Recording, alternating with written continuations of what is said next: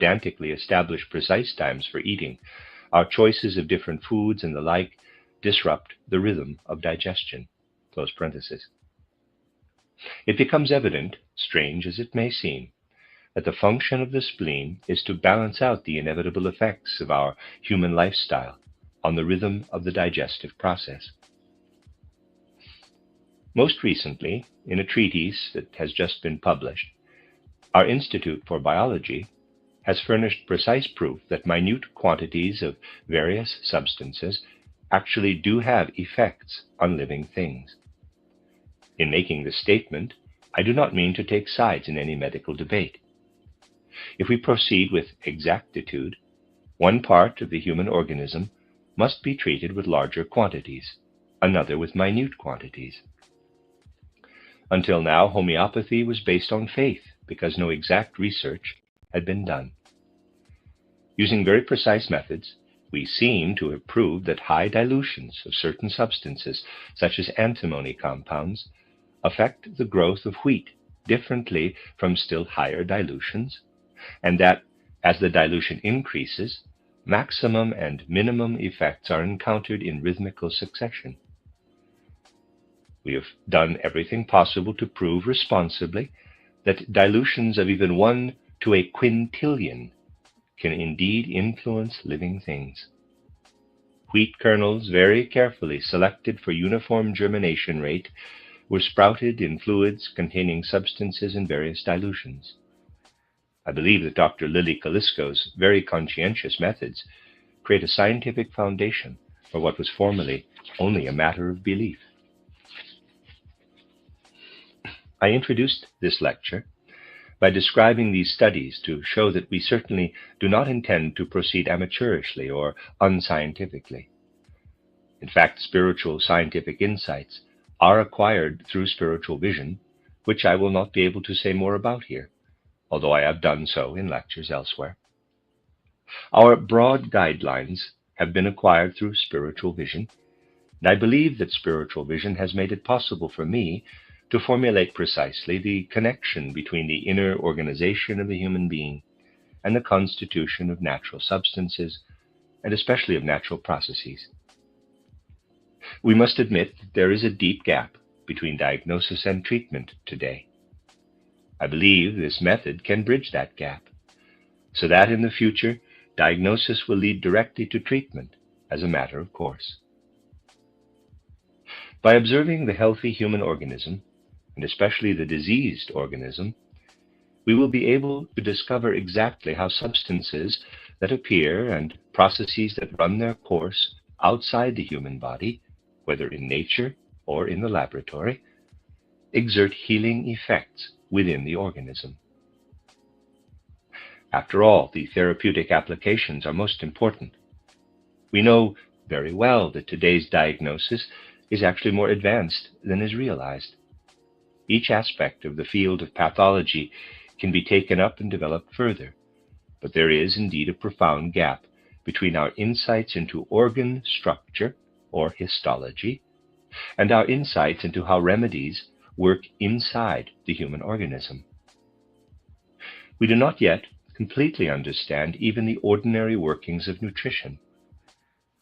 I believe that instinct organizes these processes much better than any scientific theory could, and that we are far from an exact understanding of the connections that exist both among natural substances themselves and between how these substances function within the human organism and how they function outside it, either in the natural world or in the laboratory. In more than 30 years of research, I have concluded that the most important point to grasp in order to understand the entire constitution of the human being is that there are 3 fundamentally different types of functioning in the human organism. Since my research is ongoing, I have provisionally subdivided this 3-fold functioning into the following processes. The first is the sensory nervous system in the broadest sense of the term, including everything that has to do with the functioning of the human senses, also in the broadest sense, and of the related nerves. I distinguish such workings from the human organism's rhythmical processes, and both of these two types from activities of metabolism and movement. Metabolism and movement are intimately related to each other. Each inner and outer movement of the human body is in intimate contact with a metabolic activity and can be considered only in connection with that process. These three types of functions in the human organism differ from each other to such an extent that everything I include in sensory nervous activity is the polar opposite of motoric and metabolic actions.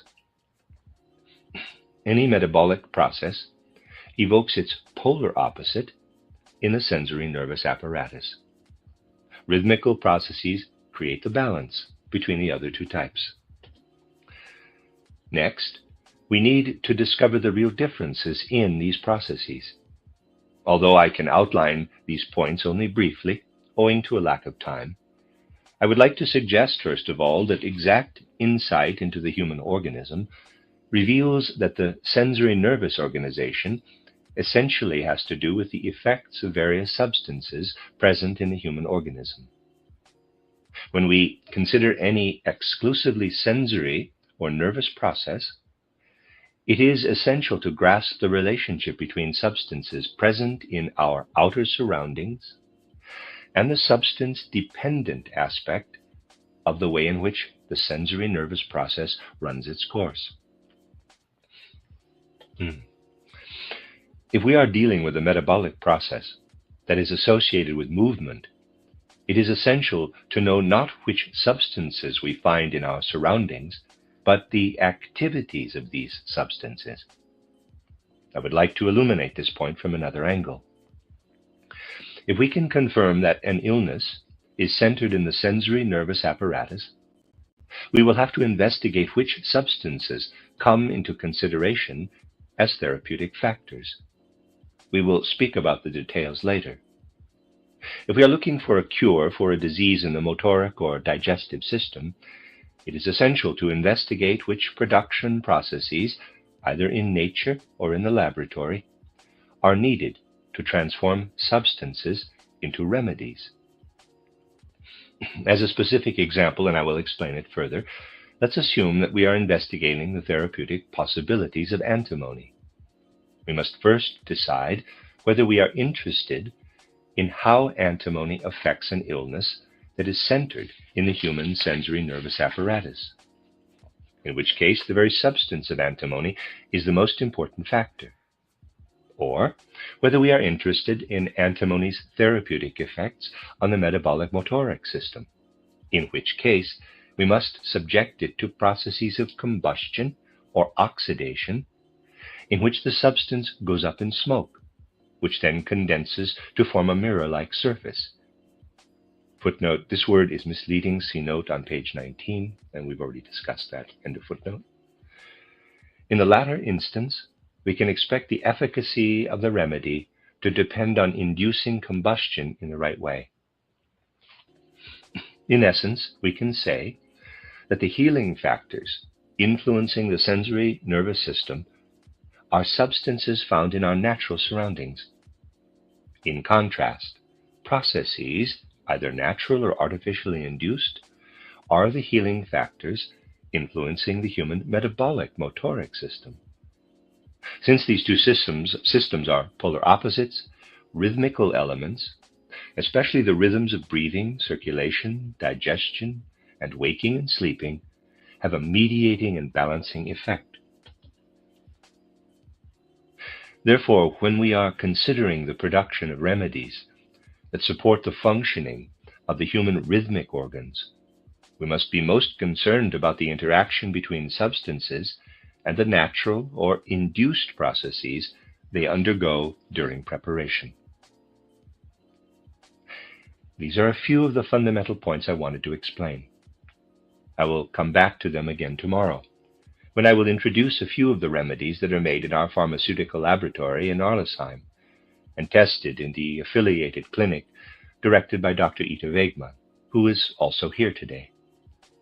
I will explain other basic points today and discuss actual treatments tomorrow. From the very beginning, I have been very much in favor of spiritual science providing the guidelines for the production of remedies, but only if these remedies are formulated in a laboratory associated with a clinic, so that we can test them at the patient's bedsides.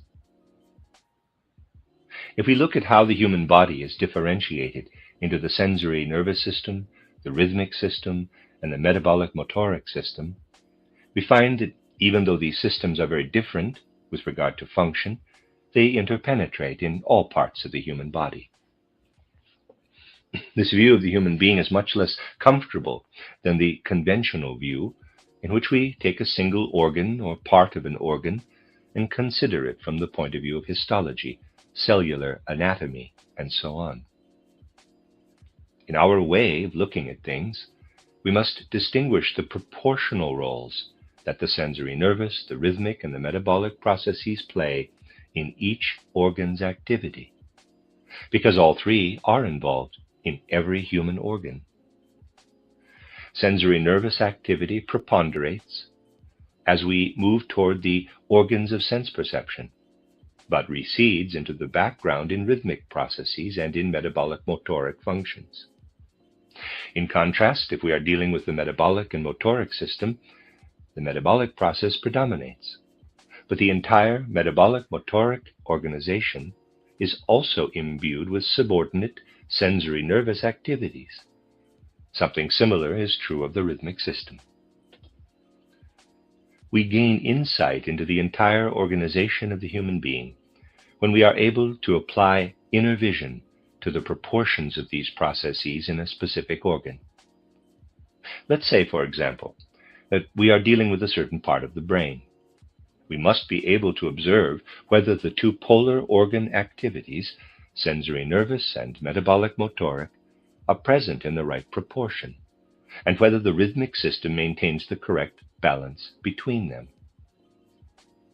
Generally stated, this balance is completely different in the organs of the human head from the way it is in the digestive organs.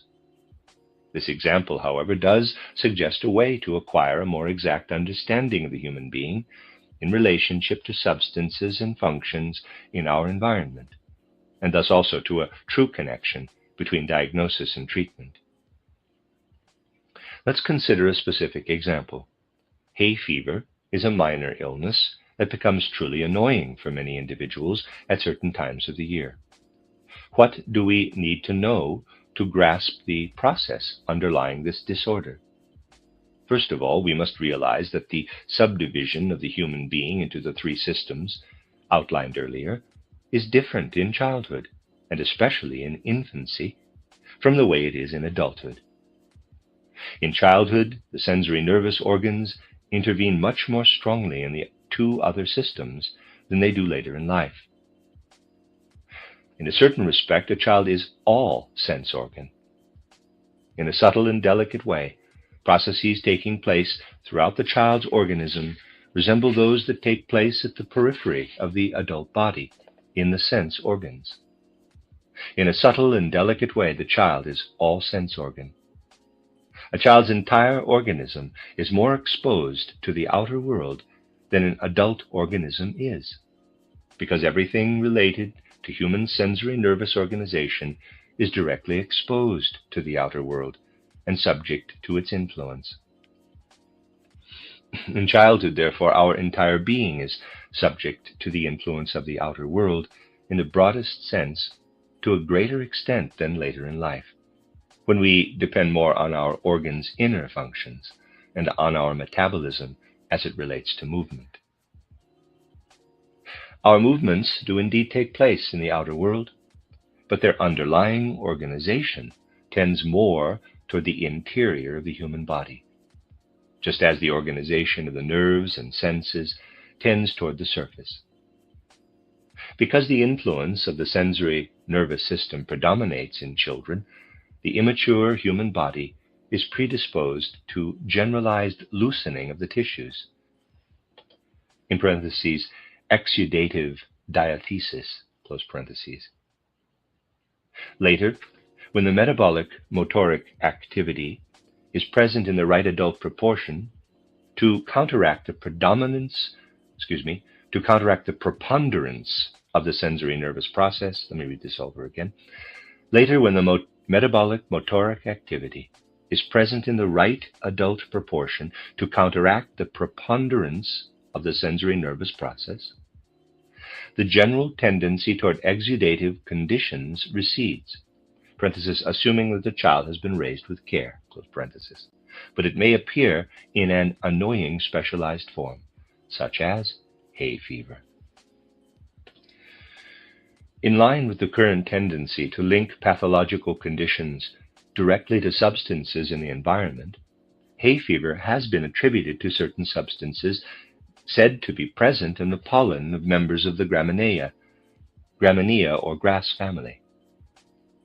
A thorough spiritual scientific understanding of both the human organism and the process at work in our environment when the Gramineae flower tells us that the natural process occurring at this season surrounds human beings as well as the Gramineae. That is, we ourselves are subject to the same atmospheric conditions under which the Gramineae bloom. The factors that cause generalized exudative conditions during childhood, when the sensory nervous process predominates, can become specialized and focused on the upper respiratory tract, resulting in hay fever in a person whose being emphasizes the nose and eyes. Annoying rhinitis occurs in especially sensitive individuals when they undergo the same natural processes that the Gramineae must undergo in order to flower. Because the sensory process is not sufficiently paralyzed by the metabolic process and remains preponderant in these individuals, they are subjected to the same environmental, atmospheric influences that favor blooming in the Gramineae. Once we have clearly understood this process that takes place in the natural world outside us, when the grasses or Gramineae flower, we can consider how to counteract the sensitivity that causes hay fever. We use the insight we have gained to attempt to paralyze the external, peripheral, airborne activity that occurs both in the Gramineae and in hay fever sufferers. In the Gramineae, fructification transpires hurriedly and in complete openness and is directed out toward the atmosphere. We then look for places where this same process appears centrally rather than peripherally and is directed inward rather than outward. This is the case in tough-skinned fruits, in which fructification takes place centripetally or internally.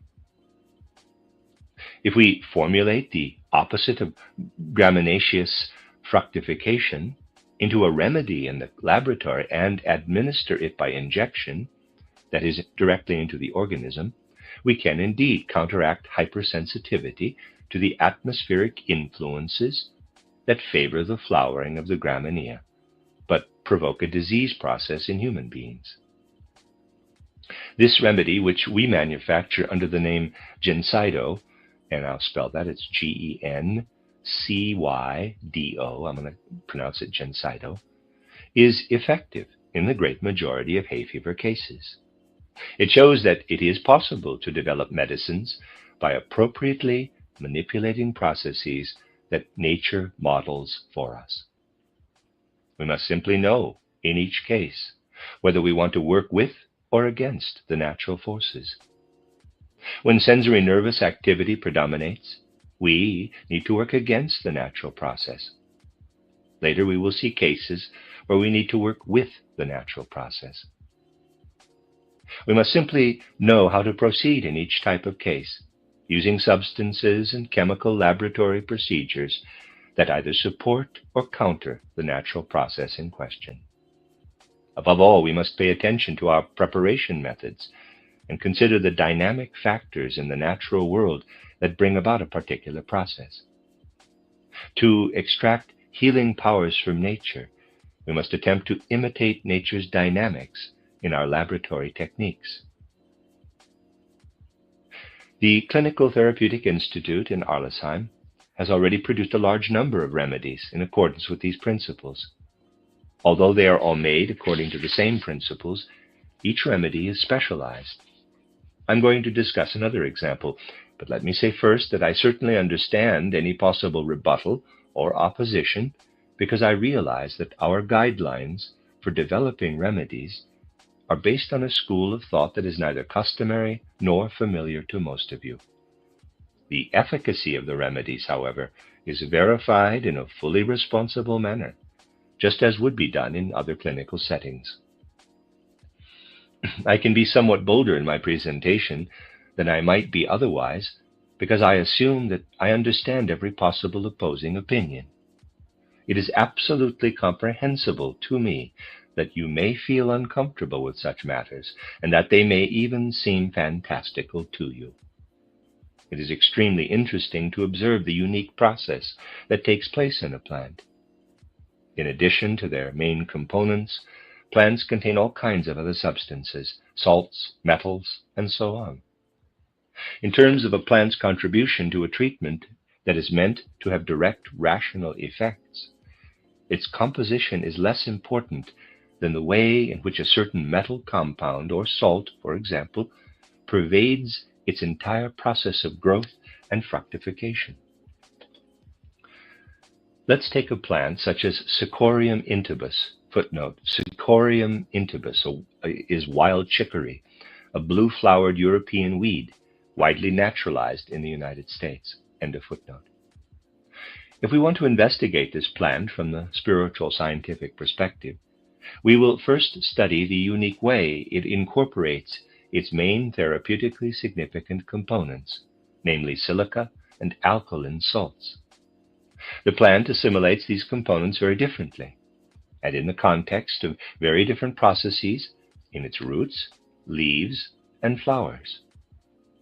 Studying Cicorium intybus from the spiritual scientific perspective, observing its unique intertwining of activities related to silica on the one hand and to alkaline salts on the other, leads us back to the human being.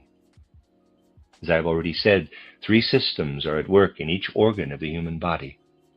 One system always dominates, but all of them are important for the entire human being. Let's consider, for example, the function of the human gallbladder in connection with all the other digestive organs. In addition to everything else the gallbladder does, its proper functioning is extremely important for the health of the sensory nervous system. Whenever we trace digestive disturbances back to disturbances in gallbladder function, we also discover major disturbances in organs of the sensory nervous system. Bile secretion becomes interesting only when we see it in the overall context of the human constitution, as a process that emanates from the digestive system but supports the sensory nervous system.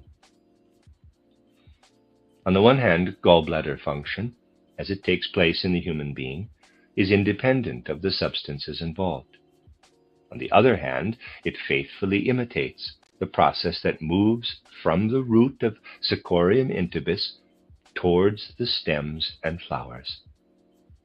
When we observe how the chicory plant processes silica and alkaline salts, we find a true imitation of the effect of bile secretion on the human sensory nervous system.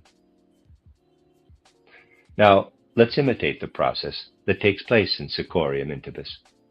Some lay healers use chicory directly in cases of digestive disturbances. Their successes, although irrefutable, are seldom lasting, because the process that takes place in Cicorium intybus is bound up with the lability of the plant itself. When it is the lability, Lability, okay, that's the reader, sorry. Back to the reading. When it is introduced into the human organism, it undergoes such a change that it is no longer recognizable. It is very closely related to the effect of bile secretion in humans, however. In the laboratory, we can transform silica into a preparation containing both silica and alkaline salts by pulverizing these substances and mixing them with resinous binders to create a loose combination, although not an actual chemical compound. The substances adhere in a very fine and natural way. The activity that is introduced into the human organism when the resulting remedy is administered via the digestive tract does not involve the same substances as bile secretion, but as a process it is the same as bile secretion in relationship to the sensory nervous system. In the laboratory, therefore, we imitate what the plant does, but on a more permanent basis. Looking at a plant's formative process shows us that it either parallels or counters an activity in the human organism. Looking at the organ in question shows us that the interaction of the three basic processes is irregular. In this way, we achieve true integration of diagnosis and treatment. By listening to nature, we can learn how to temporarily relieve the organism of a function it cannot carry out at the moment. For example, the activity of Secorium intybus is related to an increase in bile in the human being. Because the organism itself is temporarily unable to perform the function of the gallbladder, we introduce this function from outside until the substance we have produced on the model of Secorium intybus reaccustoms the body to carrying out the function of the gallbladder correctly. It is important to note that we cannot achieve what we hope to accomplish through mere phytotherapy, because nature's processes are much more encompassing. Plant processes are destroyed when they are introduced into the human body by any means. Because it is somewhat late, and I do not want to tax your attention this first time, I will simply mention a particularly successful remedy that our physicians have named Biodoron. Footnote: contemporary publications about this migraine remedy were titled New Reports on the Treatment of Migraine and Chronic Headache with Biodoron. There were also cases which included titled Migraine and Its Rational Treatment by Ludwig Noll, MD, and Treatment of Migraine with Biodoron by S. Knauer, MD. End of footnote. This remedy was derived by subjecting the entire syndrome known as migraine to comprehensive spiritual scientific scrutiny. Migraine in its many different forms is another illness that is extremely aggravating for many people. It is due to an irregular preponderance of the metabolic process in places where it does not belong, namely in parts of the human organization where the sensory nervous process ought to be dominant, in conjunction with the rhythmic process. Here again, my concern was to discover parallels between the process summed up in the symptoms of migraine and an activity in outer nature. On the one hand, we have the migraine syndrome, and on the other, an opposite process that we see in the activation of silica by sulfates in Equisetum arvenza. Footnote: Equisetum arvenza is horsetail, or scouring rush. End of footnote. As you may know, Equisetum arvenza contains approximately 90% silica.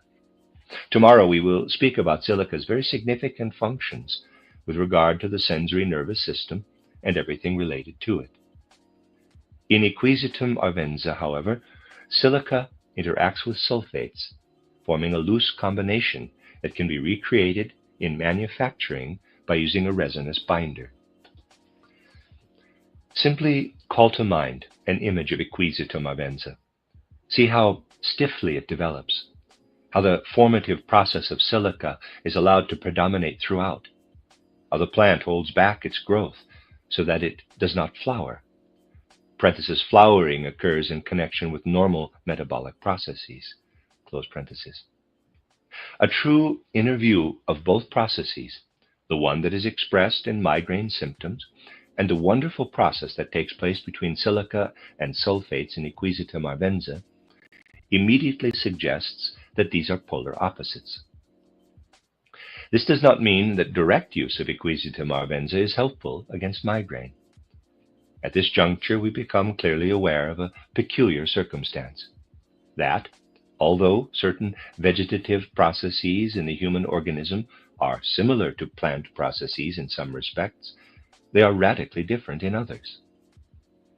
The point, therefore, is not simply to take the activity that occurs in acquisitum arvenza and incorporate it into the human organism, but rather to, in quotes, animalize it first, so to speak. This animalization can be accomplished in the laboratory by imitating the plant process in an inwardly active way, using silica on the one hand and sulfur on the other. Sulfur is the actual active ingredient in acquisitum arvenza and can be used as is. Using binders that play subordinate roles, the sulfur is combined with silica by introducing the iron process into the production of the remedy, animalizing the entire acquisitum process. The result is a preparation whose efficacy is based on how it is produced. How this therapeutic preparation is manufactured makes it clear that it represents a process involving silica, iron, and sulfur. The resulting preparation, or rather the activity that has simply been brought to rest in the preparation, is reactivated and set in motion when it is introduced into the human digestive system and used in treating migraines. As I said before, our doctors call it biodoron. Almost without exception, this migraine remedy has proved to be extremely effective. In the remedies produced by the Clinical Pharmaceutical Laboratory in Arlesheim, we attempt to capture healing factors in a dynamic way by bringing about the appropriate processes. The therapeutic effects of these remedies depend on the processes they contain and those they evoke in the human organism. In this way, we have succeeded, and our success has been verified in numerous cases, in developing approximately 100 remedies used to treat various forms of tuberculosis, digestive disorders, and so on. We are currently putting the finishing touches on a natural plant remedy that has the potential to treat cancer. Tomorrow I will speak about these remedies for tuberculosis and cancer, and also about curing typhoid fever. By now it will have become evident that we consider production itself, rather than the ingredients, to be the crucial factor in making a remedy in the laboratory. As a result of our production techniques, the remedy incorporates a specific process that is released within the body, in either the same form or a different one, and either parallels or is the polar opposite of an organic process in the body. By seeing a natural process in conjunction with a pathological process, we can make these two interact in the human organism. This interaction or interrelationship must be present whenever corresponding natural processes are introduced into the human organism to serve therapeutic functions. The procedures we carry out in our laboratories are essential to inducing therapeutic effects. Thus, it is also especially important to use the remedies in accordance with the subdivision of the human organism. The effects are fundamentally different when a remedy enters the body via the digestive process or via injection directly into the circulatory process, or, as I will demonstrate tomorrow, in a way more closely related to the sensory nervous process, as when remedies are used in baths and the like. The effect on the human body depends on whether a remedy is administered externally, semi-internally, as is the case with injections, or fully internally. The most important aspect of our remedies, I would say, is that we are attempting to heal with processes rather than with substances. We administer remedies in the hope, in fact it is more than a hope, since the effects have been verified, that the processes we induce through being able to look at nature and the human being together are preserved in the preparation and released again as therapeutic processes in the human organism. The essentially new feature of our remedies is that we are attempting to heal through processes, through how the remedy is prepared. The exact ingredients of a preparation are less important for us, since its effect always depends on subtle interplays. Tomorrow I will go into more detail with regard to treatment, especially with regard to individual remedies and external procedures. That is officially the end of the lecture. There is now a question and answer period, a short one, or at least the short one in the book. Question: how long have the remedies for migraine and hay fever been tested? Dr. Steiner. It has been a number of years since they were first tested on a large number of cases. A unique feature of our methods is that the success is predicted, as with a mathematical problem, and then verified. Because of this way of working, we are not dealing with a strictly empirical method. As is also the case in any experimental laboratory research, the verification of the original hypothesis is more valuable than simply conducting empirical trials. Our methods are still young, of course, and we would be happy if they were tested in the widest possible circles. With regard to Biodorin, the verification that has been available for 3 or 4 years now involves a number of important cases, in which, for example, migraine was a chronic condition that had persisted for decades. Biodorin has been effective in cases such as these. I must expressly mention that with regard to this remedy in particular, correct diagnosis is extremely important. Trials of the remedy verify its efficacy only if the diagnosis is correct. It is not at all desirable to prescribe Biodorin for any and every headache, which can result in a great many negative findings. Proper diagnosis is imperative, and we ourselves put a great deal of effort into it. Because we administer treatment in a clinical setting, our success rate in the past 3 or 4 years has been extremely high. Some earlier trials, however, were conducted by physicians in private practice. I would still like to mention that there are reports available explaining our methods, such as Biodorin therapy and its successes. These reports are published by the Clinical Therapeutic Institute in Stuttgart. Dr. Klauer's book on migraine includes a number of typical cases. It is impossible to report all of them, and the rationale behind the treatment. I believe that these reports can be ordered from the Clinical Therapeutic Institute, unfortunately only in German as yet. They can be translated into other languages on request. And then that's the end of Lecture 2. This is a reading of a collection of lectures by Rudolf Steiner entitled The Healing Process. This is Lecture 3, entitled Diagnosis, Treatment, and the Production of Remedies Based on Spiritual Science. Lecture 2 of 2 parts, given in London on September 3rd, 1923. I have been told that you would like a more extensive theoretical rationale for the ideas that I presented yesterday. It always seems to me that the doubt and inner opposition that anthroposophical views understandably encounter are strengthened when this spiritual rationale is supplied. Especially with regard to medicine, I have some hope that if our remedies prove helpful in practice, people will see that there must be some validity to their theoretical underpinnings. In this particular field, therefore, I am somewhat reluctant to present the theoretical background unless it is explicitly requested. Although the theory is as precise as mathematics, I am sure it initially sounds even more fantastical than any account of how our remedies are used in practice. Since you have requested it, however, I will begin today's lecture with more information on the theoretical background, rather than leaving it for the end, as I had planned. My main point is that although the admirable progress of modern science has accomplished wonders for our knowledge of the outer, physical, sense-perceptible world, this same knowledge has prevented us from grasping the full implications of being human.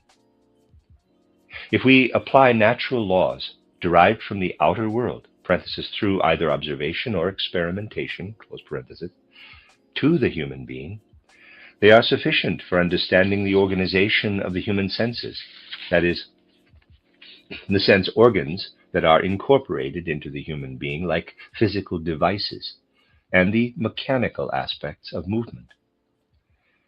With regard to everything else, the more profound our attempts to understand the human being, the less external natural laws apply. My statements will be somewhat aphoristic, of course, because I must keep them brief.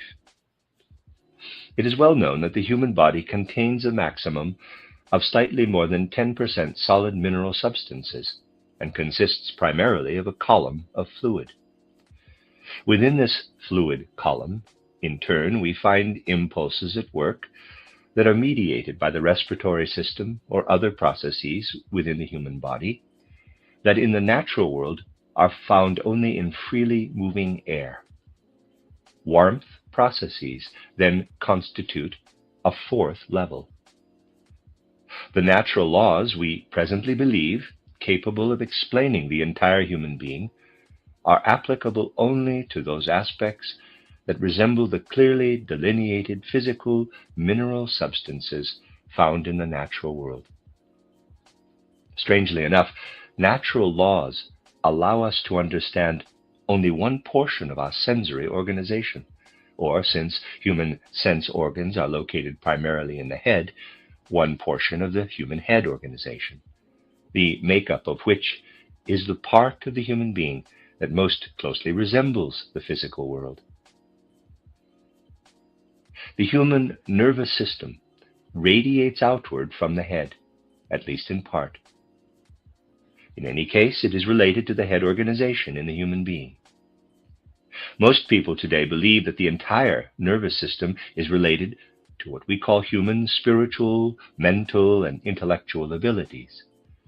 If you read a psychology text that has been influenced even slightly by physiology, you will find that it deals only with thinking, especially as it relates to the brain and nervous system, and considers human feelings and will only peripherally. They are tacked on after the fact, as it were. It is generally believed that emotion and will are related to the nervous system in the same way that mental images are. This is not the case. Referring back to the three human systems I described yesterday, I must state that only mental activity as such is directly related to the human nervous system, while emotional activity is indirectly related to the nervous system, but directly related to the rhythmic system. This is one of the points where modern science, as a direct result of its admirable progress in other areas, makes it impossible for us to move from understanding human physical organization to understanding our spiritual being. The truth of the matter is that all emotions intervene directly in the human rhythmic system in the broadest sense, as I described it yesterday. The nervous system serves only as a mediator that allows us to have thoughts and ideas about our feelings. Thus, emotional impulses directly affect our breathing and blood circulation. Our nerves are simply the organs that mediate thoughts we may have about our feelings. And just as emotions intervene in the rhythmic system, our will directly influences the system of metabolism and movement. Our nerves relate to the will only to the extent that we have thoughts or mental images about our intentions and actions. Now, you may say that these concepts are of no further interest to physicians, and that they are just a theory that medicine can safely disregard. That is absolutely untrue, however, as becomes apparent as soon as we acknowledge the severe impact on modern medical views of the bias that ascribes all psychological activity to the nervous system. Today, as I am sure you know, we distinguish between so-called sensory nerves, which are said to transmit sensory perceptions and to run from the interior to the sense organs, and so-called motor nerves, which are supposed to have something to do with our will. Although our nerves are indeed anatomically and physiologically metamorphosed in various ways, they are all of the same type. All nerves are only physical transmitters of impressions, and the nerves we now call motor nerves are no different in function from the so-called sensory nerves. Sensory nerves lead to our sense organs so that we can perceive the outer world, while so-called motor nerves, which are nothing more than internal sensory nerves, lead into the interior of the body and transmit our perceptions of moving a limb, for example, or carrying out any internal unconscious movement. Nerves are only transmitters of external or internal perceptions. There are not two types of nerves, sensory and motor nerves. It does not matter to me what we call them, but they are all of the same type and have simply metamorphosed anatomically and physiologically to a certain extent. Only one type of nerve exists. Having spent 35 years working out the details of this view of the human being, I am aware of the obvious objections and have checked them all carefully. If interpreted without bias, every single fact that can be deduced from the way the nervous system does or does not function, let's take tabes dorsalis as an example, is confirmed by the theoretical system I have just explained. Footnote, tabes dorsalis is a syphilitic disorder, also called locomotor ataxia. It affects the dorsal horns of the spinal cord and the sensory nerve trunks. Symptoms include wasting, pain, lack of coordination of reflexes and voluntary movements, and disorders of sensation, nutrition, and vision. End of footnote.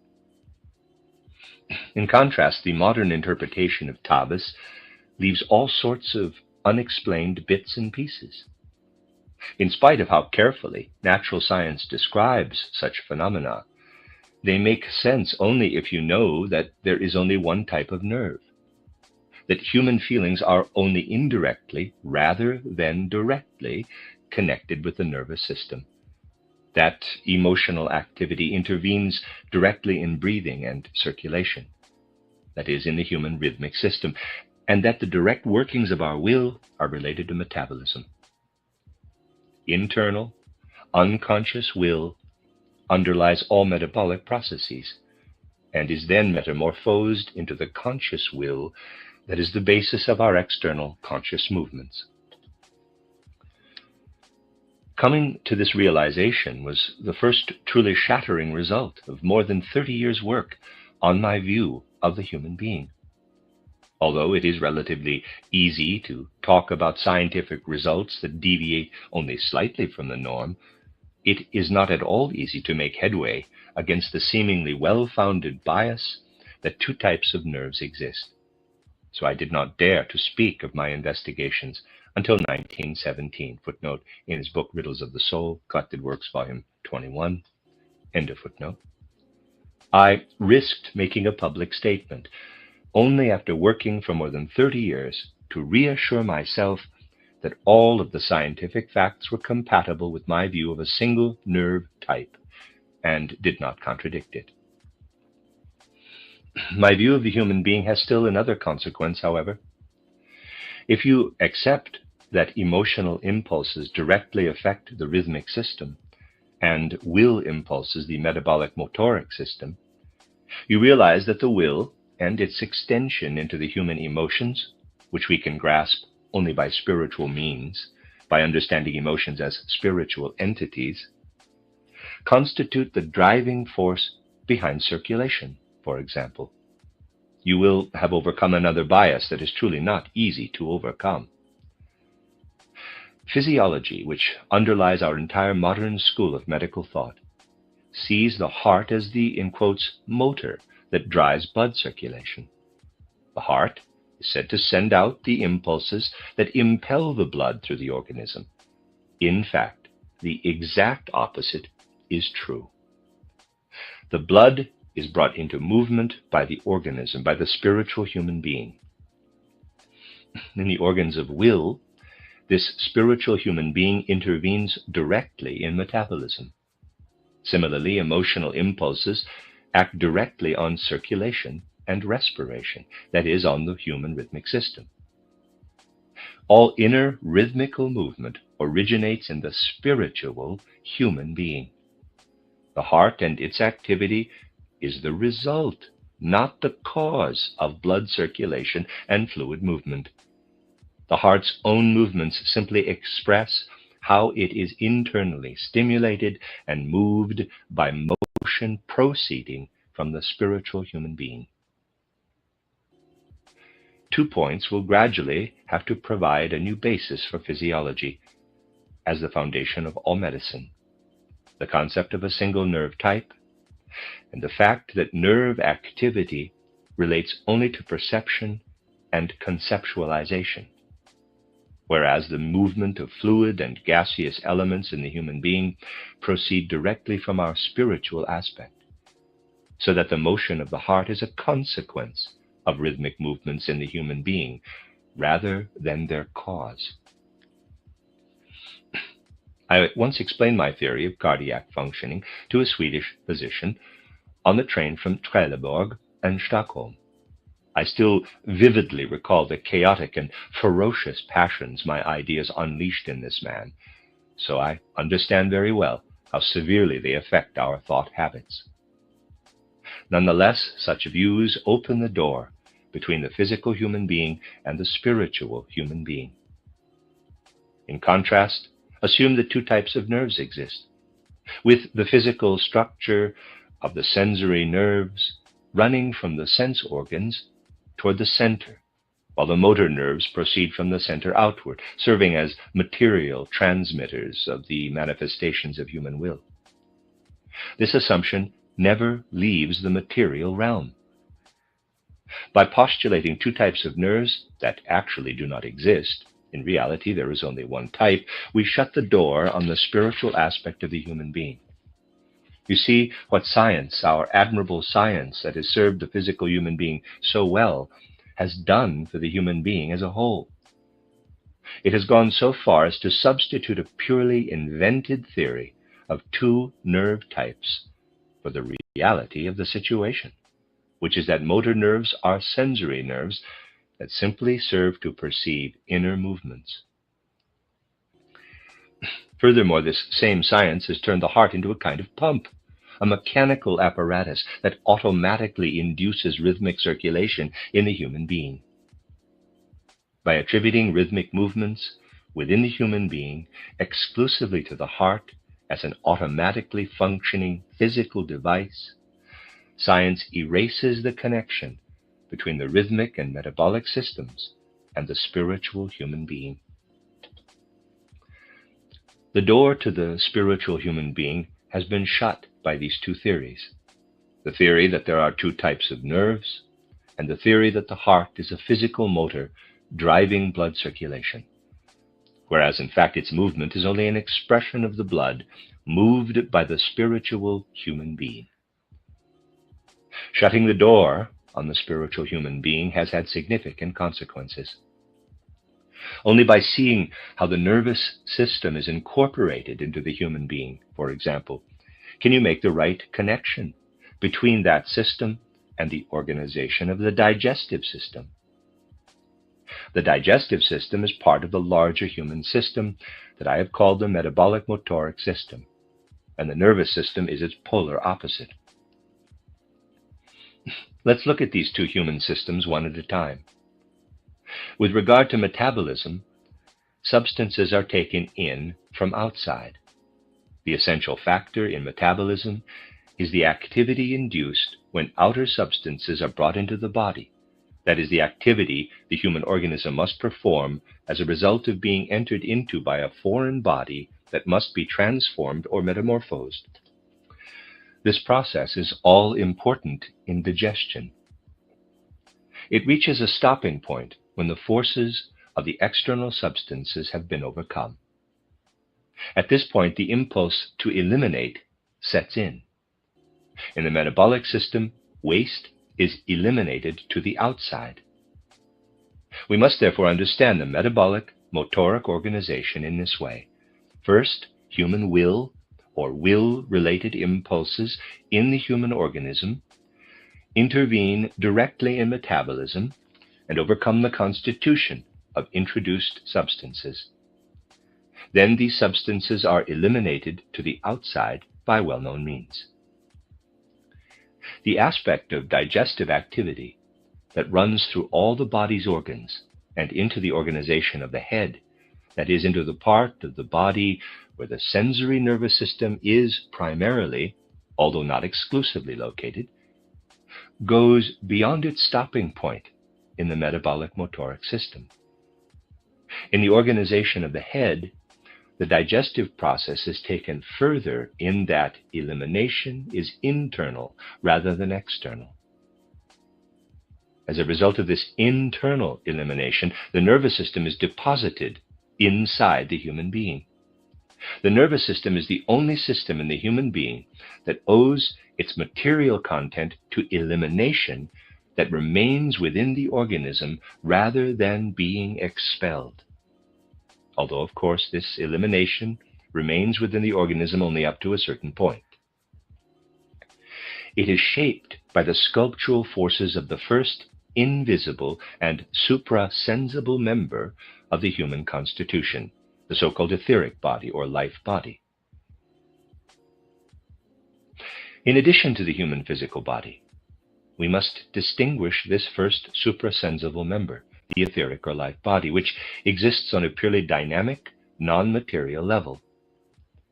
Etheric effects, which are present throughout the universe, take a very specific form in the human being. The etheric body's formative forces include the forces that sculpt products of elimination into the wonderfully structured human brain and nervous system. Ladies and gentlemen, I challenge you to submit any histological, embryological, or evolutionary descriptions of an embryonic cell and a nerve cell, for example, to an unbiased test. Because it is impossible to reconcile all the facts with any theoretical foundation other than the one I have just presented, conscientious skeptics may also be able to relate to other statements based on my spiritual research. This spiritual science states that we can develop an exact form of clairvoyance, an exact method of studying suprasensible factors. I describe this type of research in my book titled How to Know Higher Worlds. Research into suprasensible worlds leads to the discovery of an artistic, sculptural activity that is present in the natural world but does not obey physical natural laws. In a human being, these sculptural forces are primarily in the head, where they shape matter that would be eliminated from other parts of the body. The strange result of this view is that we discover a number of degenerative activities in our nervous system. The functioning of this system is based entirely on degenerative processes, on elimination that has been taken further than its stopping point in the digestive system, on matter that has been shaped and sculpted in accordance with the elimination process.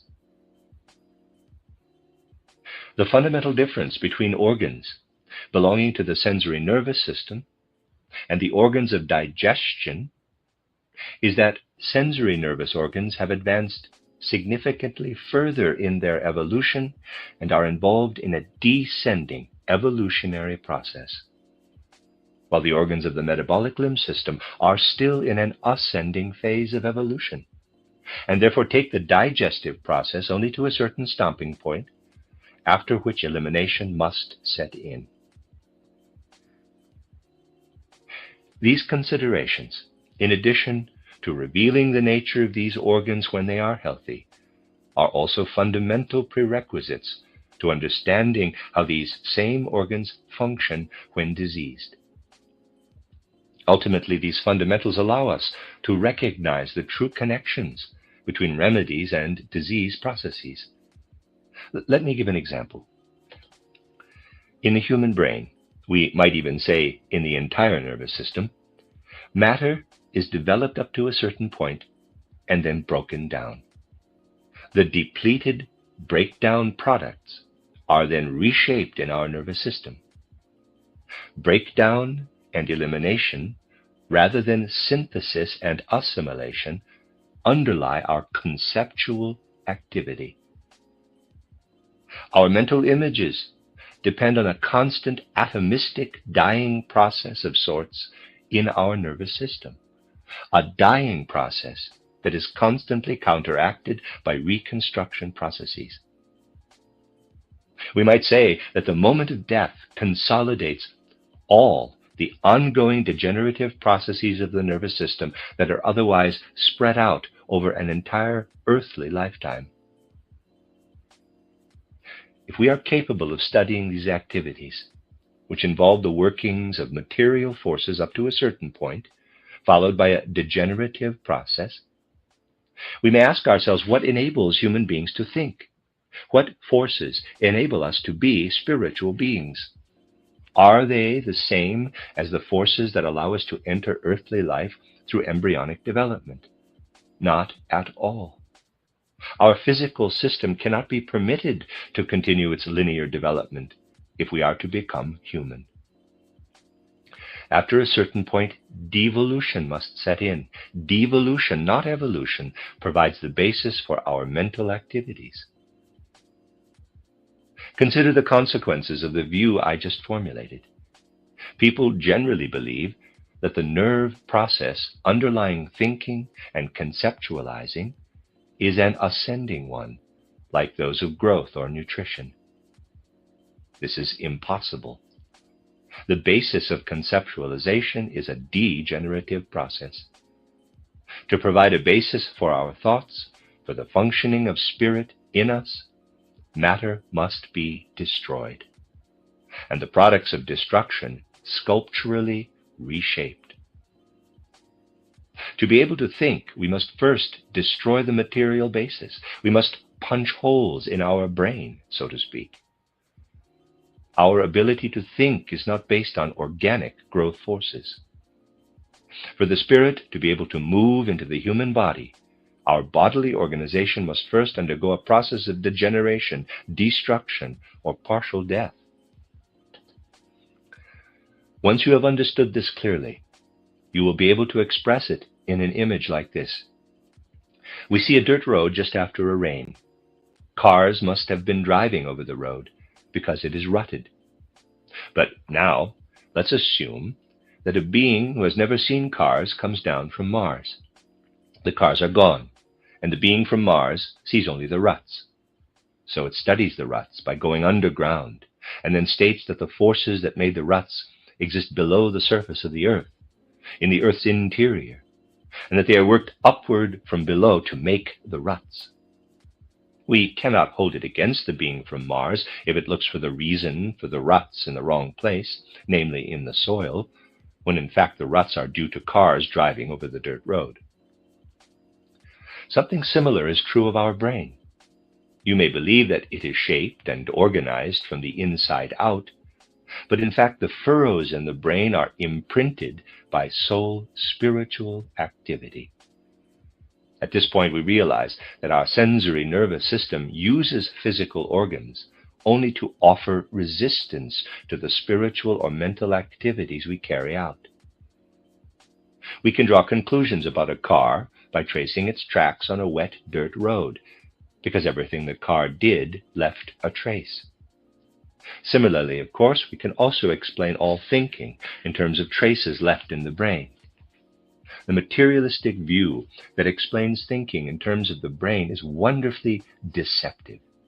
All thinking and conceptual activity can indeed be explained in terms of the brain, but only because spiritual activity has left its traces there. Having traced this degenerative process in the human being, we can then look for its counterpart among the great workings of the cosmos, in the natural world outside us. In modern human beings, this process is held back in its nascent state at the moment it comes about. In the natural world, the nascent material breakdown process that underlies the human nervous system is present on the cosmic level wherever silica is found. Silica represents the same process on a cosmic level where it continues, reaching a stopping point only later, instead of being held back in the nascent state as it is in the human head. We need to produce a silica preparation that incorporates the cosmic process in the right way. This remedy, if administered correctly, will relieve an etherically weak human body of an activity it can no longer carry out. Because of the substances we mix with it and the way we prepare it, the silica, if we can get it to the human head, acquires the peculiar ability of relieving the patients of an action that their inner organizational forces are incapable of carrying out because of an organic weakness. This is the correct view of what goes on in the human head. But the head must be seen in connection with spiritual impulses. You must look out into the cosmos at the silica-forming process and recognize that this process, which is held fast in silica or silesia, constitutes a remedy that temporarily relieves the body of a function it can no longer perform on its own. By reacting to the remedy, the body's internal organization regains the ability to perform that particular function. Thus, spiritual vision reveals the actual function of silica in the human organism when the body cannot carry out a specific function itself. This type of fundamental insight comes about when we understand both the entire human organization and its connection to outer nature. At that point, we simply need to ask what ought to be happening and what is not happening in a particular part of the human organism. If we know where the missing process can be found in the natural world, diagnosis becomes a real basis for treatment. Correctly answering every question that arises in the diagnostic process also directly answers the question of which treatment to provide. Because we understand the specific connection between the human being and the natural world, we can prepare a remedy and predict how it will work. If it does work as we predicted, no empiricism is involved. A true verification has taken place. Look at how the physical sciences generally proceed. When a theory enables scientists to make an accurate prediction, they are not concerned with how many cases verify it. If the right conditions are created and the prediction comes true in one instance, the initial assumption is considered provisionally verified. Such verification is especially important for practical applications, because in this field, actual practice always confirms whether our predictions were correct. By shifting our focus from the physical to the spiritual aspect of the human being, we learn to predict the therapeutic effects of the processes we observe in the course of diagnosis, just as we would predict a natural process in the chemistry or physics laboratory. If the process we predict occurs, we know our understanding is correct. We apply a broader concept of acceptable scientific procedure, just as the field of physics does. In contrast, the biological sciences accept only empirical methods, especially when practical therapeutic applications are being evaluated. To acquire truly clear and rational insights into the connection between diagnosis and treatment, we need more science rather than less. I am alarmed at how late it has already become. I will therefore shorten the rest of the lecture and simply summarize a few points that will shed light from the therapeutic perspective on what I have already said. If we look at the organization of the sensory nervous system, which is primarily concentrated or localized in the human head, we will find, as I said before, that it supplies the foundations for our thinking and conceptualizing. But what is the human activity we call thinking? It is the reflection of the power of thoughts as such in our consciousness. Because of the way we perceive thinking, we say instinctively and involuntarily that a thought is not a reality. A thought as we experience it is powerless and is essentially present only in the form of an image. Thought activity, however, also has another essentially different aspect. We can call this second aspect to mind quite easily if we simply consider how the conscious manifestation of thinking is still absent in a very small child, while this other aspect, the truly energizing sculptural force of thought activity, is very much present. One aspect of thinking is revealed to ordinary consciousness in the form of mental images, thoughts, and concepts. The second is the force of thoughts that works back into the body. The latter aspect is identical to the sculptural force I mentioned earlier. Therefore, when we look at human mental activity in connection with the entire human organism, we must say that the aspect we perceive and experience directly is like a reflection of a real object. The reality of thought activity lies in its sculptural forces, which are directed inward. These inward directed sculptural forces are evident in a very small child who has no conscious thought life as yet. In children, these forces work most strongly in shaping the brain, completing the organ that then forms the basis of true conceptual activity. We do not hesitate to speak of latent warmth as opposed to manifest warmth. We know that certain processes release latent warmth, driving it out of the substance that binds it. Although we still hesitate to speak about it, a similar process takes place in children when conscious conceptual activity is consolidated out of the unconscious conceptual activity that is most active in shaping excreted matter to form the nervous system. This sculptural activity, which persists for the duration of a human life but is strongest in childhood, is the first suprasensible element in the human being. Thoughts are suprasensible, but we experience only their reflections. The forces that shape our organs of thought, the forces that work on our nervous system, are also suprasensible. These forces, however, constitute only that portion of the suprasensible human being that is closest to physical events and processes. This portion stands between the physical body and the soul aspect of the human being. If we look at the rhythmic system, which is directly related to human emotional activity, we see that a still higher factor is active there, not merely an etheric sculpting process, but an ensouled etheric force. Essentially, rhythm is the unique interaction of processes that we have seen in the digestive motoric or metabolic motoric system, where material processes are developed to a certain point and then eliminated, and in the nervous system, where eliminated substances are deposited internally.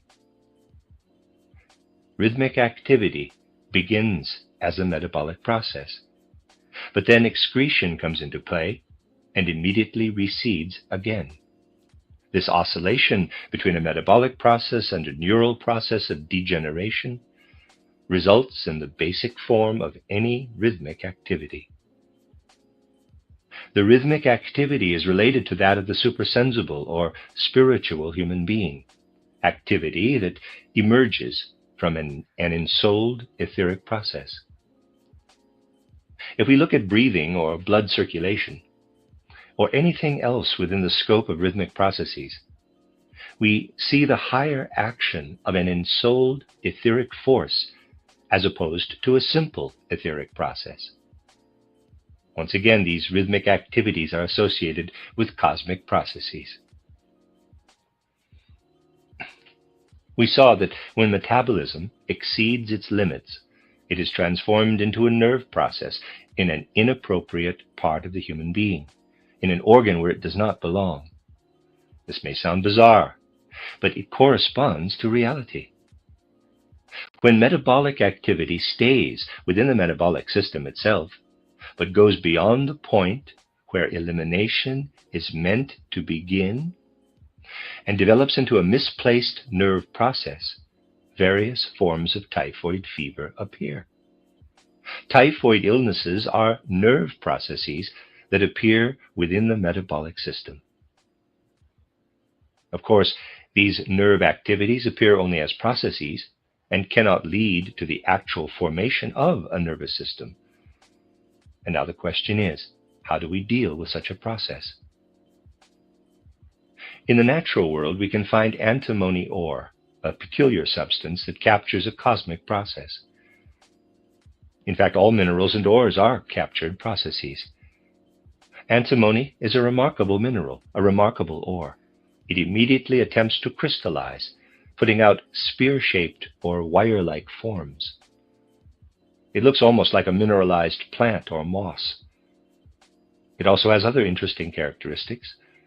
If we subject antimony to a particular electrolytic process and place the resulting substance on a cathode, it requires only a light touch with a metal rod to set off a small explosion. And if we burn antimony under the right conditions and cause the smoke to condense on surfaces of a certain type, the result is a wonderful, in quotes, antimony mirror, deposited by the smoke that forms when antimony ore is subjected to combustion. In a certain sense, burning antimony under the right conditions is an extension of the activity that we see captured in naturally occurring antimony. When we produce an antimony mirror, a very important procedure in our pharmaceutical laboratory, we come very close to forces that counteract the processes fostering nerve formation within the metabolic system. Footnote, see page 19 of this book, end of footnote. The antimonizing forces, as I would like to call them, repulse and confine this metabolic process that is trying to exceed its limits. When we use the antimony from an antimony mirror to repulse this excessive process, the result is a copy of the rhythmic activity. By using the antimonizing force in the right way, it is possible to neutralize or arrest a misplaced nerve-forming process directly, forcing it back into its proper place. We discover the appropriate treatment by looking for a natural process capable of reversing the pathological typhoid conditions. If we clearly understand a pathological condition, we are always able to find an activity in nature that either reinforces or counteracts it, thus establishing a rational method for developing remedies. We sincerely hope that we will be able to carry our search for a remedy for carcinoma through to a successful conclusion. We have already achieved very promising results. I have said that metabolic activity can exceed its limits, metamorphosing into a nerve-forming process in the wrong place. This tendency can also go beyond the point of attempting to form nerves to attempting to develop a sense organism in some inappropriate part of the human body. This tendency is the basis of cancer. Regardless of how much skepticism this view elicits today, applying its guidelines to an histological investigation of carcinomas will prove that the basis of cancer is indeed an attempt to develop a sense organ in the wrong place. Of course, this description is general and approximate. Nonetheless, the activity that underlies the development of cancer should actually occur only in the development of sense organs. Now the question is, how can we make this process regress to the point where metabolism should actually stop and lead directly to elimination rather than to deposition? In this case, the opportunity for healing presents itself when we use the juices of the various subspecies of Viscum album. This opportunity is based not on a superficial idea, as many people have objected, but on a true understanding of what happens when the parasitic mistletoe plant grows on various tree species. Footnote: mistletoe is the common name for Loranthacea, a family of chiefly tropical parasitic herbs and shrubs with leathery leaves and waxy white berries. Mistletoes, aerial hemiparasites with green leaves that carry out photosynthesis, attach themselves to their hosts by modified roots called haustoria. The mistletoe commonly sold in the U.S. is Phoradendron flavescens. Most popular in Europe is the true mistletoe, Viscum album. End of footnote. The underlying process is extremely complicated. From the cosmic perspective, the process of wood formation, which turns an ordinary herbaceous, non-woody plant into a tree, is unique. An ordinary herbaceous plant that will not develop into a tree is intimately related to the soil with which its roots are so finely intertwined. These roots are actually still part of the soil, because a constant exchange of substances takes place between soil and roots. Up above, an herbaceous plant develops first leaves and then flowers as it is exposed to atmospheric influences. I must now mention an issue that derives from a biological geology of sorts. Today, we see the inorganic component of the soil as an entity in its own right. Originally, however, the mineral component of the soil was an excretion. Modern geology fails to understand the process of soil formation because it isolates the purely mineral foundation of soil and considers it separately. Seeing geology as a complete system in and of itself is like claiming that the skeleton of a human being is capable of independent existence. A human skeleton exists only as a mineralized excretion. It cannot develop by itself. It cannot be considered in isolation, but only in connection with the entire human being. Similarly, geology can be seen only in connection with a living organic earth, pervaded with spiritual beings. Geological formations are excretions. They did not come about by themselves. Anthracite formation, for example, is only the simplest, most elementary process of mineralization. All geological formations, from slate to crystals, are excretions that have mineralized out of a formerly undifferentiated organic and spiritual element. It is very difficult to present these issues today because the reasons against them are so obvious and readily understandable as to be almost matters of course.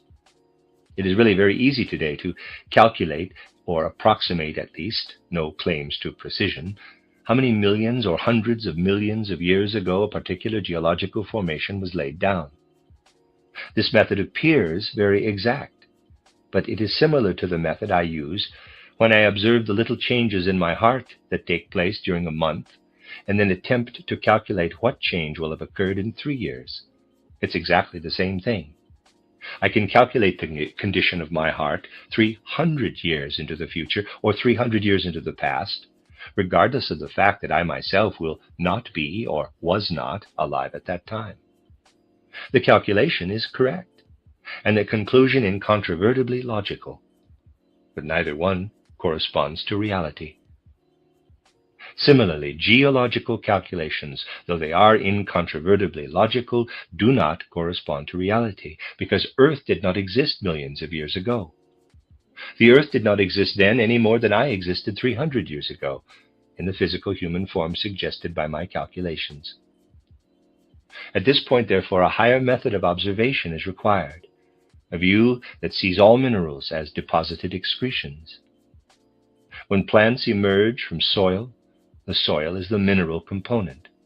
When a tree develops instead of an ordinary herbaceous plant, its lignified trunk is a throwback, an atavistic recurrence of an earlier state that encompassed the entire earth. Just as we ourselves have atavistic organs, the development of a tree is a throwback to an earlier condition of the earth. When viscum grows on a tree, it grows under earlier earthly conditions, in a medium that is not soil, because soil was a later development, the result of separation or excretion. If we pursue the matter further, we also discover that the sense organs were the last human organs to evolve. In contrast, if we trace viscum's development, we find that it belongs to a very early period in the evolution of the earth. If we incorporate the viscum process into the human organism, especially if we inject it directly into the circulation, we send the human body back to an early stage of its evolution on Earth, counteracting the most recent processes. We must be quite clear, however, that these ideas are initially only abstract thought constructs, or at best abstract clairvoyant constructs. They are insights of a sort, but not yet a complete overview. If we take the activity of mistletoe and introduce it directly into the human body, it changes too much, as I also said yesterday in a similar example. Therefore, we are now experimenting with a manufacturing method that submits the active principle in mistletoe to the centrifugal or radial forces that develop at very high speeds. It was not easy to construct the very complicated machine required for this method, but we can now transform mistletoe activity into a totally different aggregate process that allows us to use a much greater concentration of the mistletoe forming tendency than occurs naturally, since the mistletoe process today is a decadent one. We will continue to attempt to improve this anti-carcinoma remedy, which has already been developed to a certain level of efficacy and has produced promising results. The remedy will be completely ready and available for testing only when we have finished subjecting it to the laboratory technique involving the centrifuge that has just been built. We will apply this technique in seeking ever better ways of dealing with cancer. We are using other remedies in similar ways to come to grips with tuberculosis, pathological processes in different organs, and so on. It is much too late now to go into detail, but I do want to explain the principles involved. As I said earlier, we administer our remedies in different ways, by introducing them directly into the metabolic system, by injecting them into the circulatory system where they work differently, or by adding them to baths and the like, so that they act on the sensory process from outside. We also use what we call curative eurythmy, in which the patient performs movements intrinsic to the human body itself.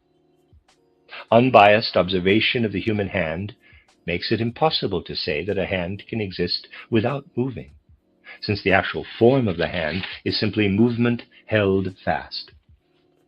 A hand is inseparable from motion, as is every other human limb. Carrying out individual movements that correspond to the form qualities of a limb or organ can reflect back on these form qualities with a healing effect. This is the principle underlying curative eurythmy, which is related to the artistic eurythmy that will be performed tomorrow at the Royal Academy of Dramatic Art. Developing the physiological aspects of eurythmy leads to curative eurythmy, and curative eurythmy, in turn, leads to the externally administered therapies used in the Clinical Therapeutic Institute in Arlesheim. Thus, in this Clinical Therapeutic Institute, which, as I mentioned yesterday, is under the excellent leadership of Dr. Ita Wegman, who is also present here, we attempt to develop treatments rationally, not only on the basis of modern natural scientific knowledge of the physical human being, but also on the basis of what can be known about the spiritual human being. For this purpose, the Clinical Therapeutic Institute in Arlesheim had to be associated with a clinical pharmaceutical laboratory capable of producing medicines in a way that corresponds to a true understanding of the human being. In these few brief and aphoristic remarks, I have done my best to point out that our intention is not to oppose modern medicine, but to elaborate upon it through investigations that are as scientific as any work in contemporary medicine, and yet explore areas of the human organism in which spiritual factors play a role. An holistic school of medical thought must also encompass irregularities or types of disease that result from inappropriate or misplaced intervention on the part of unconscious spiritual forces. In addition, medicine must cease to see the human being simply as a physical entity and the routine functions of the human body as merely physical processes. Purely physical processes do indeed predominate in part of the human body, but the element provided by the spiritual world enters most of the human organism directly, just as we receive our material component directly from the physical material world in the form of food, and so on. And holistic physiology is needed for holistic diagnosis, and holistic diagnosis goes hand in hand with real treatment that is inseparable from diagnosis.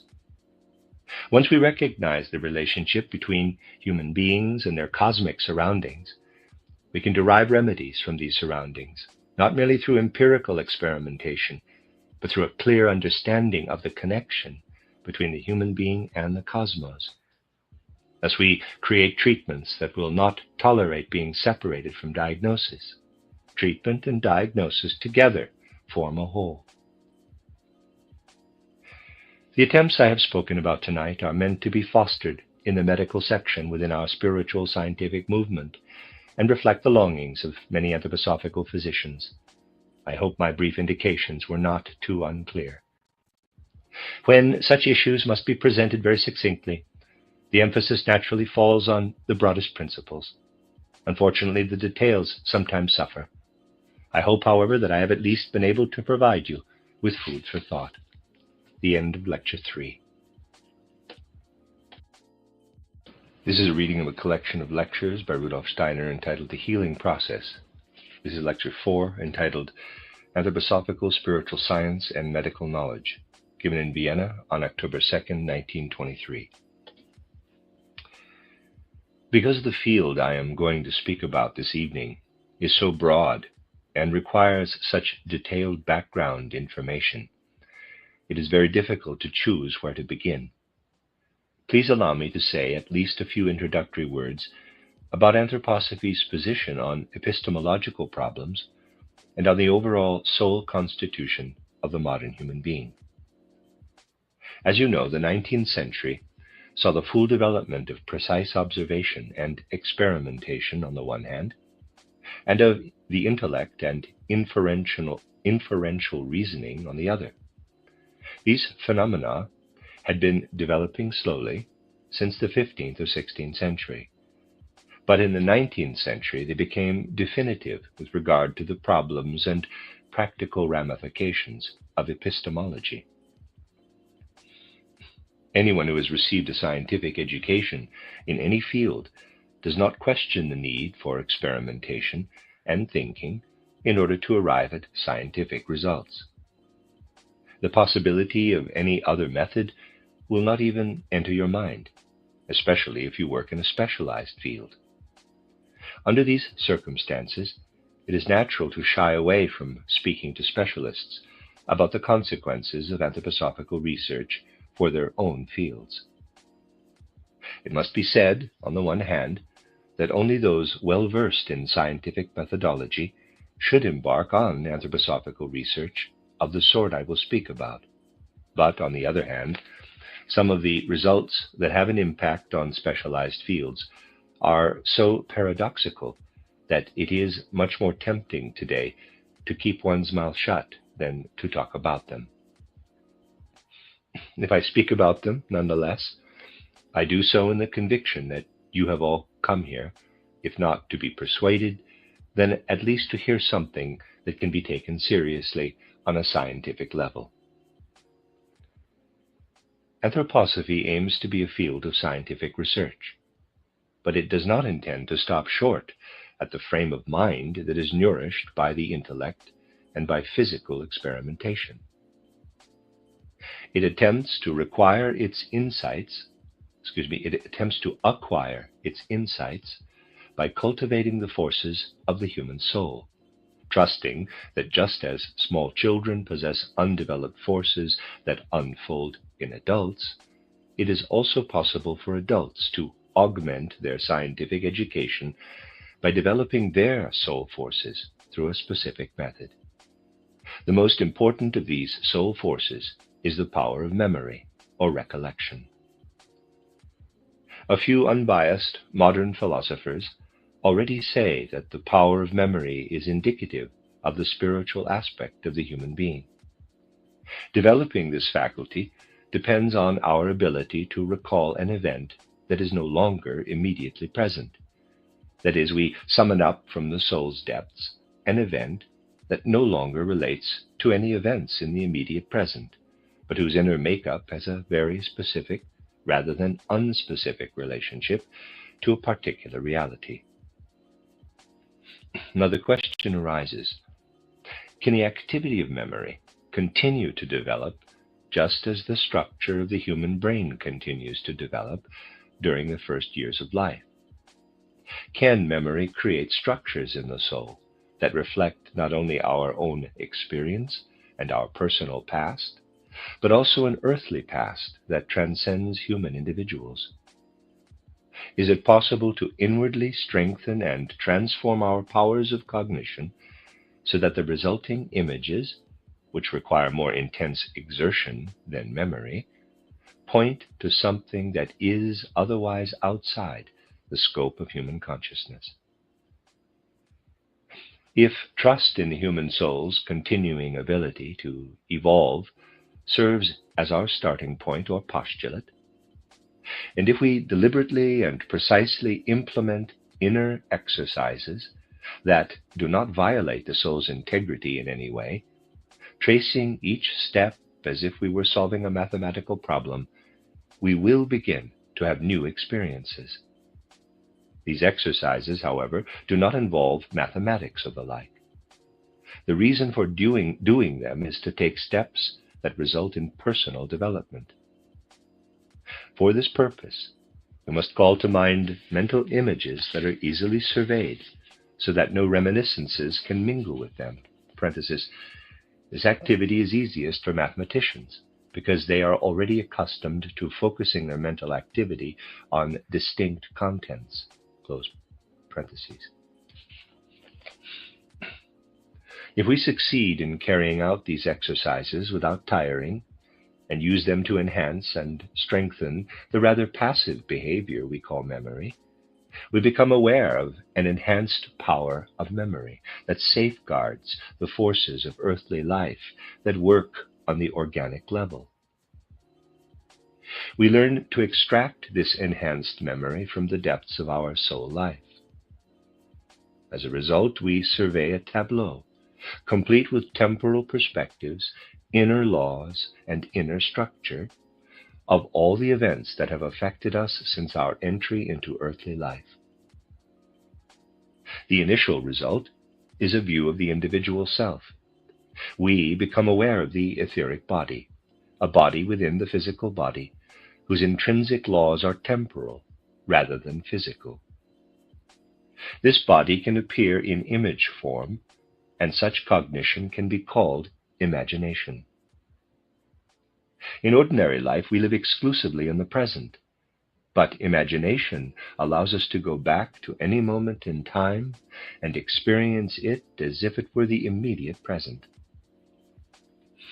In the same way that we can move from one place to another in physical existence, we now learn to move on an inner level to any point in our past experience. We learn to speak of temporal perspectives. The existence of this finer second body, unrolling continuously in time, is perceptible to the first level of suprasensible cognition. I must briefly point to a further level of soul development that is achieved when autosuggestion eliminates the tableau of your own inner forces and their activity. This must be done in such a way that the result, rather than being simply an empty consciousness equal to zero, corresponds to the inverse of your current level of consciousness. This alternate consciousness results in complete inner stillness and peace. You may well imagine that when all outer impressions cease, the stillness that ensues is equal to zero, but in fact it is like the negative of your earlier consciousness. We arrive at inspiration rather than imagination, and learn to see human pre-earthly existence. This is no mere speculative insight, but a true view of the eternal aspect of the human being. We learn to investigate soul's spiritual reality in the same way that we ordinarily investigate sense-perceptible reality. And we learn to see these multiple aspects of the human being as a unity.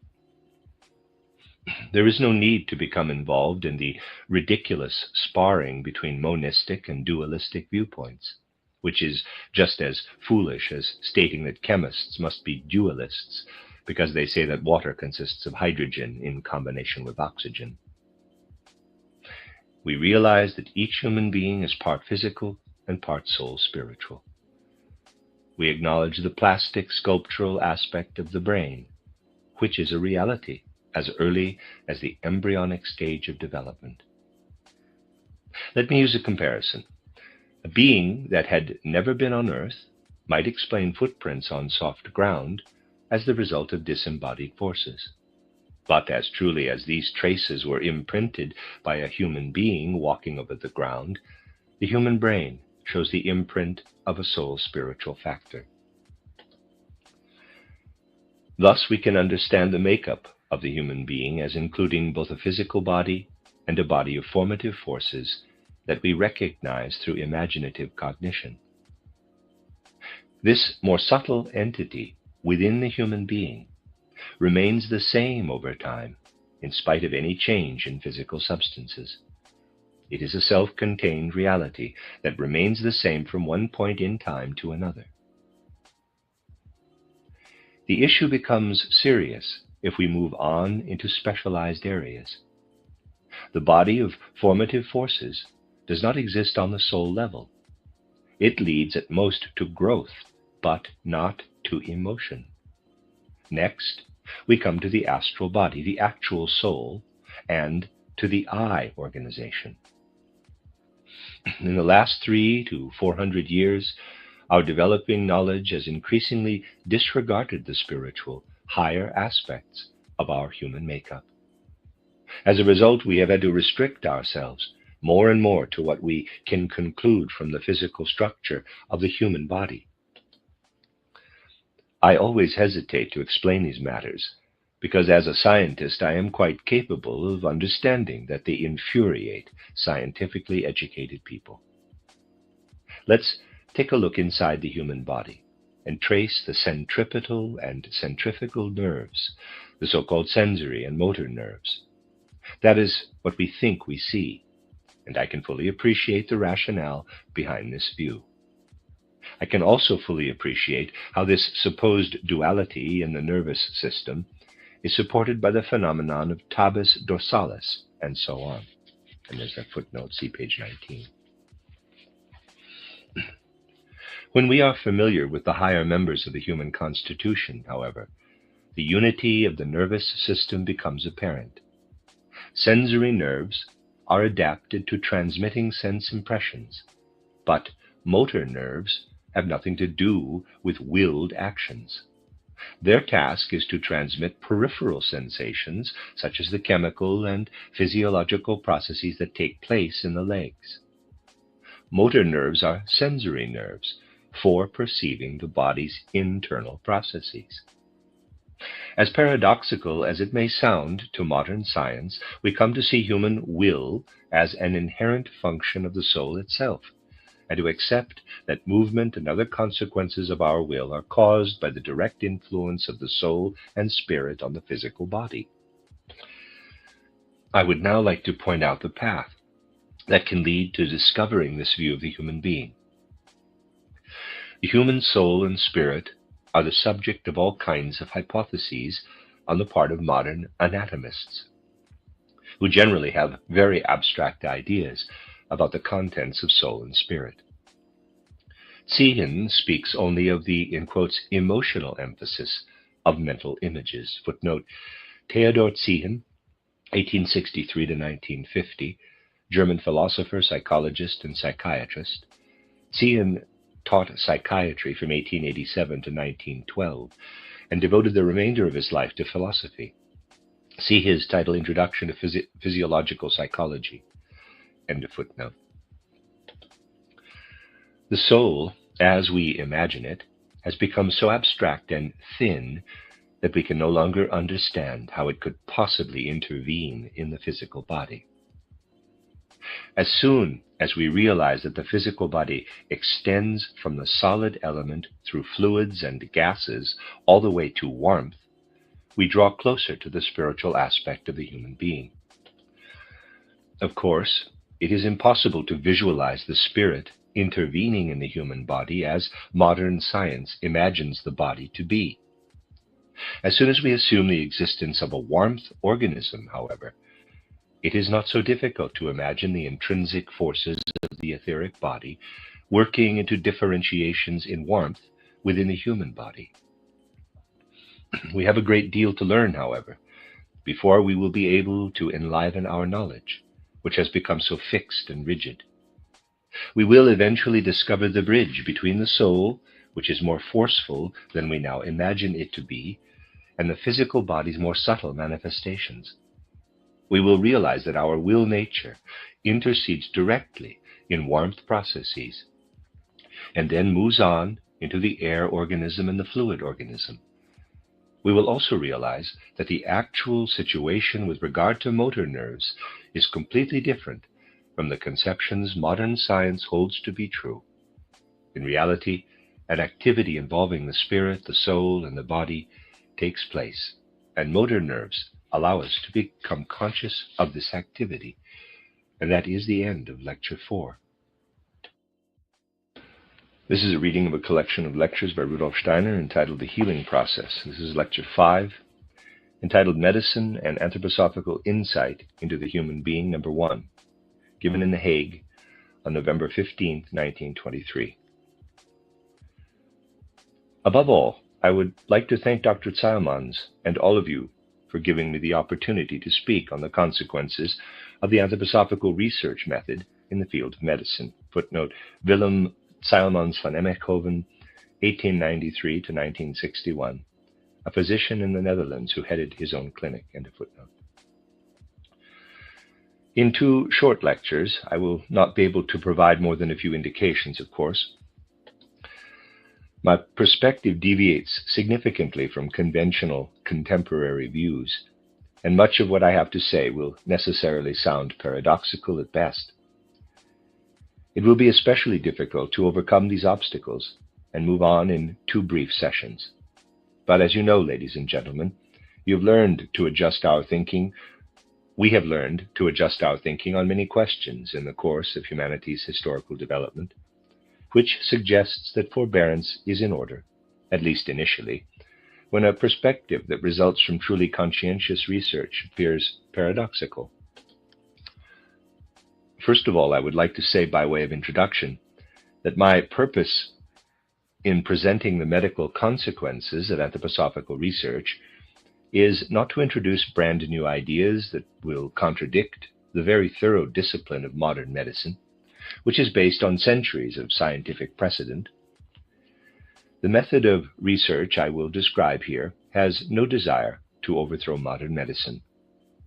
On the contrary, it simply explores some of the recent results of the rigorous, sense-based empirical methods that science has inherited from the natural sciences, and the great scope of the questions that arise, and concludes that modern medicine is heading in a direction that it will find difficult to maintain, simply because its well-known, sense-based, empirical research methods are so very conscientious and precise. The same factors that made science great and provided such significant foundations for medicine have also made it possible to pursue certain ways of understanding the human being and human medicine.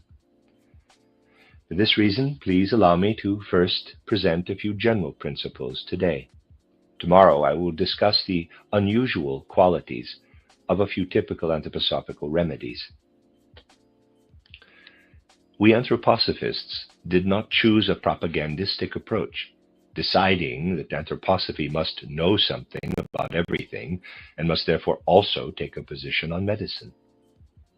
Those of us who are firmly rooted in anthroposophy choose to take a truly scientific approach, at least as far as our fundamental principles are concerned. The medical movement within the general anthroposophical movement came about when some physicians, especially in Germany but also in other countries, realized that modern science and medicine raise questions that conventional methods cannot answer, at least not to the extent of providing a direct and rational connection between diagnosis and treatment. These physicians approached me and asked whether anthroposophy might contribute to the field of medicine by providing more penetrating insights into the human constitution than are possible using conventional methods. Footnote: Rudolf Steiner responded to these questions in his first lecture course for physicians, titled Introducing Anthroposophical Medicine, Collected Works, Volume 312. End of footnote. Thus, what I tell you today and tomorrow has been made possible by the requests of these physicians, whose individual studies and practice had left them unsatisfied, or at least somewhat skeptical. From the very beginning, we certainly did not assume that we could feel free to make all kinds of amateurish contributions to a rigorous field of research and its practical applications. When the founders of the Kommendetag in Stuttgart and the Futurum in Switzerland advised us to support medical research, I insisted that although anthroposophy could indeed shed light on the preparation of remedies, we should not limit ourselves to that activity, and that all such efforts should be as closely associated as possible with the actual practice of medicine. Footnote: Der Kommendetag, which means the coming day, was established in Stuttgart in 1920 as a joint stock company to promote economic and spiritual values, an association in the spirit of the threefold nature of society as described by Steiner's social works. It had to be liquidated in 1925 because of the severity of inflation. Futurum AG was an economic society to promote international economic and social values. It was established in Dornach in 1920 to be similar to the Kommendetag. It did not survive the financial crisis of the time and had to be liquidated in 1924. End of footnote. This was the origin of our institutes, which not only manufacture remedies according to the methods I'm going to describe, but also are associated with clinics. Footnote, see footnote page 16, end of footnote. In the further course of these lectures, I will have occasion to speak about these clinics, especially the exemplary one in Arlesheim, which is headed by Dr. Ita Wegman and is directly associated with our anthroposophical facility for higher education, the Goetheanum, in Switzerland. Daily interaction with patients in these clinics gives our anthroposophical medical research a vital connection to actual therapy, which we see as the most significant issue of our time. Not content with simply establishing these pharmaceutical and clinical facilities, we have also linked them to other research institutes, including an institute for biology and several institutes for physics. I will not say more about the physics institutes at this point, because they are still in the very early stages of their work.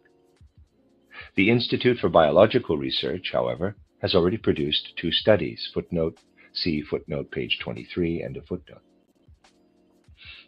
I mention them to show you that we intend to work with the same degree of precision that is demanded of other scientists.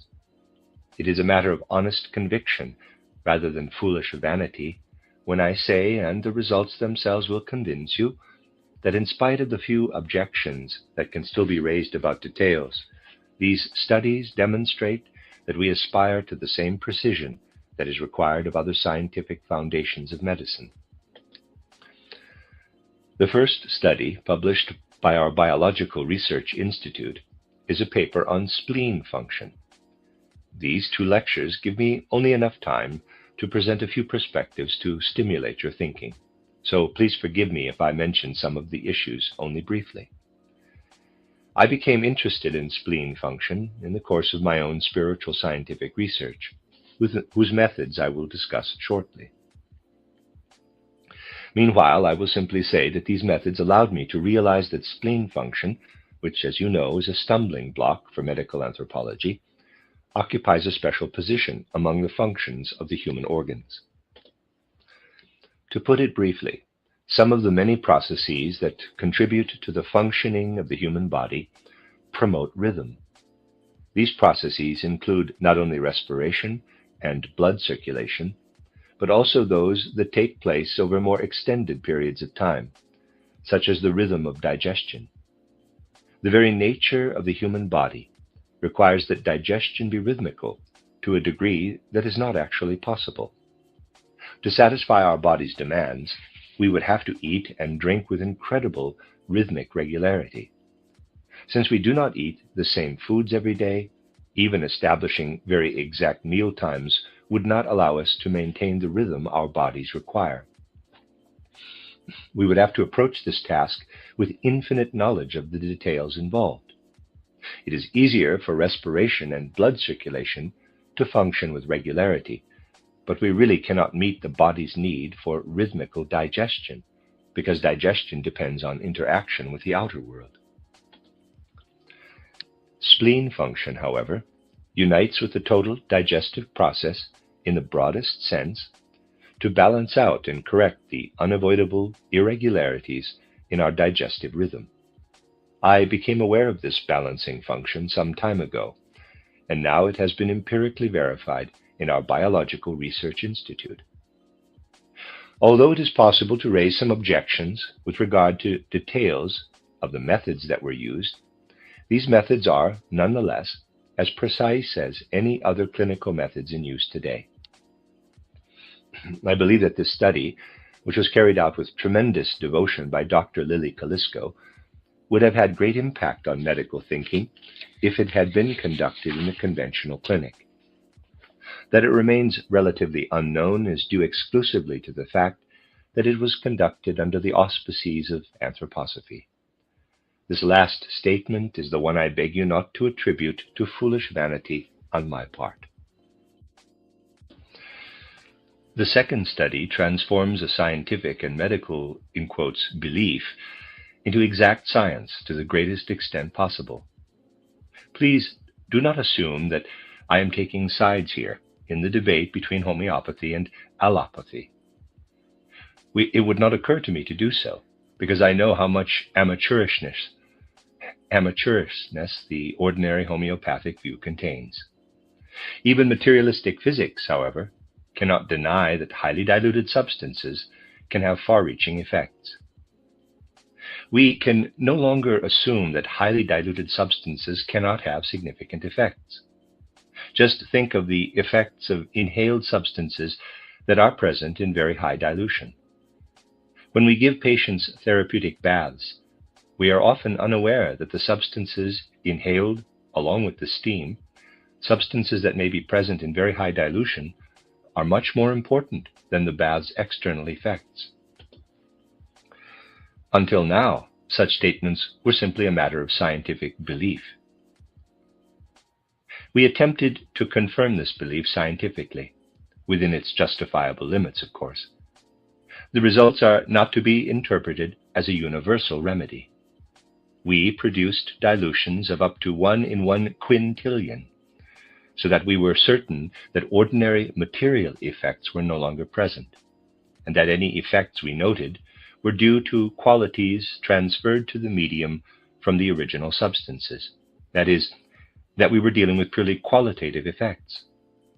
We were able to prove that diluted quantities of a substance develop astonishing rhythm-based effects. We tested the effect of these minute quantities on the growth of very carefully selected grain seeds. The seeds were allowed to sprout in solutions of metallic compounds in different dilutions. We proved that solutions of metallic compounds in dilutions of 1 to 10, 1 to 20, 1 to 50, 1 to 100, 1 to 500, and so on, really do influence the growth forces of plants.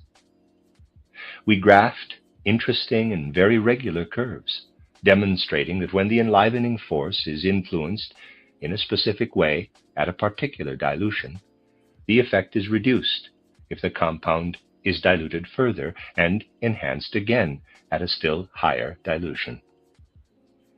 The result is a curve that alternately rises and falls as an exact expression and confirmation of the effects of minute quantities of matter. These results elevate minute quantities, some of which are misused by homeopathy, and I say this advisedly, to the ranks of suitable subjects for precise research. The purpose of this last statement is not primarily to attach greater importance to our results, but simply to show that at least in our initial investigations, we are attempting to base our research on conventional scientific methods, rather than working outside science in some amateurish way. We will then have to take conventional research methods further. From an historical perspective, considering the tremendous successes of science in the past few centuries, especially the 19th century, it is quite understandable that humanity should have been hypnotized, as it were, by sense-based observation and exact experimentation. With regard to our knowledge of the human being, however, even on a very ordinary physical level, these methods of research cannot grasp the essence of the human body's structure and functioning.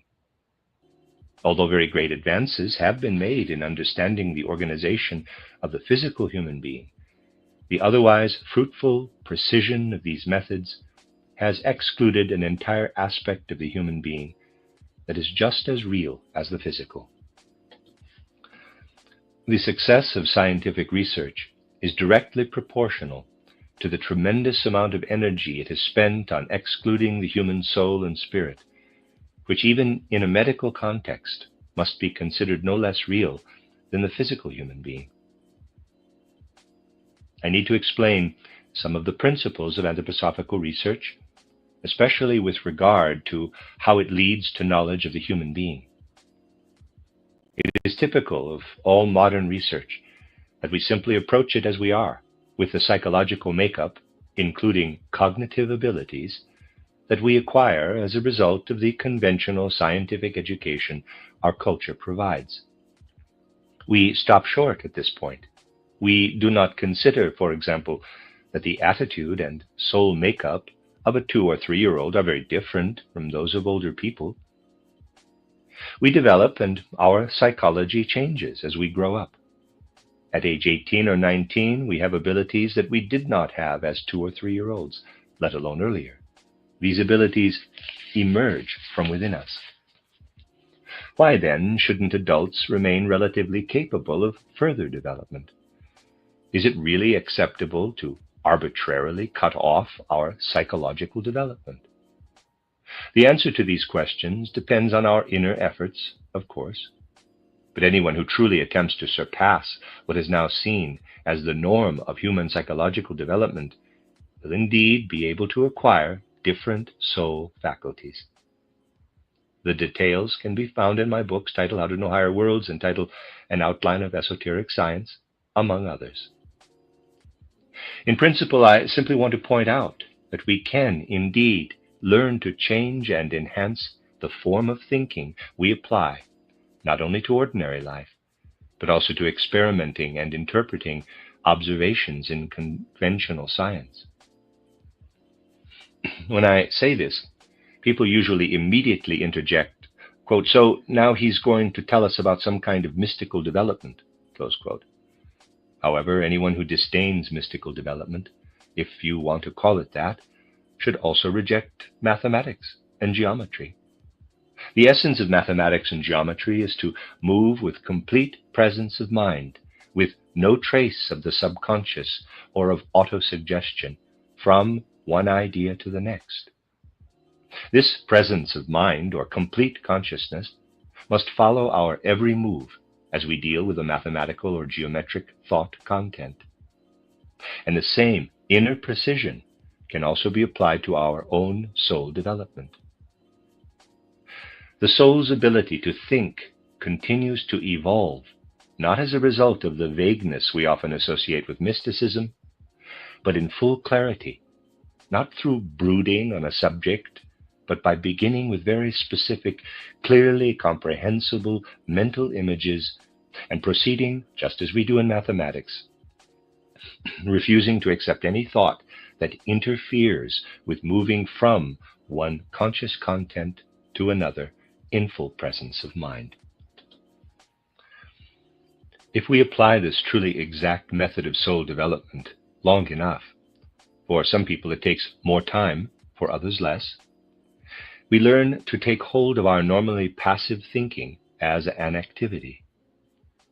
Normally, our thoughts are passively dependent on our observations, but now we begin to experience inner activity. This inner thought activity provides our first real insight into the first level of our suprasensible existence.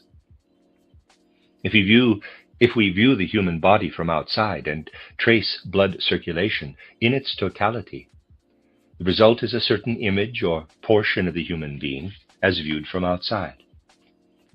Similarly, by proceeding as I have just described with regard to our thinking, we begin to experience that the physical body is filled with a second independent human being.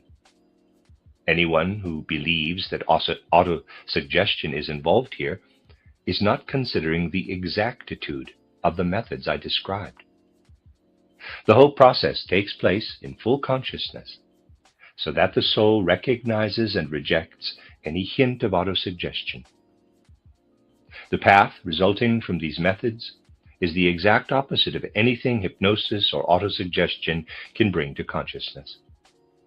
If we follow it, we find that if we apply the exact method of observation that we have learned to the gradual process of child development, we notice a significant difference in the child's entire constitution around the time of the second dentition at age 6 or 7.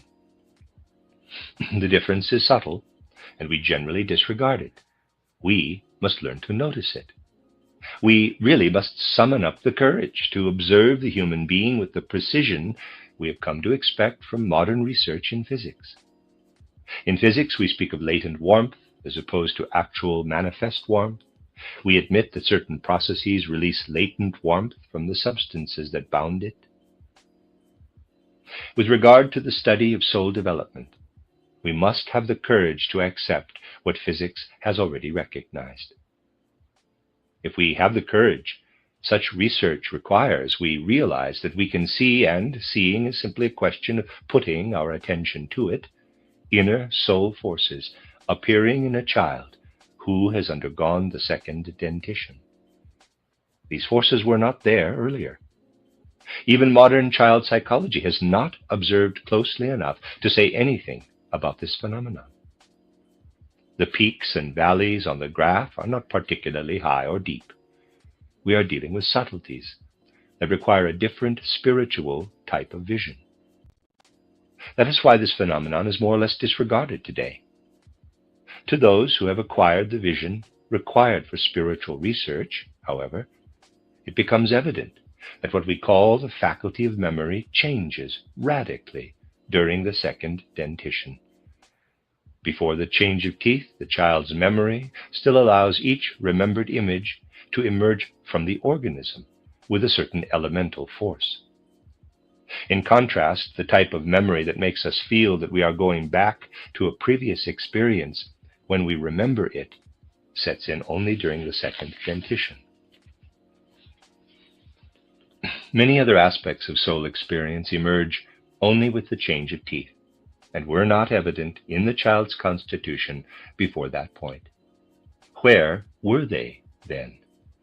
They were present in the child's constitution in latent form, just as latent warmth is present in a substance. The second dentition is merely an outer symptom of the organic processes that release these faculties from the child's organism, just as physical processes release latent warmth from a substance. Modern psychology theorizes about psychophysical parallels, and the like. It cannot understand the connection between an anatomical or physiological phenomenon and its own abstract conception of the soul. Seen abstractly, these two aspects of the human being seem so unrelated that we find no bridge from one to the other. But human beings develop and evolve. If we look at the contents of the human soul after the second dentition, we can say that the same forces that now appear, metamorphosed into thinking in the soul, formerly existed as organic forces at work in the growth of the child's organs. Here we have an empirical connection between the life of the soul and the life of the body. We must simply look for it at the right stage of human development. If we carry out the thought exercises I mentioned, we begin to see our own thinking as something just as strong and active, although on a soul level, as the latent thinking that is a force for growth and organization in a child's body before the second dentition. This is the second human being we discover in ourselves. On a higher level, it is not our ordinary, merely passive thinking, but a second body, an etheric body.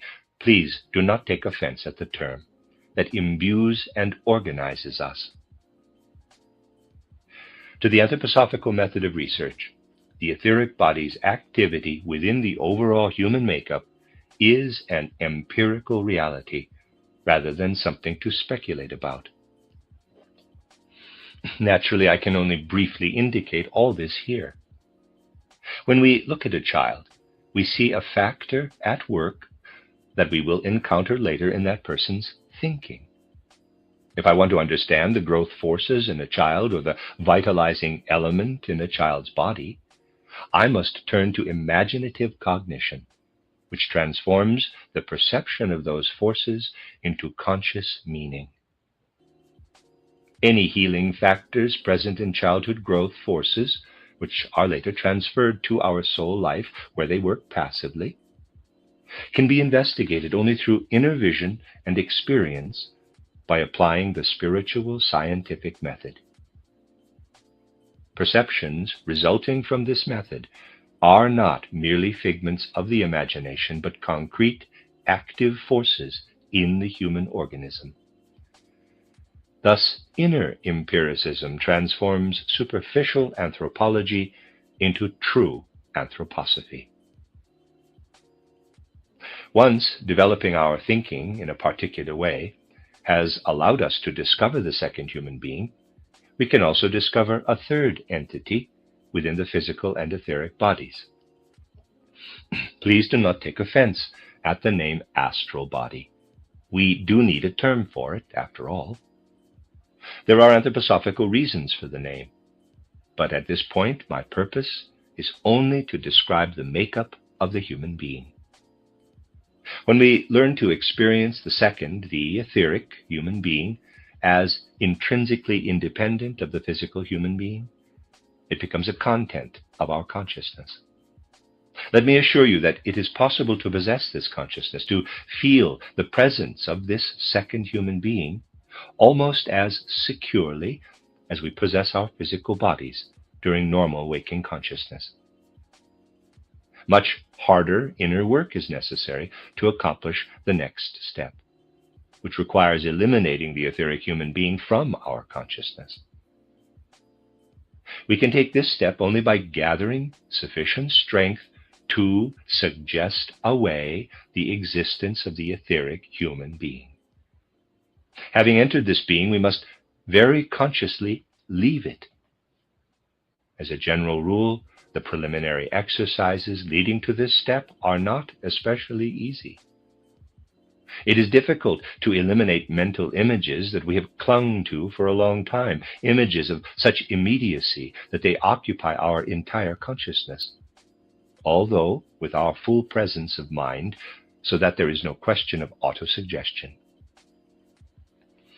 Such images are difficult to eliminate because they affect our consciousness much more strongly than the transient images of daily life and ordinary observation. But if we have practiced freeing our consciousness from anything it may contain, we will also be able to empty our consciousness and eliminate the content we ourselves have created.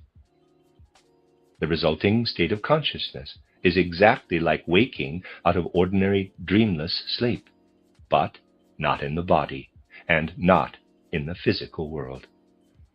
We are outside the body and perceive a different spiritual world around us as we wake up.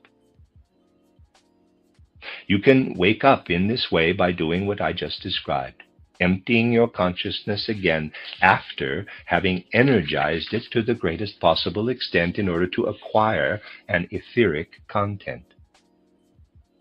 This empty consciousness is pure wakefulness. It contains nothing of what we otherwise experience in life or know through science. You know how difficult it is to empty your consciousness in ordinary life. Typically, when we eliminate sensory impressions, we fall asleep. The method I have described leads to empty, merely wakeful consciousness. But this consciousness does not remain empty long.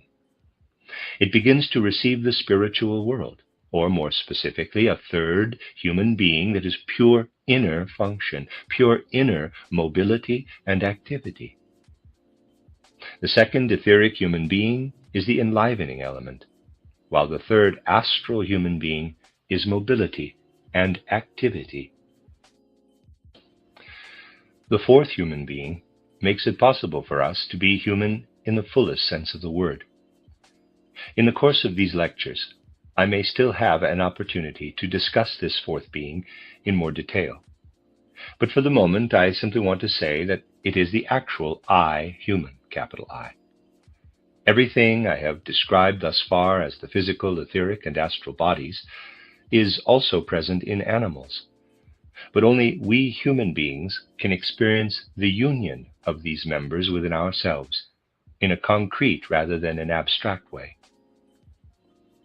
After beginning to grasp the spiritual world by emptying our consciousness, we can achieve a complete image of the I being by further energizing our experience of the spiritual world. These descriptions should give you an idea of the results of exact anthroposophical methods.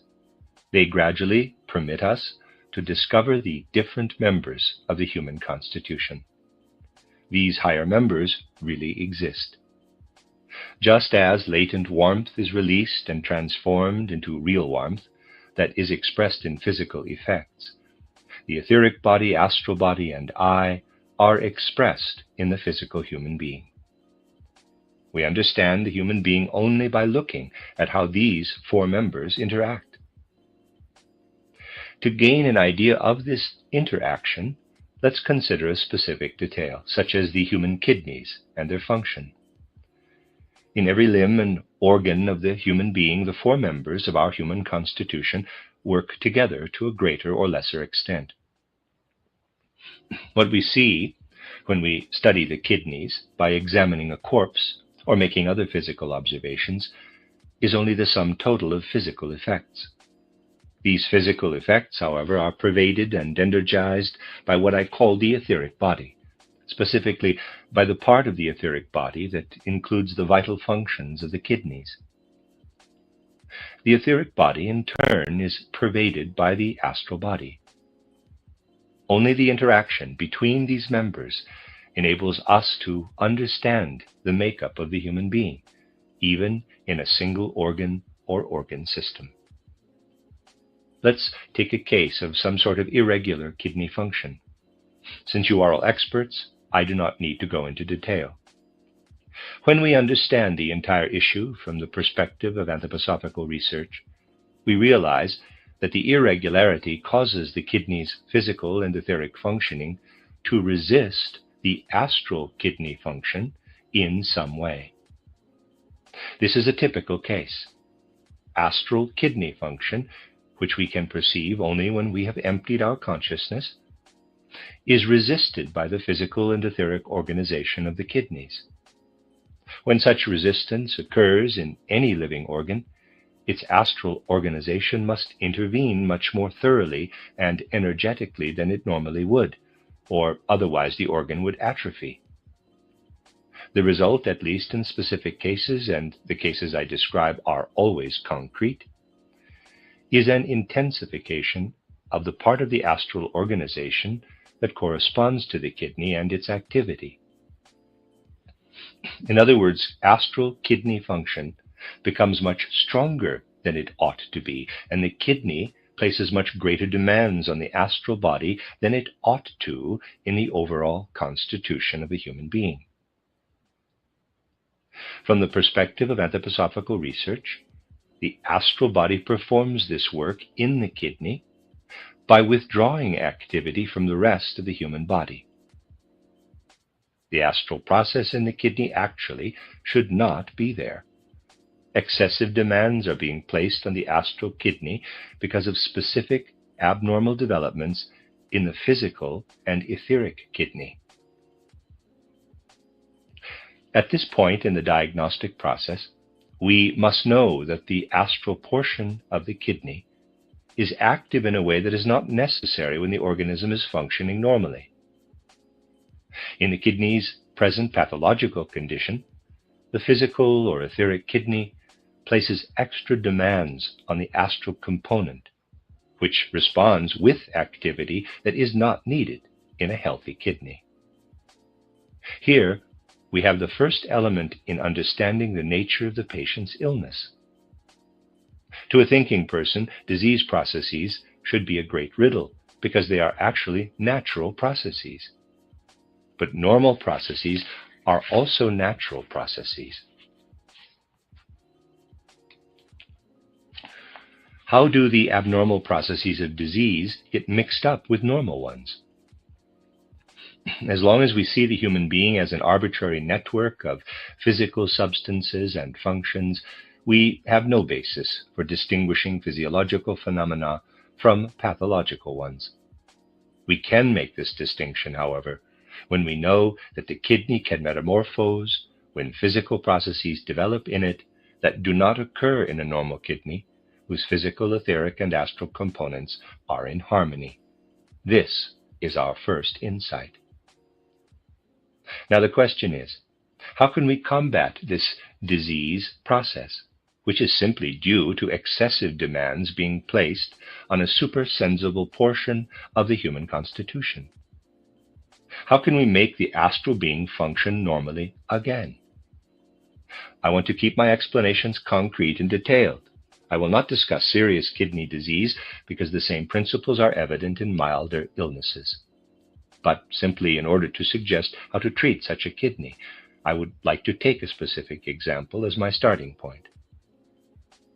We know, to begin with, that we must relieve the astral body of its work in a kidney that has been deformed, in quotes, in the broadest possible sense. In this kidney, the human astral body is doing something it should not be doing. We must remove the astral body from this abnormal kidney process. Let's sample the results of a cognitive overview that considers the human being first and then the wider world. In the method I depicted, we shift our attention from the human being to the non-human natural world, where we study the particular character of equisetum arvenza. We are more concerned with the process that is active in it than with the individual substances it contains. Because materialistically oriented thinking is now omnipresent, in which organic matter is usually described in terms of its content of protein, fat, carbohydrates, and so on, the focus is on the individual components that superficial chemistry can tell us about. The field of chemistry has changed in recent times, and now the focus is on the so-called elements. But the elements in an organic entity are not very significant for what I have in mind. The most interesting thing to note about equisetum is the high proportion of silica that is left behind when we analyze the plant, that is, when we separate its functions. Silica is so strongly present that it predominates and expresses its function in the equisetum plant. Analysis reveals not so much the substance itself as its significance. Its significance is what we must recognize. Equisetum is a plant, so we find no astral body in it. We do find a physical body and an etheric body, however. When we study Equisetum arvenza, we find that silica plays a major role in it, although of course there are other plants that contain silica, while certain sulfates play a supporting role. The most important components of Equisetum, in terms of asserting their own character in the plant, are silica, not the substance but the silica function, and the activity of sulfur. Then we make a very strange discovery. When we apply spiritually developed forces to understanding what is going on in the vicinity of the sulfates that are associated with silica, SiO2, we discover a process or a nexus of functions that we can then introduce into the human organism, either internally or, if the situation requires, a different method of administration through baths or injections. I will discuss the significance of these different methods later. Actually, it is better not to use Equisetum as such, although the effects are visibly present in the plant itself. They are not very permanent. In our methods of preparing remedies, we first study the functional connection between silica and sulfur, for example, and then imitate it in a medical preparation. We convert the Equisetum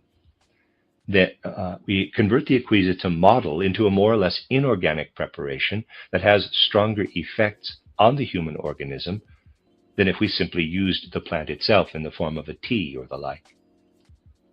This is the essential element in the production of our remedies.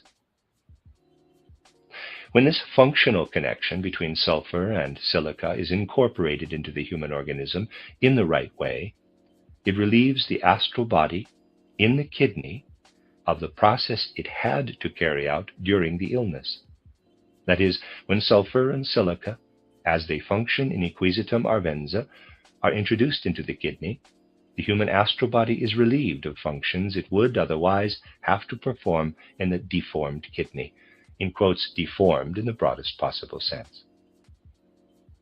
For the moment, the disease process is carried out by a substitute, by a remedy that has been introduced into the body.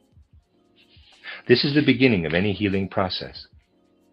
We must be familiar with the disease process in question, and our theory of pathological conditions must be rational. We must recognize the disease process and look for places in nature where it is copied exactly. We must not simply assume that a disease process must always be combated. Instead, we need to neutralize the process, to counterbalance it with a dynamic we recognize, such as the dynamic between sulfur and silica in Equisetum, in order to free up the astral body, relieving it of functions it formerly had to perform in the diseased kidney.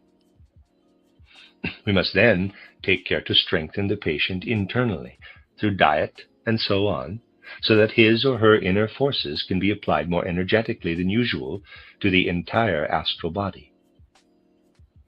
Once we have substituted an external function for the astral body's excessively strong activity in the organ in question, the astral body, now fully normal and healthy, is able to eliminate the disease.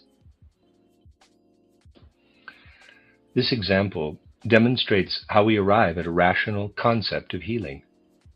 As a general rule, healing involves substituting a process derived from the external world for the human disease process, and then energizing an internal force to overcome the disease, which cannot be overcome as long as the astral body is forced to apply its activity one-sidedly in an abnormal kidney, for example. What I have just described is or may be the case in any disease process that is due to irregularities in organs that work internally but centrifugally, if I may put it that way, or centrifugally, if I may put it that way. Although the kidney is an organ of elimination, it initially excretes internally. If you grasp the principle I have described, you will understand that this pathological kidney process is healed by stimulating a centrifugal or outwardly radiating process in the kidney by administering equisetum arvenza. Other disease processes demonstrate the polar opposite of what I have just described. Once again, I will not use the example of a serious illness to introduce the general principle, but rather one that, although it is extremely unpleasant for the patient, attracts relatively little attention compared with deeper-seated illnesses. This disease is hay fever, or allergic rhinitis. In attempting to combat hay fever, we must realize that we are dealing with a fundamental constitutional disorder based on a peripheral reduction in the forces of the third, inwardly mobile member of the human being, the astral body. The origin of hay fever can be traced back to childhood, when generalized and generally disregarded disorders appear that then become specialized, appearing later in life as hay fever. If we know that hay fever involves a decline in certain astral functions that prevent the astral body from reaching the physical and etheric bodies, our first concern must be to energize the astral body internally and redirect it to what it should be doing. In a pathological condition such as hay fever, more externally directed centrifugal effects are apparent and must be actively counteracted. In kidney disease, we counterbalanced or offset the illness. We saw that the astral body simply needed to be freed from its abnormal work in the diseased kidney and then energized and strengthened in order to work in the direction of health. This is not true of processes such as hay fever. In such cases, we cannot begin by offsetting the disease process. Instead, it must be counteracted by a comparable process working in the opposite direction. We have found that the activity an astral body has stopped performing because it no longer has access to the physical and etheric bodies can be restored by using the juices of certain fruits.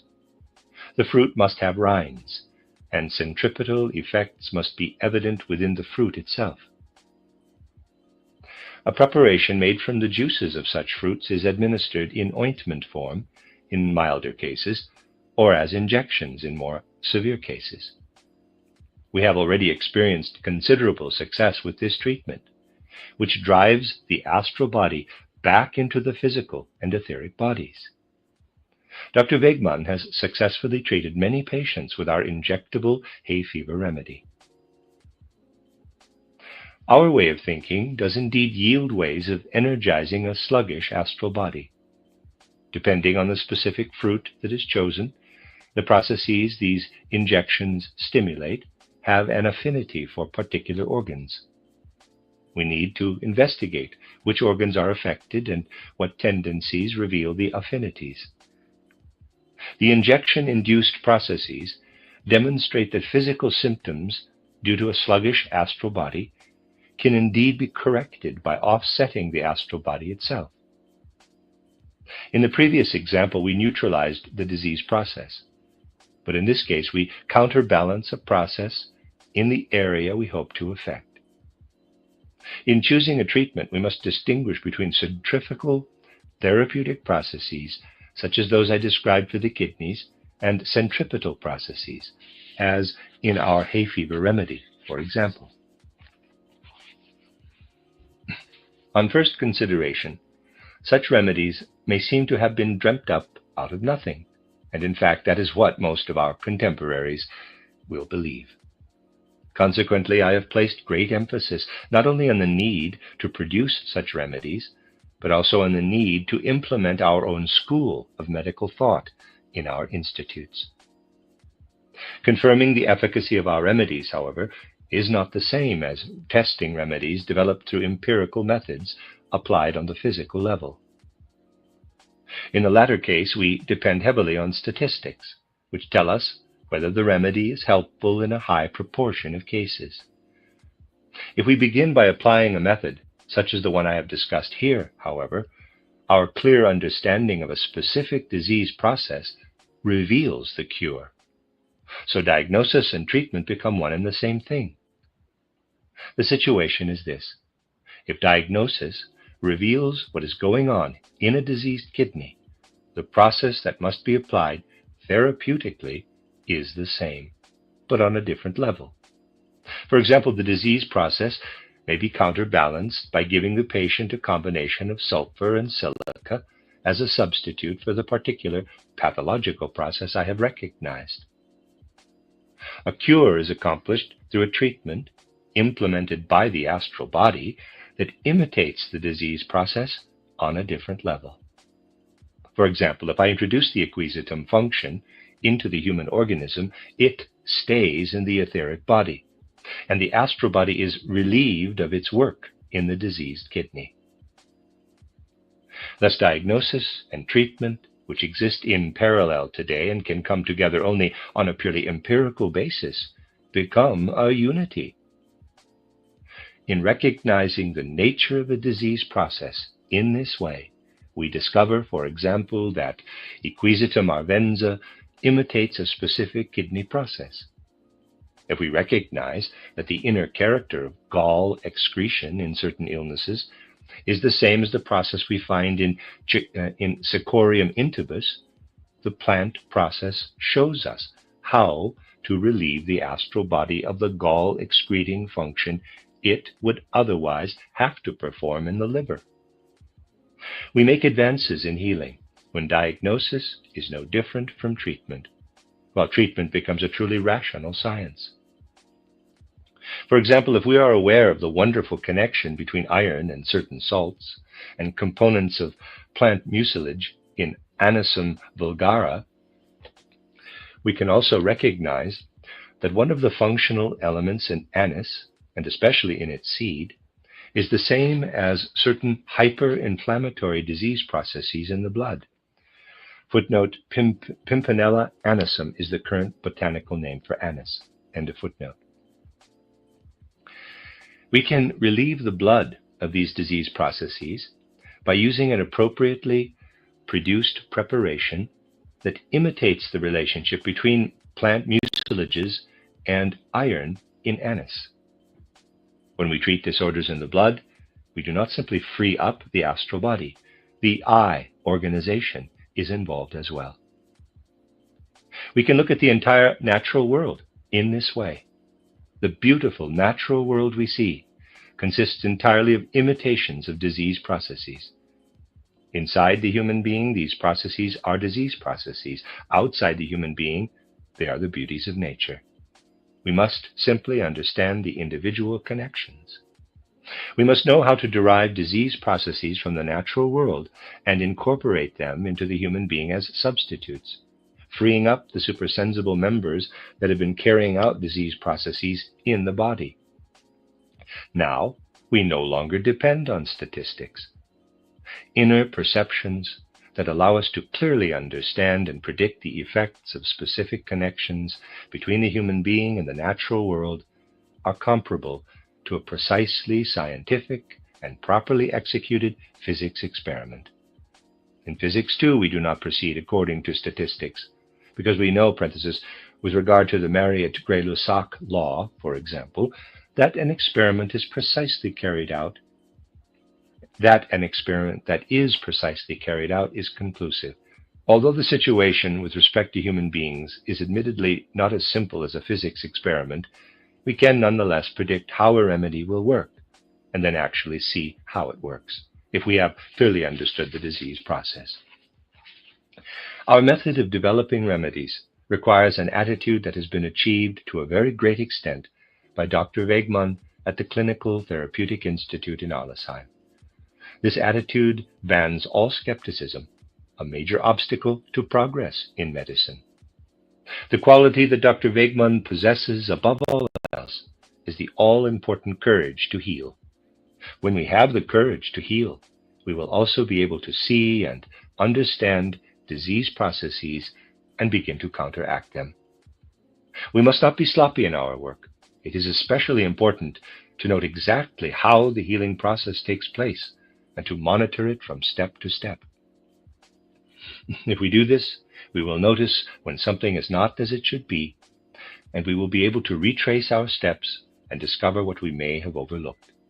When we have the courage to heal in each single case, when our only assumption and intention is that healing will take place, we possess the strongest possible incentive, namely, a truly scientific foundation for medicine. Rational treatments are not worked out as mere consequences of exact diagnosis, but are discovered in the diagnostic process itself. Treatment is available as soon as the diagnosis is made. Thus, we describe a kidney ailment as very similar to what happens in equisetum arvenza. We transfer what we see in the kidney to an outer process in nature, and our diagnostic descriptions themselves include the therapeutic process. The end of Lecture 5. This is a reading of a collection of lectures by Rudolf Steiner entitled The Healing Process. This is Lecture 6, entitled Medicine and Anthroposophical Insight into the Human Being, number 2, given at The Hague on November 16, 1923. Today I hope to explain some points from yesterday's general presentation in more detail. Even today, however, I will not be able to provide more than a few suggestions to stimulate your thinking. Of course, I could present many proofs of statements that can be made about medicine from the anthroposophical perspective, but we would not be able to discuss them all in the short time we have available today.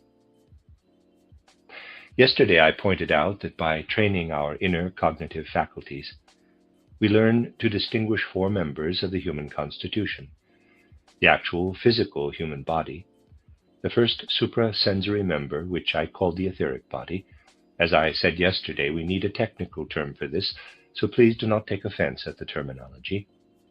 The astral body, which I also discussed yesterday in its connection to kidney function, and finally the human eye organization. Whenever we speak of the human being, whether healthy or diseased, we must always be aware that the sharply delineated functions of these 4 members of the human constitution intervene in and interact in both sickness and health.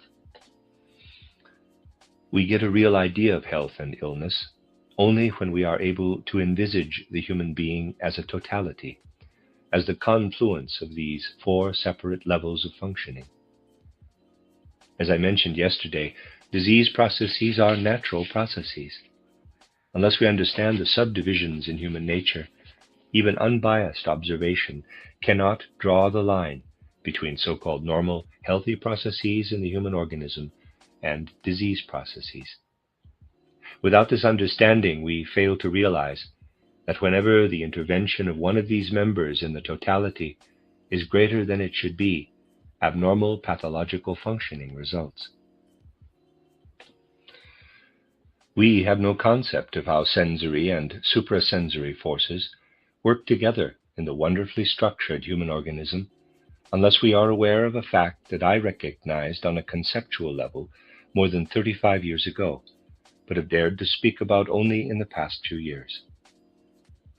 That I have only recently found the courage to state this issue demonstrates that research of this sort is conducted in as conscientious a way as what we usually consider scientific research. The issue is this: we must also subdivide the human being differently. One such subdivision is the sensory nervous system, which is localized primarily in the human head.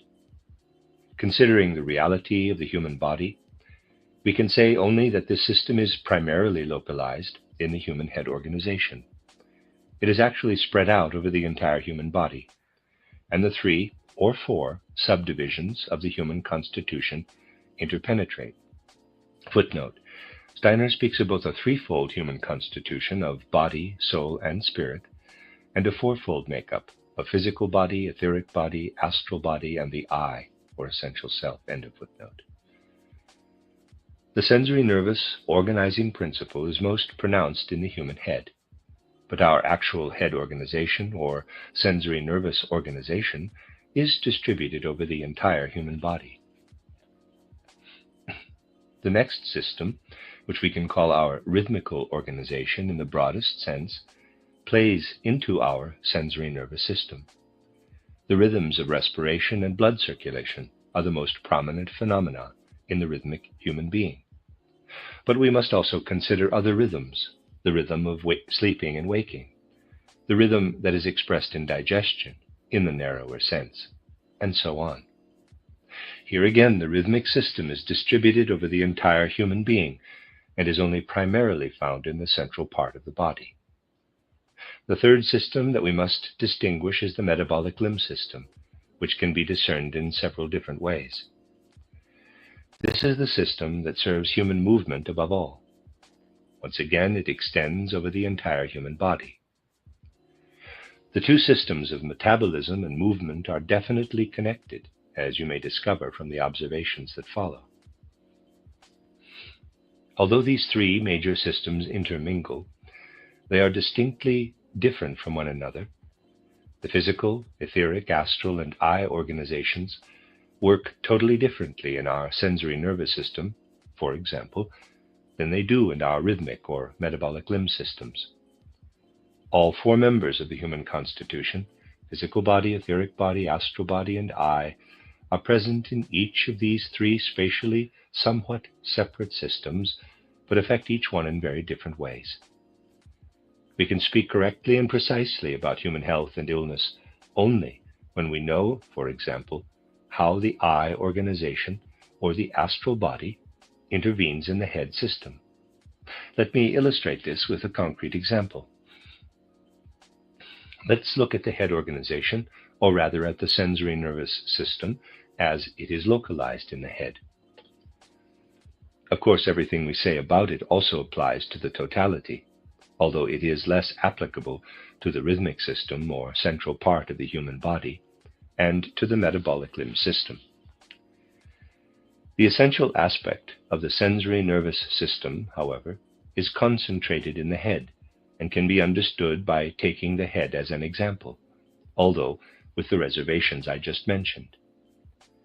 It is also true that the human being is all head, but at this point I am talking about the head in the narrower sense as the primary seat of the sensory nervous system.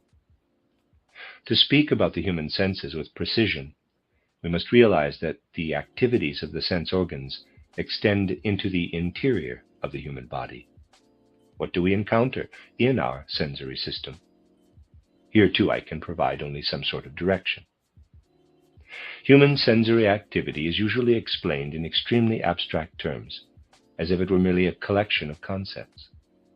The terribly amateurish explanations we find in physiology texts deal with the anatomical and physiological foundations of the human senses, but their actual functioning is never considered in concrete terms. This is the true state of affairs. Digestion, to put it roughly, is a denser version of blood circulation.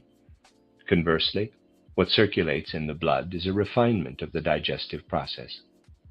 And the sensory process is a refinement of respiration, or conversely, I might also say that respiration is a denser version of the activity of sense perception.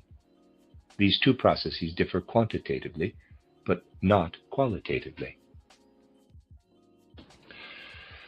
This fact explains why the methods of the Indian philosophy of yoga, intended for developing a deeper cognition, do not use the ordinary nerve sense processes, but involve a specifically modified form of respiration. What is supposed to be achieved through this modified breathing process is nothing other than a denser, more earthly cognition. And yet there is indeed a deep wisdom in pulling the activity of cognition down into respiration. But what takes place in the senses and moves inward is in fact a refined, spiritualized respiratory process. Where sensory perception initially takes place, as in the eye, EYE, and ear, the I, capital I, being, and the astral body must be able to function as freely as possible within this refined respiratory process, so that their effects are really transmitted to the physical structure of the organs. What is the situation in the eye, EYE? First, we have the eye's physical apparatus. Within it is the etheric body, which takes care of vital functions. Then we have the human astral body and eye being, which must not only work independently in the eye, EYE, but also take hold of its physical substance. In line with what I pointed out yesterday, the functions of the human organism must also be found in the external natural world. But when natural processes take place inside the human organism, they are disease processes rather than healthy ones. Nonetheless, any activity inside the human organism always corresponds to a healthy activity in outer nature. In the natural world, the counterpart of the senses is most apparent in the function that is held fast in quartz or silicon dioxide. You must understand that what appears to you as a solid body is in fact a living process. All solid bodies are simply solidified processes. Thus, wherever we observe silica or quartz-like rock in the natural world, and silica, although it is present in other natural substances, is most prominent in quartz, we discover a counterpart of what happens inside the human body in the eyes or other sense organs. These organs do not contain quartz in any substantial sense, but they do include functions or activities equivalent to those occurring externally in quartz. Again, when we observe what happens in our sensory organs, which proves identical to the quartz process, we find that it is least compatible with the activity in phosphorus, which is also suggested by the external natural manifestations of these minerals. Consider the natural process that has solidified into phosphorus as a living activity, and then consider the living interaction between the two mineral processes. This interaction is the same as the one that takes place in the human eye, EYE, which is typical of human sensory organization as a whole. The interaction of one process, similar to that of phosphorus, and another one similar to that of silica, allows the human capital I and astral body to work into the physical structure of the EYE eye. The physical structure must always provide the foundation for the spiritual element to mediate in the right way. Now, let's look at a different example. The process that occurs in the eye, EYE, when the phosphorus and silica processes work together intimately and harmoniously. If this were to continue into the brain, we would be subsumed by our sensory activity and be totally given up to nature. To be human, however, we must lift ourselves above the natural level. Therefore, the process that takes place in the brain must be different from the one that occurs in our senses, and the brain's activity must separate us from natural processes. What happens in the eye, EYE, is only an enlivened continuation of an external natural process. Our sense organs are like bays or gulfs extending from the natural world into the human body. In contrast, what happens in the brain needs to be separate and independent. And this separation is accomplished through a process that can also be found outside us in the natural world. The process in the interior of our sensory nervous system that transforms perceptions into mental images, if I may speak in psychological terms for the moment, corresponds to the external activity we find in lead. Thus, when the perception captured by the EYE eye makes its way deeper into the sensory nervous system, it must encounter a process similar to that of lead. This process alone transforms the brain into an organ of thinking instead of an organ of perception, making it possible for us to think about what we perceive and to become independent as human beings. It is characteristic of the organization of the human head that the process taking place externally in lead must also occur in our heads so that human thinking can arise. At birth, lead is present in our nervous system. That is, the activity of lead is there, although the presence of the actual substance cannot be confirmed. But what happens if the effects of lead descend into digestion and its aftermath?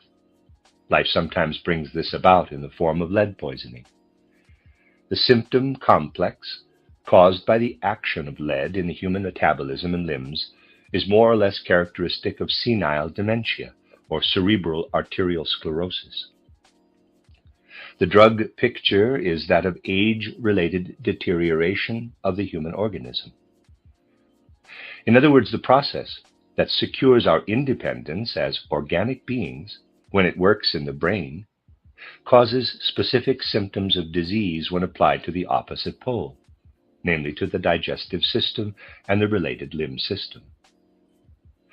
Thus, a disease process in the metabolic limb system is a necessary organic function in the sensory nervous system. If we view sclerosis as slow dying, we must also say that a weakened form of sclerosis is the normal condition of the human head. The three members of the human constitution are so different from one another that the normal condition in one, the sensory nervous system, is a symptom of disease in another. Yesterday, I said that our approach to treatment must relieve the astral body and the I being of functions they must perform when a disease process runs rampant. What must we do, then, in cases of sclerosis? We must treat sclerosis by relieving the human astral body in the digestive limb system of what it has to do in an aging, deteriorating body. We can accomplish this by administering a specific dose of lead. Consequently, we have developed a remedy, listed as number 1 in our catalog, for arteriosclerosis.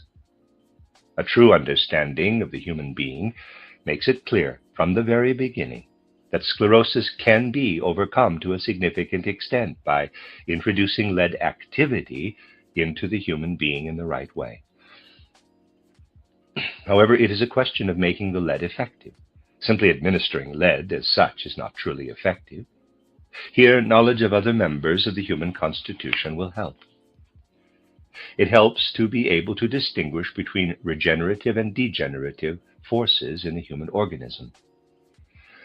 The latter are active in processes such as sclerosis, where the body is falling apart. In the head or in the brain, the human body is constantly falling apart because the brain is always in the grip of a mild form of sclerosis. Sclerosis is inherent in the structure and functioning of the brain. Thus, it is extremely important to be able to distinguish degenerative processes from those of vitalization, namely the activities of growth and regeneration. When we are able to properly distinguish these two types, we realize that the human organism as a whole incorporates the vitalization processes most completely in earliest childhood. At that point, the body is focused only on growth and is not yet overburdened by the organs that serve thinking and other soul activities. When we consider milk's relationship to the infant human organism, we discover that the form-giving forces that the human body needs in infancy are inherent in milk. Later in life, we still need form-giving forces, but can no longer get them from milk as we did in infancy. Even very old people still need sculptural, form-giving, formative forces to guide absorbed nutrients into the body's structures. Nothing fosters these sculptural, formative forces and the assimilation of absorbed nutrients better than consuming small amounts of honey. In fact, the effect of honey on the metabolic limb system of elderly people is very similar to the effect of milk on the brain, especially the infant brain.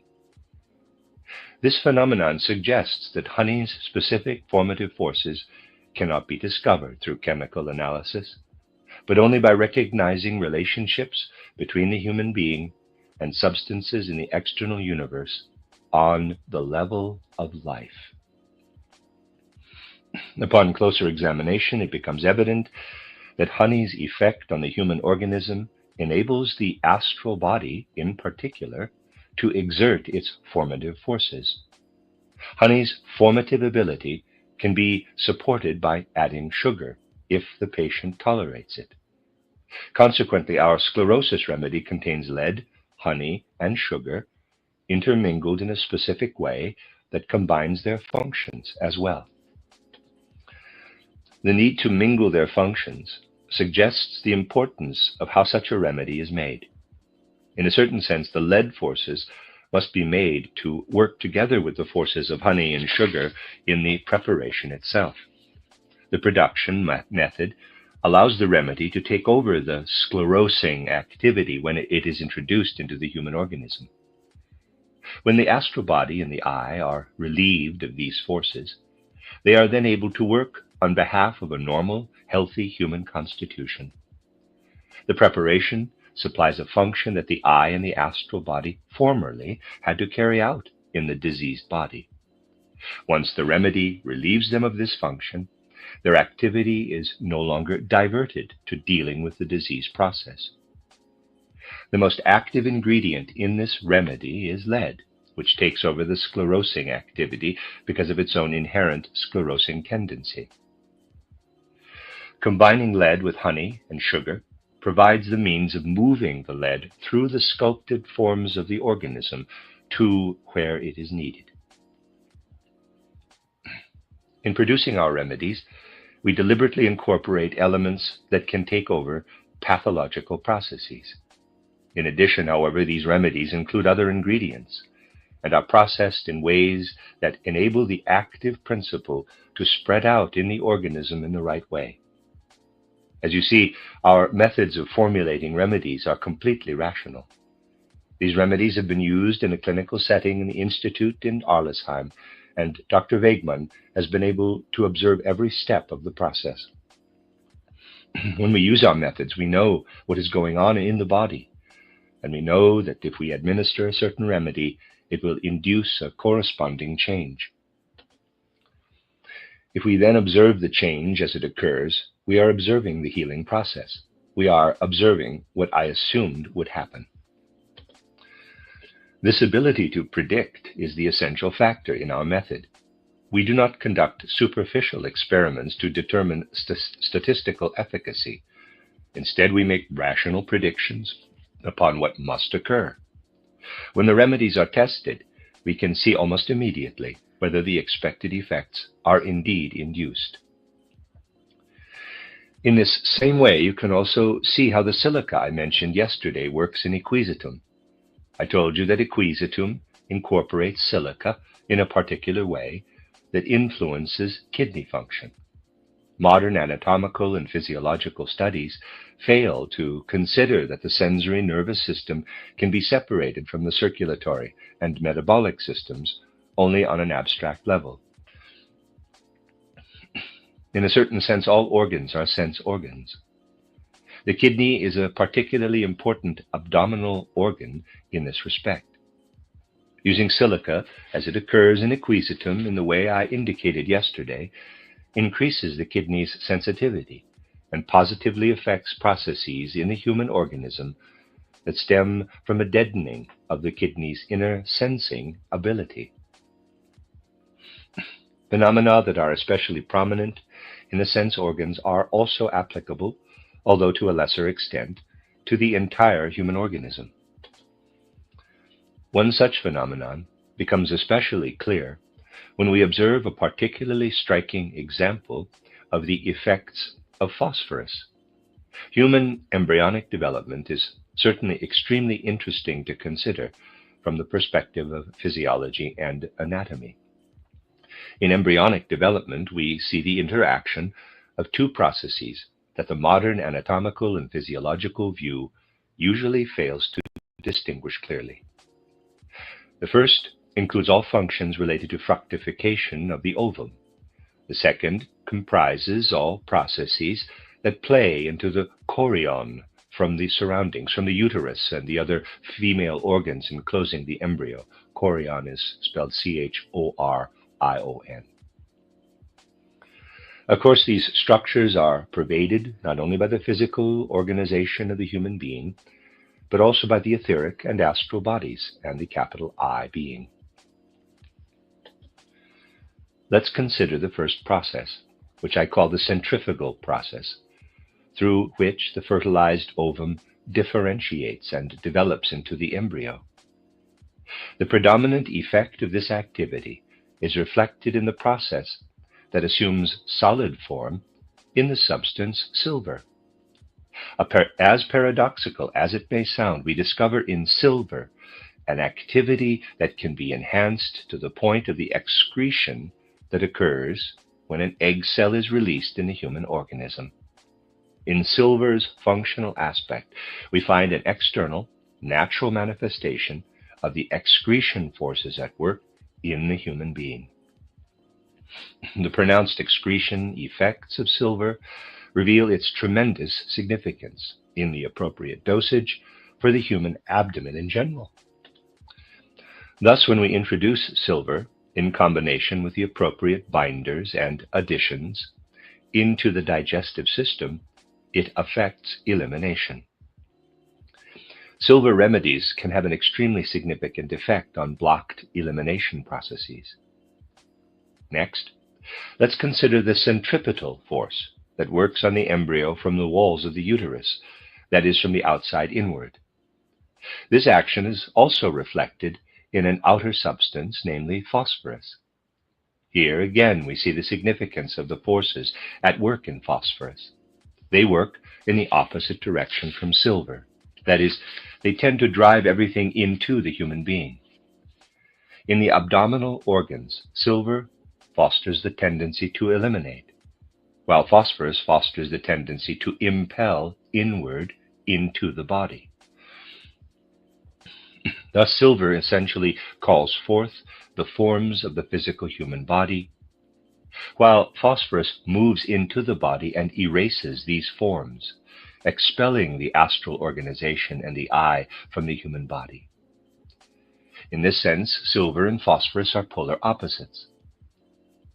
In the rhythmic and head systems, that is, the circulatory and sensory nervous systems, phosphorus has another polar opposite, calcium carbonate.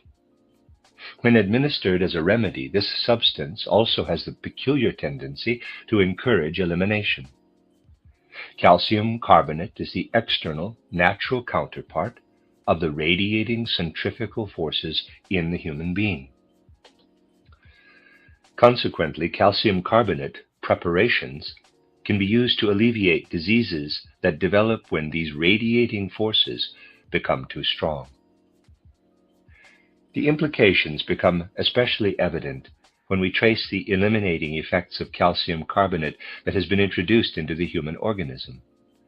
These effects are apparent throughout the body. In the lowest part of the body, calcium carbonate competes with silver, but even there it has an eliminating effect. Throughout the body, calcium carbonate eliminates both fluids and gases. The calcium forces in the human organism, the calcium forces in the human organism also include the forces that underlie exhalation and those that drive warmth out of the sensory nervous system in a cooling process of sorts. Thus, calcium carbonate eliminates fluids from the lower parts of the human body or the metabolic limb system, gases from the rhythmic system, and the warmth, ether, or simply warmth if you prefer, from the sensory nervous system. In each of these contexts, the effects of calcium carbonate are diametrically opposed to those of phosphorus. As you can see from the symptoms of phosphorus toxicity, phosphorus pulls fluids, or rather dissolved solids, into the metabolic limb system. In this way, phosphorus drives inhalation, or all inward directed respiratory processes. It pulls the gaseous element into the organism in a way that warms the sensory nervous system. Calcium, the eliminator, prepares a bed for the functions of the astral body and the eye organization in the human body, permitting them to enter. Because calcium drives out out certain elements, the astral body and the I can enter the human being. That which phosphorus pulls into the physical body impels the astral body and the I out. The most obvious manifestation of calcium activity is that it binds the waking I, capital, and astral body to the physical body. But what does that mean? It means that I suffer from insomnia. When my I being and astral body cannot leave my body, I suffer from insomnia. The activity of calcium, if not counteracted by that of phosphorus, is a constant cause of insomnia and all related effects. As soon as you introduce the phosphorus process into the human being, you enhance the ability to sleep. That is, you promote the forces that drive the astral body and the I out of the human body, which is where they are when we sleep. Phosphorus activity has this capacity to the greatest extent, sulfur activity to a lesser extent. When the irregularities lie in the rhythmic system, we can also use sulfur instead of phosphorus. To treat insomnia with symptoms in the rhythmic system, we will have to turn to some kind of sulfur preparation. Of course, these are just suggestions, but they are intended to show that rational therapy is inherent in all our attempts at rational diagnosis. For example, when I take the physiological approach, I discover a refined sclerosing process in the human head. I link the human being to the natural world by calling the organic function that underlies thinking in the human brain a lead activity. I see this lead process, but without the actual substance, in the sensory nervous system. And I see it as a poison in the opposite realm, the metabolic limb system, where it reveals in a very destructive way what is constantly happening on a more subtle level in the sensory nervous system. At this point, however, I also realize that introducing lead activity into the metabolic limb system relieves the astral body in that system of some of its burden. As a result, healing can set in. Thus, I no longer distinguish between diagnosis and treatment because the two flow together. Once we recognize either the disease or the process in outer nature that can take over the disease process in the human organism, the other becomes evident. A gaping chasm separates modern diagnosis and treatment, but these two disciplines are interwoven and become one through this rational anthroposophic approach to medicine. On the other hand, these considerations also shed light on disease processes themselves. Most doctors are not at all interested when we talk about one particular illness, because they consider it very insignificant. At least that's the case in Central Europe. I don't know if it is here in Holland too. For patients, however, this illness is extremely unpleasant. The illness I'm talking about is migraine. To understand it, we need to know that it is caused by an activity that does not belong in the head, a hypertrophied version of the subtle metabolic activity that normally occurs in the head. We need to relieve the head of metabolic activity that does not belong there. How is this done?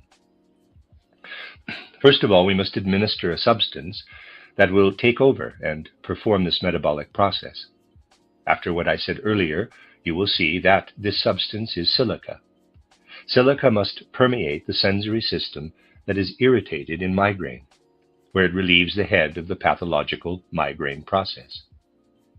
But first we must make sure that silica's activity reaches the head.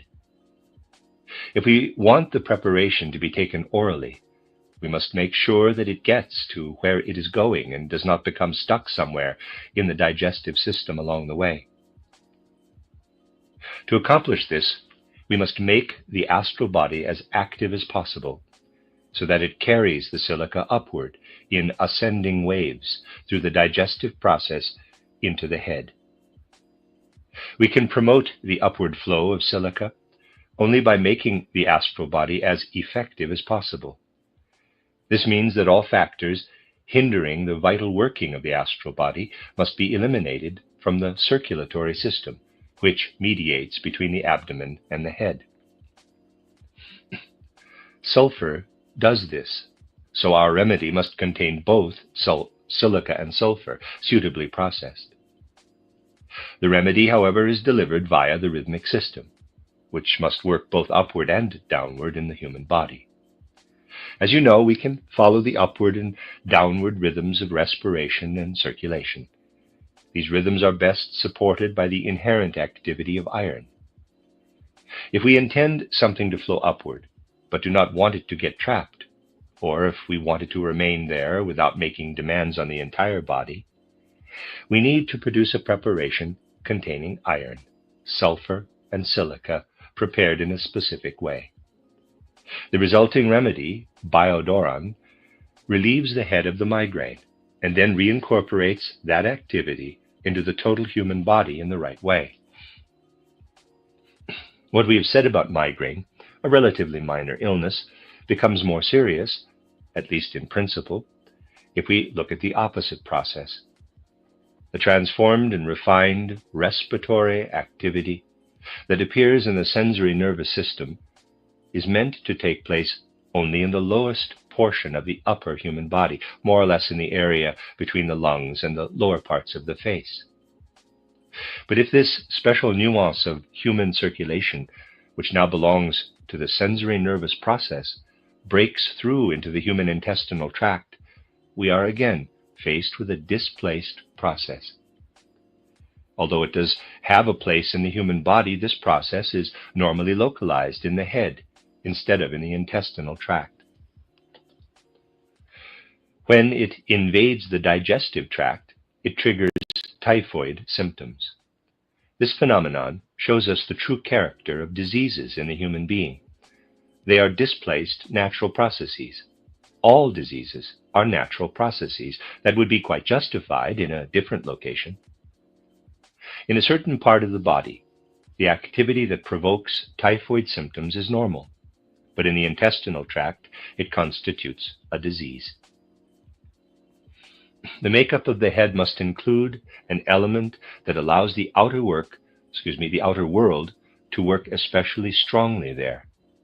As we know, we are least aware of our head, but through it we become aware of the outer world. The outer world must flow into our head. Thus, an element in our head allows us to live in the outer world to the greatest possible extent. There are only two parts of the body that make our connection to the outer world possible. One is the head itself, or rather the area I just described, where respiration makes the transition to sensory nervous activity. The other will seem very paradoxical to you, but once we have produced more extensive medical literature on this subject, which will happen in the very near future, you will be able to read how liver activity, in a very different way, also reproduces the outer world within the human organism. A unique characteristic of liver function is that the outer world works in the liver almost as if the body were not there. When an activity that is meant to be concentrated in a location where it can receive external effects appears as an internal effect and in the wrong place, namely the intestinal tract, it dissociates itself from the human organism on a functional level. Once again, let's search the external natural world for a therapeutic process that can re-internalize externalized activity in the intestines and incorporate it into the body's functioning again. We discover that the appropriate process is held fast in antimony. Antimony is a substance that is highly sensitive to forces in the environment. Its structure is like dynamite made manifest. If you imagine antimony's tuft-like rays and its tendency to avoid mineralization through the so-called Sager process, you can see that antimony is a sentient mineral, so to speak. It internalizes external effects.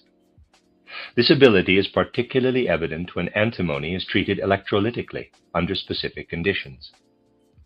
If antimony touches the cathode, the slightest provocation produces an explosion. Having seen all these phenomena, we can understand antimony's relationships to the forces playing throughout the cosmos. We can recognize that the antimony process, if prepared and introduced into the organism in the right way, can relieve the eye, capital, and astral body by taking over the typhoid process. The patient's health can then be gradually restored.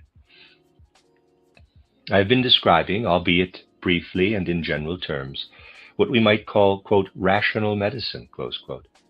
Our preparations, of which there are now nearly 200, have all been developed over time in one of two ways.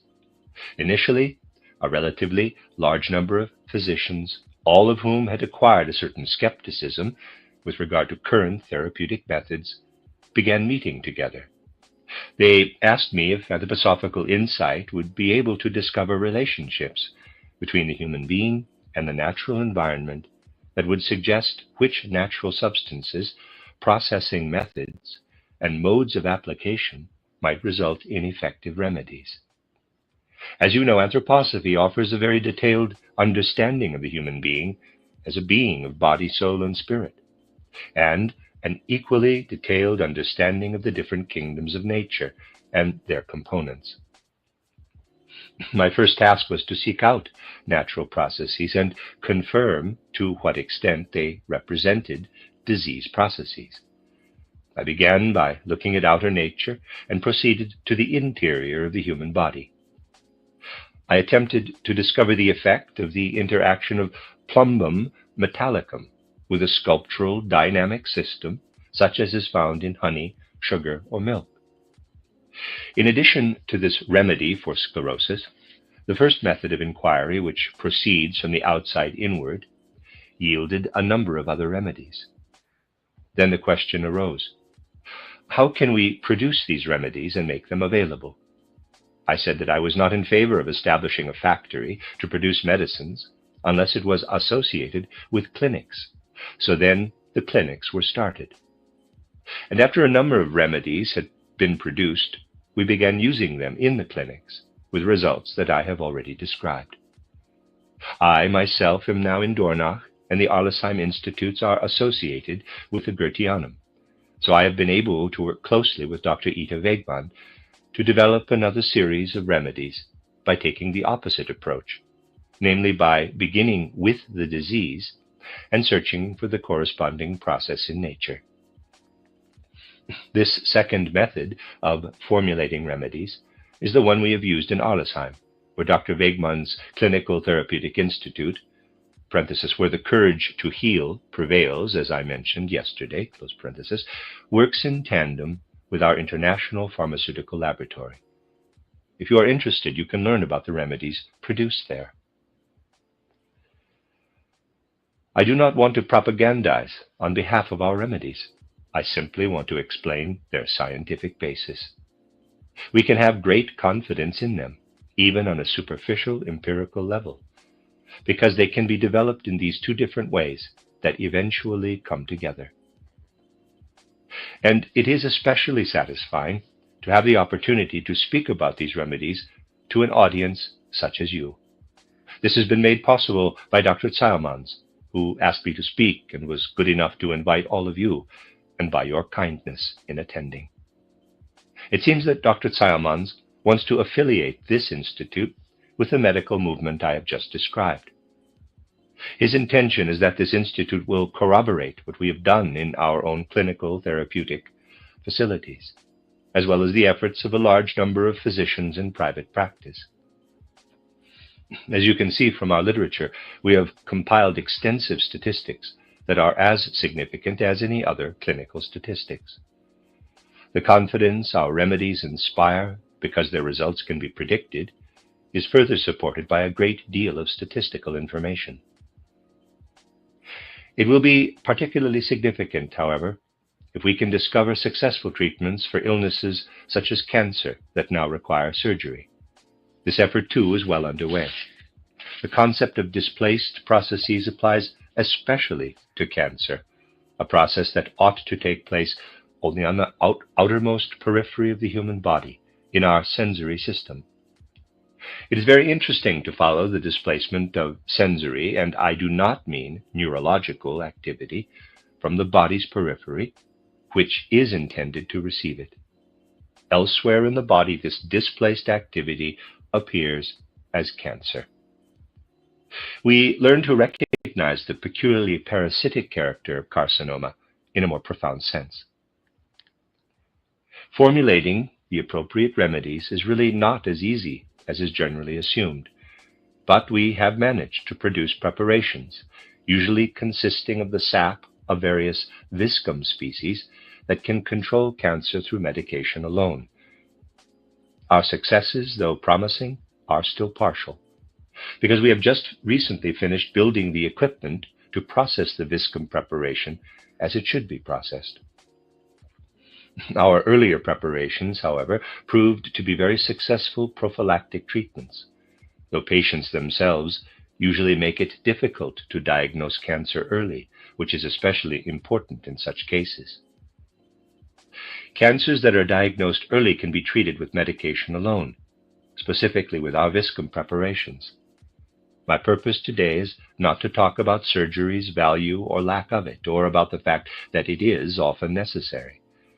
I simply want to point out that a true understanding of the human being permits us to develop ways to treat even serious illnesses, and that these methods are developed from the inside out, as it were. I have now presented the essentials of what I wanted to tell you about our anthroposophically based methodological efforts and the path linking the outer natural world and the interior of the human body. In conclusion, I would like to draw your attention to the great significance of how substances that relieve the human body of disease processes are administered. If it is true that the human being is a threefold being, with a sensory nervous system, a rhythmical system, and a metabolic limb system, then healing too can be subdivided into three processes. The first includes all medications that are administered orally and find their way into the body through digestion. Through injection, we attempt to incorporate healing functions into the rhythmic organism. The third method of healing is through baths, which work from outside and affect the sensory nervous process. Although baths are a rather crude means of working from outside, their effects do involve a lower level of perceptual activity. Let's consider these three methods of administration with regard to phosphorus. Phosphorus, when mixed with other substances, processed by chemical or other means, and administered orally, promotes fluid absorption into the human organism. Suppose we need to relieve the human body of disease symptoms in which the fluid element exceeds its proper bounds, such as certain inflammations, or, say, nosebleeds, to use a trivial example. In such cases, orally administered phosphorus relieves the astral organism and the eye of a pathological fluid function. Preparing and administering an appropriate dose of phosphorus via injection relieves the organism of symptoms related to abnormal circulation. Phosphorus injections can have extremely beneficial effects on such conditions as accelerated respiration, intensified cardiac activity, or excessive rhythmical gall secretion, to list the most obvious. On the psychological side, when brain function causes ideas to overflow involuntarily, so that patients cannot restrain their thoughts and their words bubble over, baths containing dissolved phosphorus will slow down their train of thought.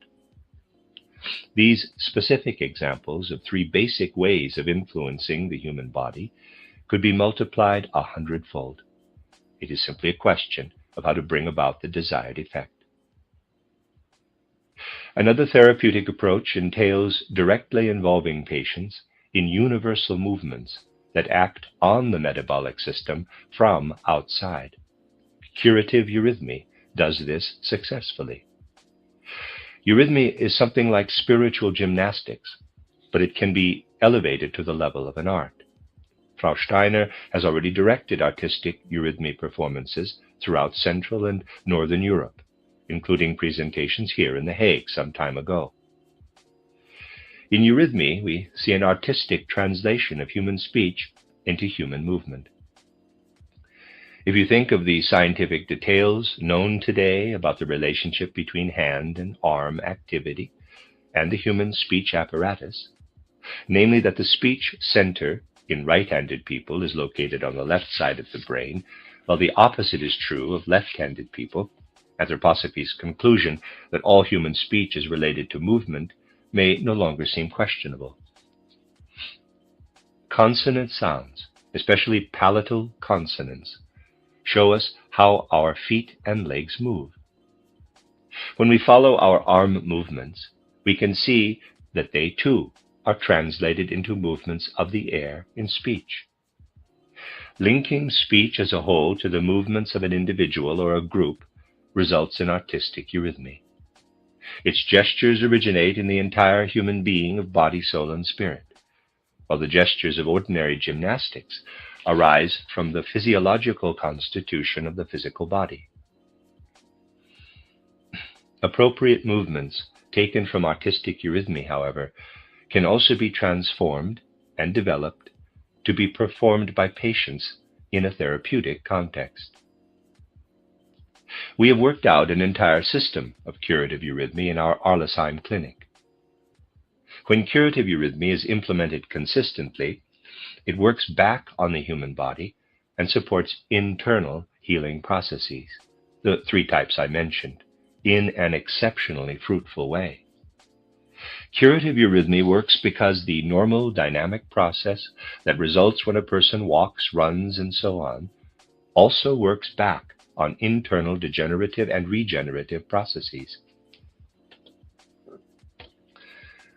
Because this interaction is highly specific, one set of curative eurythmy gestures will stimulate degenerative processes that are not taking place in the right way, while a different set of gestures will counteract excessive degenerative processes. This therapeutic approach depends entirely on understanding the human being, whether healthy or ill, as a being of body, soul, and spirit.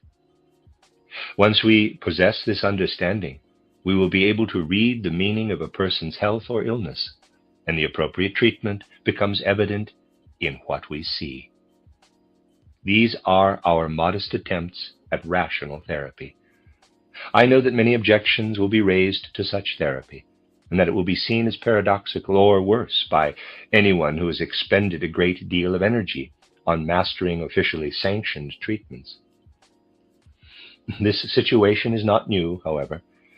I can assure you that I would be more comfortable if I did not have to speak on this subject, because I am personally familiar with all the possible objections that result from accustomed ways of thinking. Believing in the need to introduce something new into our culture, however, is sufficient reason to speak about it. I ask you to acknowledge my responsibility in this regard and to accept my sincere thanks for your attention to my explanations, which were limited to brief indications by the 2 hours we had available.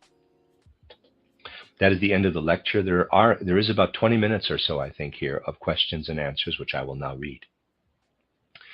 Question: with regard to lead and so on, what do you think of the idea that differences in vibration exist?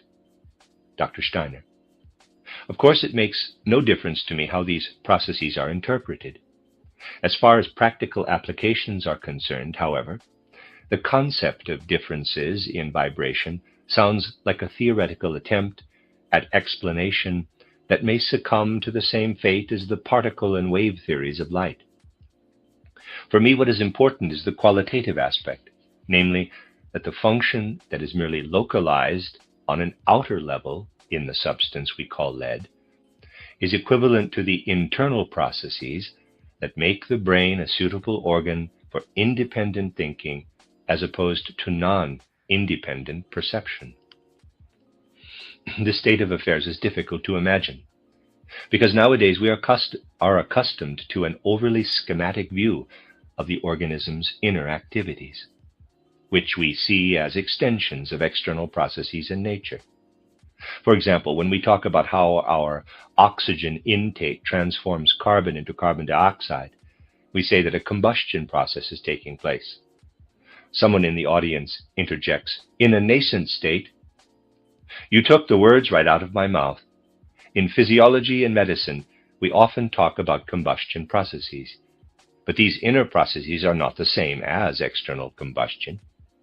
Processes that are not ensouled or enspirited cannot take place inside the human body, where even the combining of oxygen and carbon is ensouled and enspirited. This process remains in a nascent state, but is ensouled and enspirited. If it continues outside the human being, it becomes a natural process. But it is something else if it remains in a nascent state and works within the human organism. Consider, for example, the activities taking place in the human brain, which I just described as lead processes of a sort. What are these processes in the human organism? This is a very tricky subject.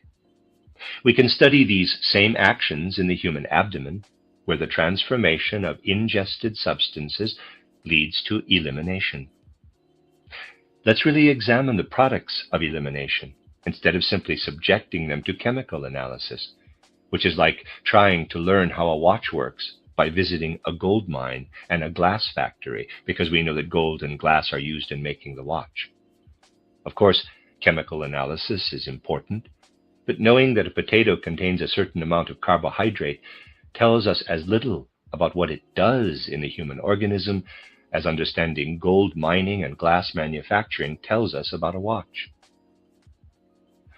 Recognizing the function a potato serves in the plant itself, it is a rhizome and underground stem, tells us more about what the potato does in the human body.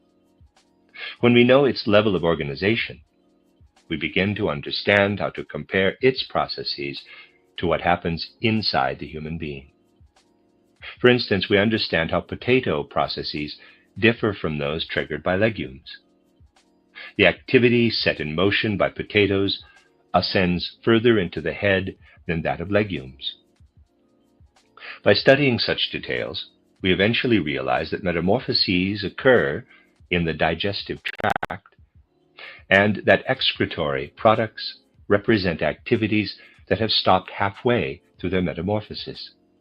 But where are the processes that go all the way? Those processes take place in the sensory nervous system. Sensory nervous and perceptual activities are taken to their conclusion, whereas what happens in the human organs of elimination represents a process that has stopped midway. The contents of the intestines, as paradoxical as it may sound, are an incompletely developed brain. What we see there is simply half of the activity that occurs in the head, but at a different location in the organism. If we keep all this in mind, we begin to see how these processes work inside the human being, and we confront the similarity between the outer activity of lead and the inner activity of the human brain. To verify the details, we can look at what happens with lead. We observe how lead oxidizes and melts. We note what else happens when it melts. We investigate its geological and geographical distribution. We look at how it forms compounds with other substances. These investigations give rise to images that confirm what becomes evident to anyone who can observe the, in quotes, aura of lead, which is similar to the aura of the brain's nerve tissue.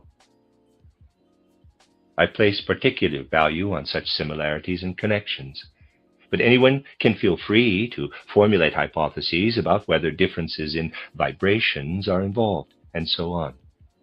The physics of the matter, however, is not the most important aspect for physiology. Question: are your ways of recognizing the inner processes you spoke about different from the ways available to us ordinary people? Dr. Steiner: it is true that these inner processes cannot be observed with our outer senses or by empirical means. At best, their consequences can be observed in a corpse or in a living body by drawing conclusions from processes that occur on an outer level. The inner activities can be observed only by applying the methods I described yesterday, which you will also find in the books I mentioned. These methods make the human being transparent to insight, so that you actually see the functioning of the liver, for example. This functioning must be isolated on a spiritual level so that it can be viewed. When I look at the human being as a whole, I see a confused mixture of all kinds of different processes. I must eliminate everything other than the liver from view. That is, I must prepare the liver by separating it out on a spiritual level. Achieving the spiritual separation necessary for insight is more difficult with some organs than with others, but it is always possible. With the liver, for example, it is more difficult, but it is also more productive, however, because I am convinced that this is the only way to gain insight into certain liver diseases. Question. Yesterday we heard about a beautifully constructed system, but I still don't understand its basis. You subdivided the human being into the physical body, the etheric body, the astral body, and still another member. If this is true, then it's understandable that we have an etheric kidney, an astral kidney, and still a fourth kidney. But what if it isn't true? First of all, you would have to demonstrate the validity of this subdivision into 4 constitutional members. It was the same with what you said about therapy. For example, you didn't say why you chose equisetum instead of one of the many other plants that contain silica. As far as I know, equisetum has no medicinal properties. Today you said that you were producing remedies on a rational basis. Prove it. We don't know anything about the functions you are describing. On the whole, I haven't understood your main point. Your whole system is logically constructed, but I failed to grasp the underlying premises. Dr. Steiner. In this instance, everything depends on your grasp of 2 issues. First of all, as I said earlier, it is not possible to give anything more than hints and guidelines on such subjects in 2 hours. I made it clear, though, how I presented the subject. I made it clear through how I presented the subject that this is a work in progress and that we intend to continue working. When people ask for a, in quotes, proof in a case like this, the underlying concept is not totally scientific, because we have become accustomed to deriving our proof only from what can be observed by means of our senses. No other school of medical thought is supported by proof either, except to the extent that it can be observed by means of our physical senses. I said that sensory observation must be extended and modified by a higher form of perception. Yesterday I pointed to methods for developing this higher perception and cited books that describe them.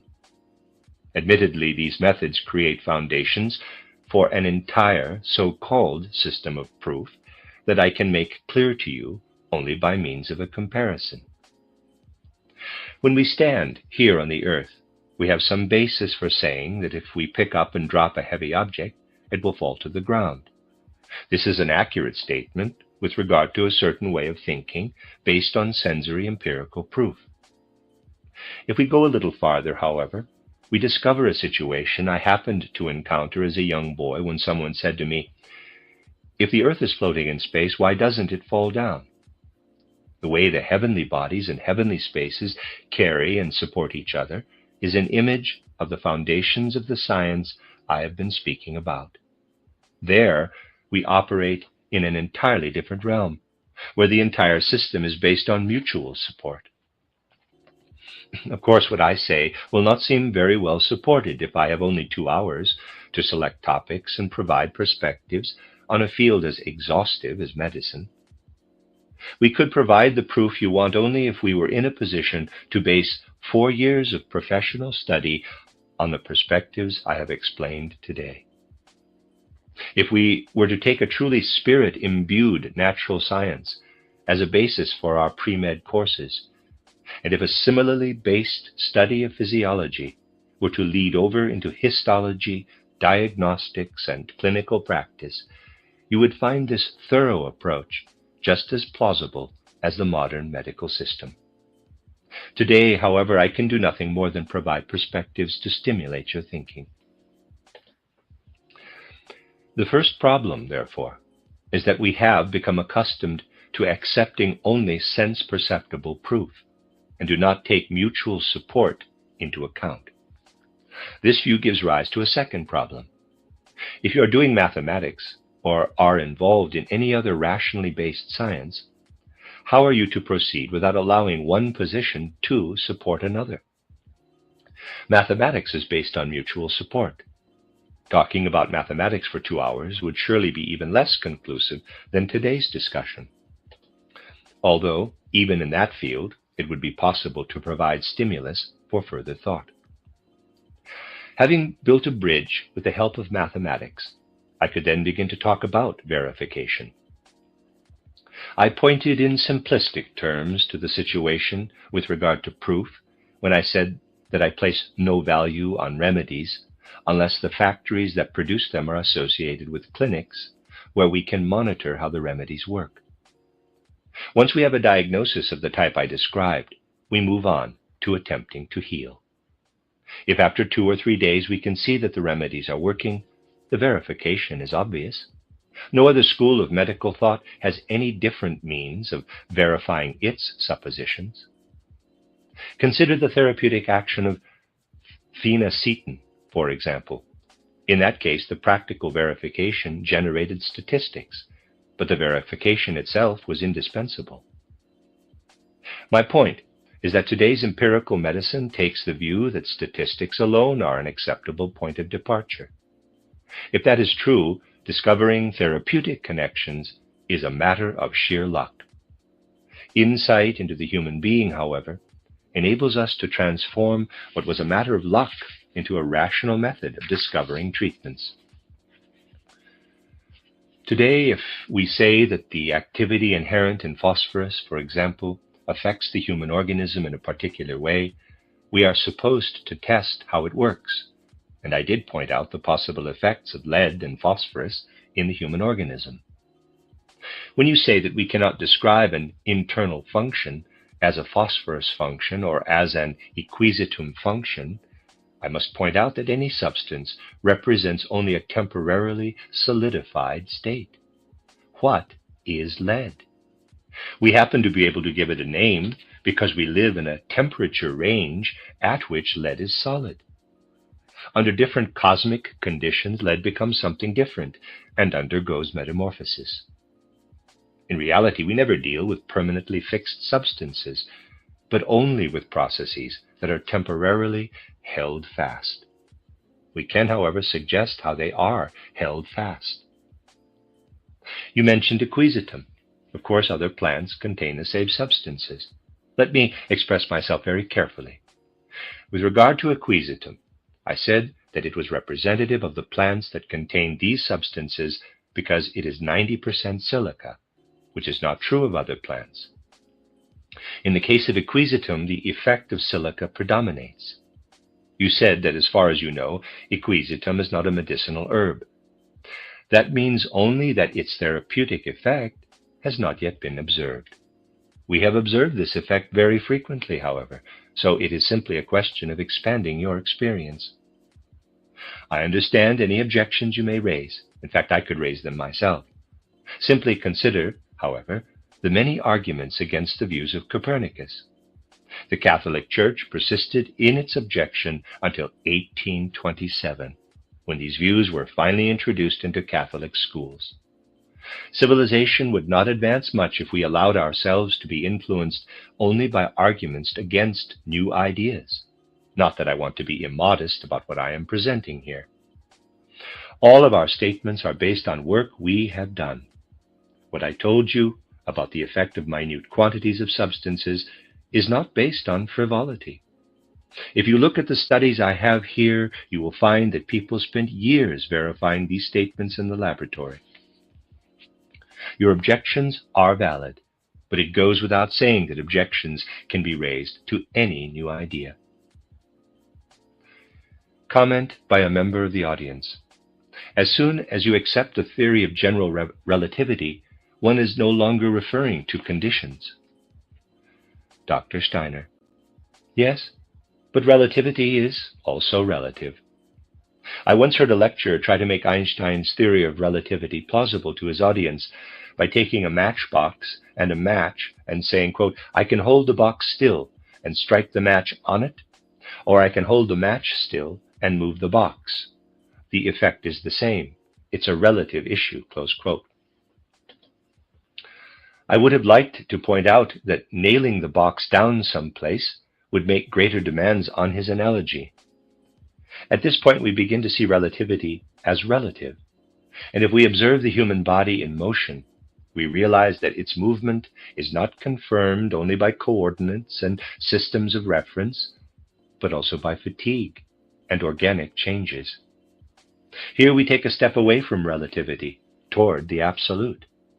We might even say that relativity becomes relative again and approaches the absolute asymptotically. As I see it, the importance of the concept of relativity lies elsewhere. The presuppositions of physics have accustomed us to seeing everything according to conventional theories, relating everything to the course of time and to a location in space, which is how we write formulas in physics. In reality, however, the perspective of physics is not enough. We must consider the spatial relationship of object A or process A to object or process B simply as two attributes. This approach engenders truly fruitful ideas. We begin to see relativity as relatively. And that is now the end of Lecture 6 and the question and answers. This is a reading of a collection of lectures by Rudolf Steiner entitled The Healing Process. This is Lecture 7, entitled What the Art of Healing Can Gain from the Spiritual Scientific Perspective, Number 1, given in Arnhem, July 17, 1924.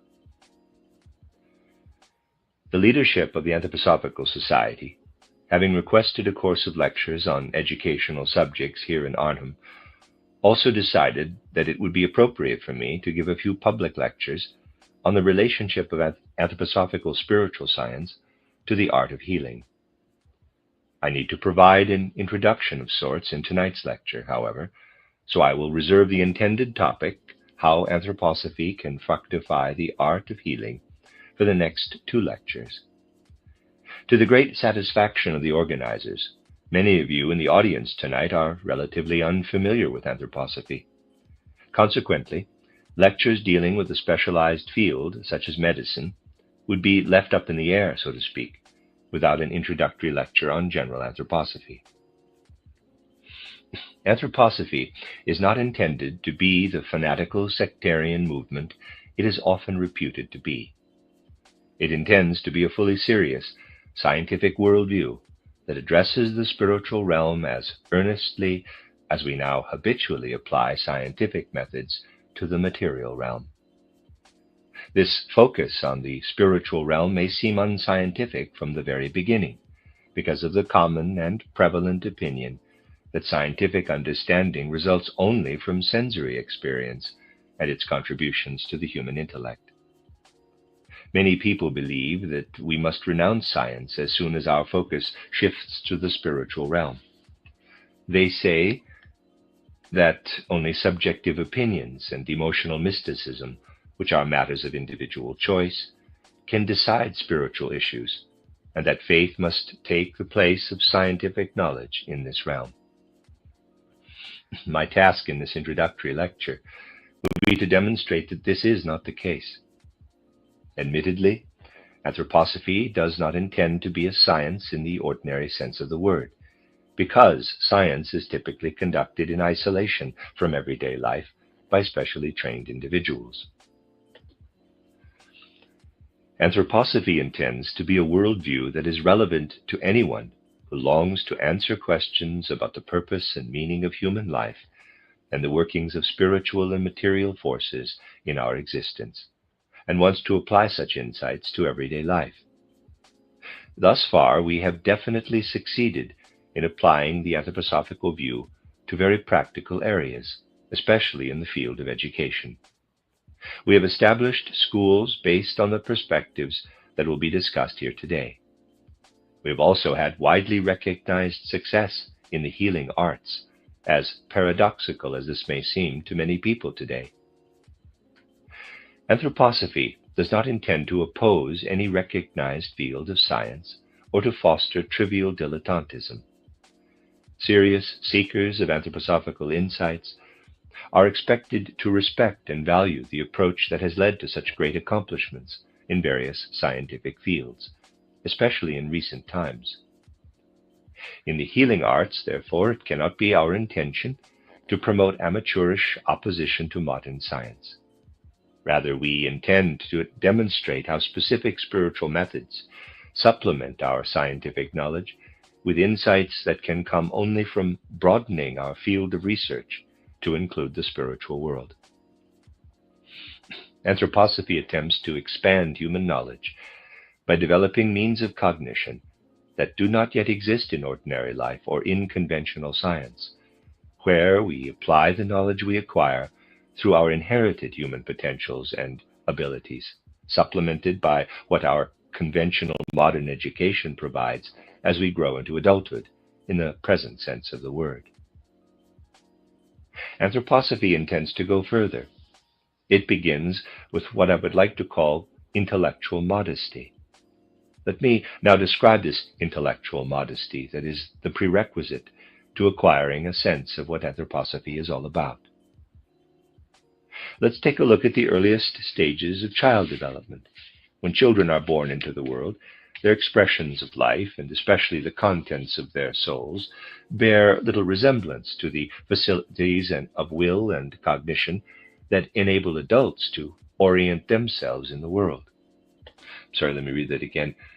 That sentence again, I made a mistake there. When children are born into the world, their expressions of life, and especially the contents of their souls, bear little resemblance to the faculties of will and cognition that enable adults to orient themselves in the world. These faculties are not fully mature at birth. They must be developed from the child's body and soul through education. We all agree that we cannot be truly effective as human beings if we do not develop and supplement our inherited capabilities through education. But sooner or later, depending on what degree of education we complete, we step out into adult life and are able to relate to it because we have achieved a certain awareness of the world around us. Those of us who understand anthroposophy's intentions ask whether this childhood ability to change significantly as psychological characteristics unfold is also present in so-called adults.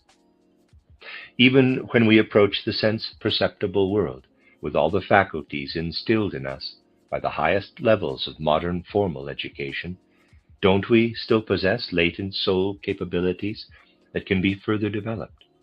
Why shouldn't we attain additional insights into how to conduct our practical affairs, insights that supplement and enhance what we have achieved in developing our ordinary state of consciousness? In anthroposophy, therefore, we undertake a course of self-development that is intended to transcend our ordinary level of consciousness. The human soul has three capabilities that we develop to a certain extent for the sake of everyday life, but these capabilities can also be elaborated further.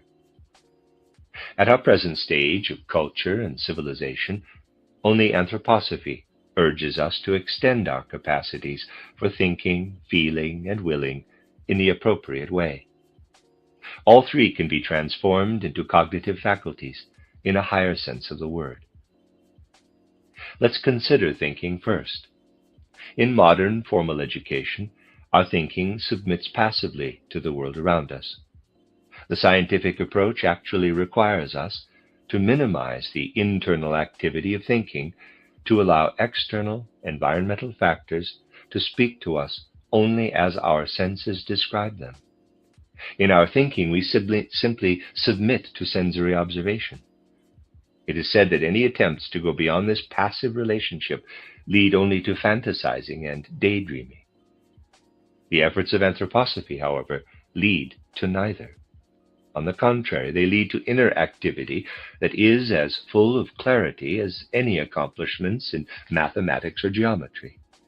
Anthroposophical efforts are patterned on those of mathematics or geometry, with the difference that the qualities they aim to develop are not specific, like those in geometry, but universally human, touching every human heart. Any sufficiently unbiased mind can grasp the initial results of such efforts. We simply apply our ability to think to something other than an external object. We allow a thought to be present in our souls, preferably a thought that we can survey in its totality, and devote ourselves to this one thought for a certain period of time. Let me describe this process more exactly. If you are trusting enough, you should approach someone with experience in this field and ask that person to recommend the best thought for you to devote yourself to in this way. The thought should be easy to survey. If possible, however, it should be new to you. An old and familiar thought will stir up all kinds of subjective memories and feelings in your soul, and you will fall into daydreaming very easily. In contrast, if you use a new thought that stirs up no memories, you will be able to devote yourself to it in a way that increasingly strengthens your soul's thought powers. In my books, especially titled How to Know Higher Worlds and titled An Outline of Esoteric Science, I call this inner method of cultivating thinking meditation, an old word that we will use here only in the sense that I am about to explain. Meditation consists of turning our attention away from anything we experience, either outside or inside ourselves. We think only about a single thought that we have placed in the center of our soul activity. The effects on our soul forces, when we apply our entire soul strength to a single thought, is comparable to the effects of repeatedly practicing a physical gesture. The muscles grow stronger. The same thing happens with our soul forces. They grow stronger when we apply them repeatedly to a single thought over a longer period of time. In fact, it may not take such a long time because the point is simply to learn to concentrate on a single thought. And what takes one person 3 years may take someone else only a week to accomplish. Through such exercises, performed repeatedly for 15 or even only 5 minutes a day, we begin to feel ourselves fill with new inner strength. Previously, we sensed the strength of our nerves in our ordinary thinking and feeling, and the strength of our muscles in picking up objects and carrying out routine tasks. We learn to feel this kind of strength as we grow out of childhood. Similarly, we also gradually learn to feel the new strength that fills us as we perform these thought exercises, which I can describe here only in general terms. They are described in greater detail in the books I just mentioned. One day we sense that we can no longer think about external objects as we previously did, and that we now possess a completely new soul power, resembling a much stronger, condensed form of thinking. Eventually we sense that this new form of thinking allows us to grasp the full reality of our own lifespan, of which we were formerly aware in only a very shadowy way.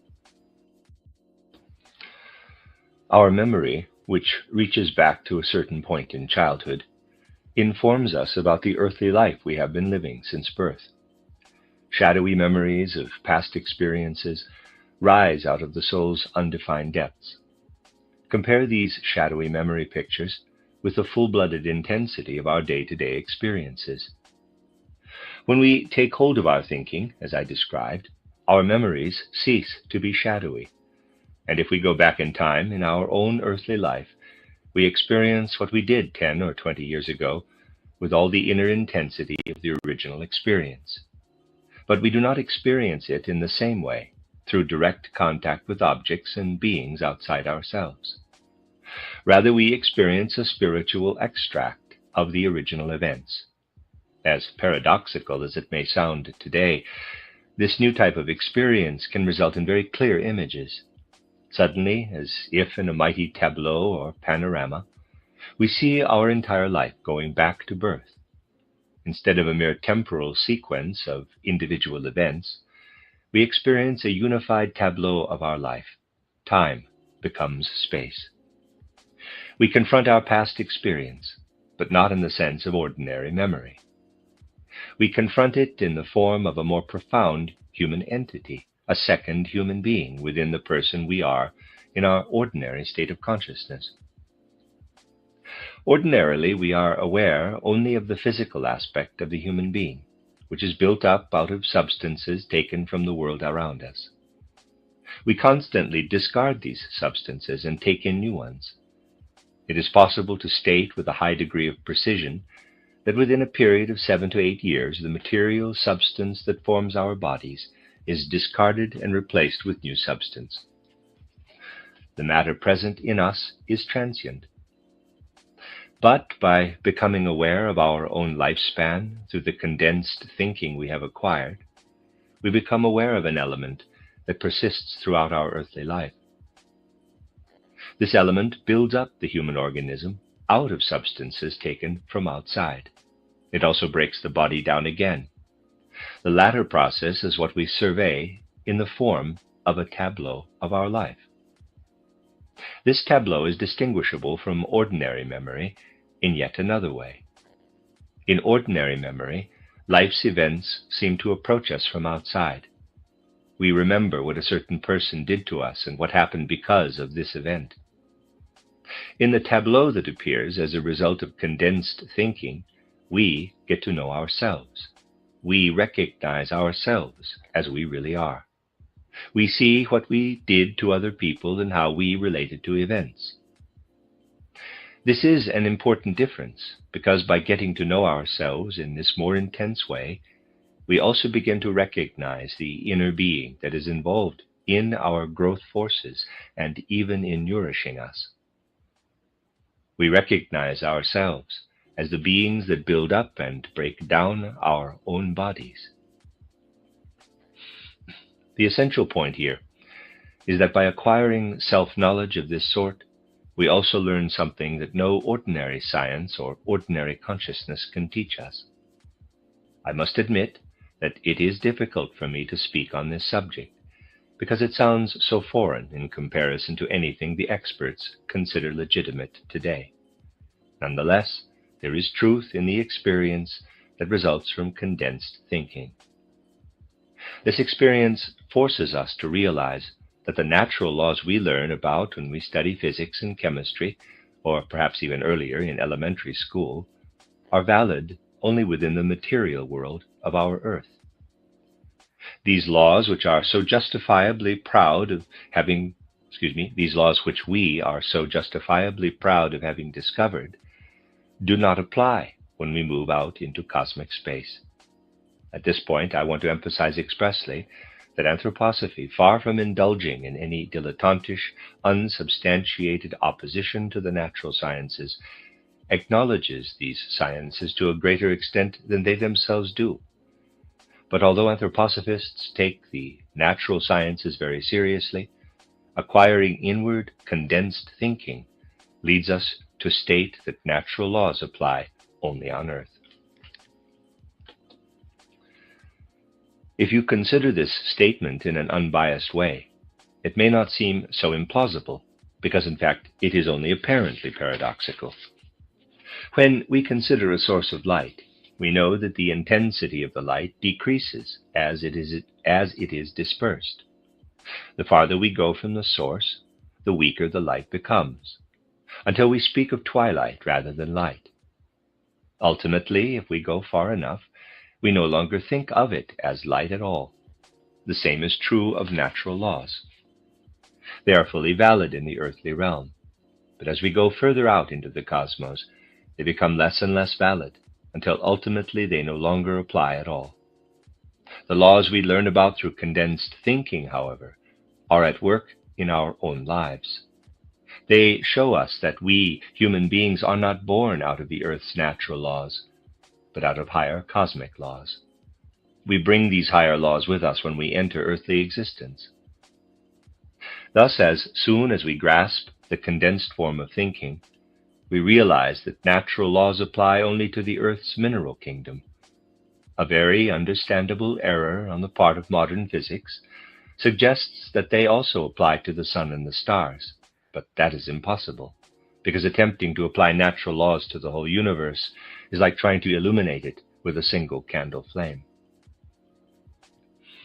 When we ascend from the level of minerals, and only on Earth are they mineral in the sense in which we know them here, to the level of life, we can no longer speak of natural laws that apply to the Earth.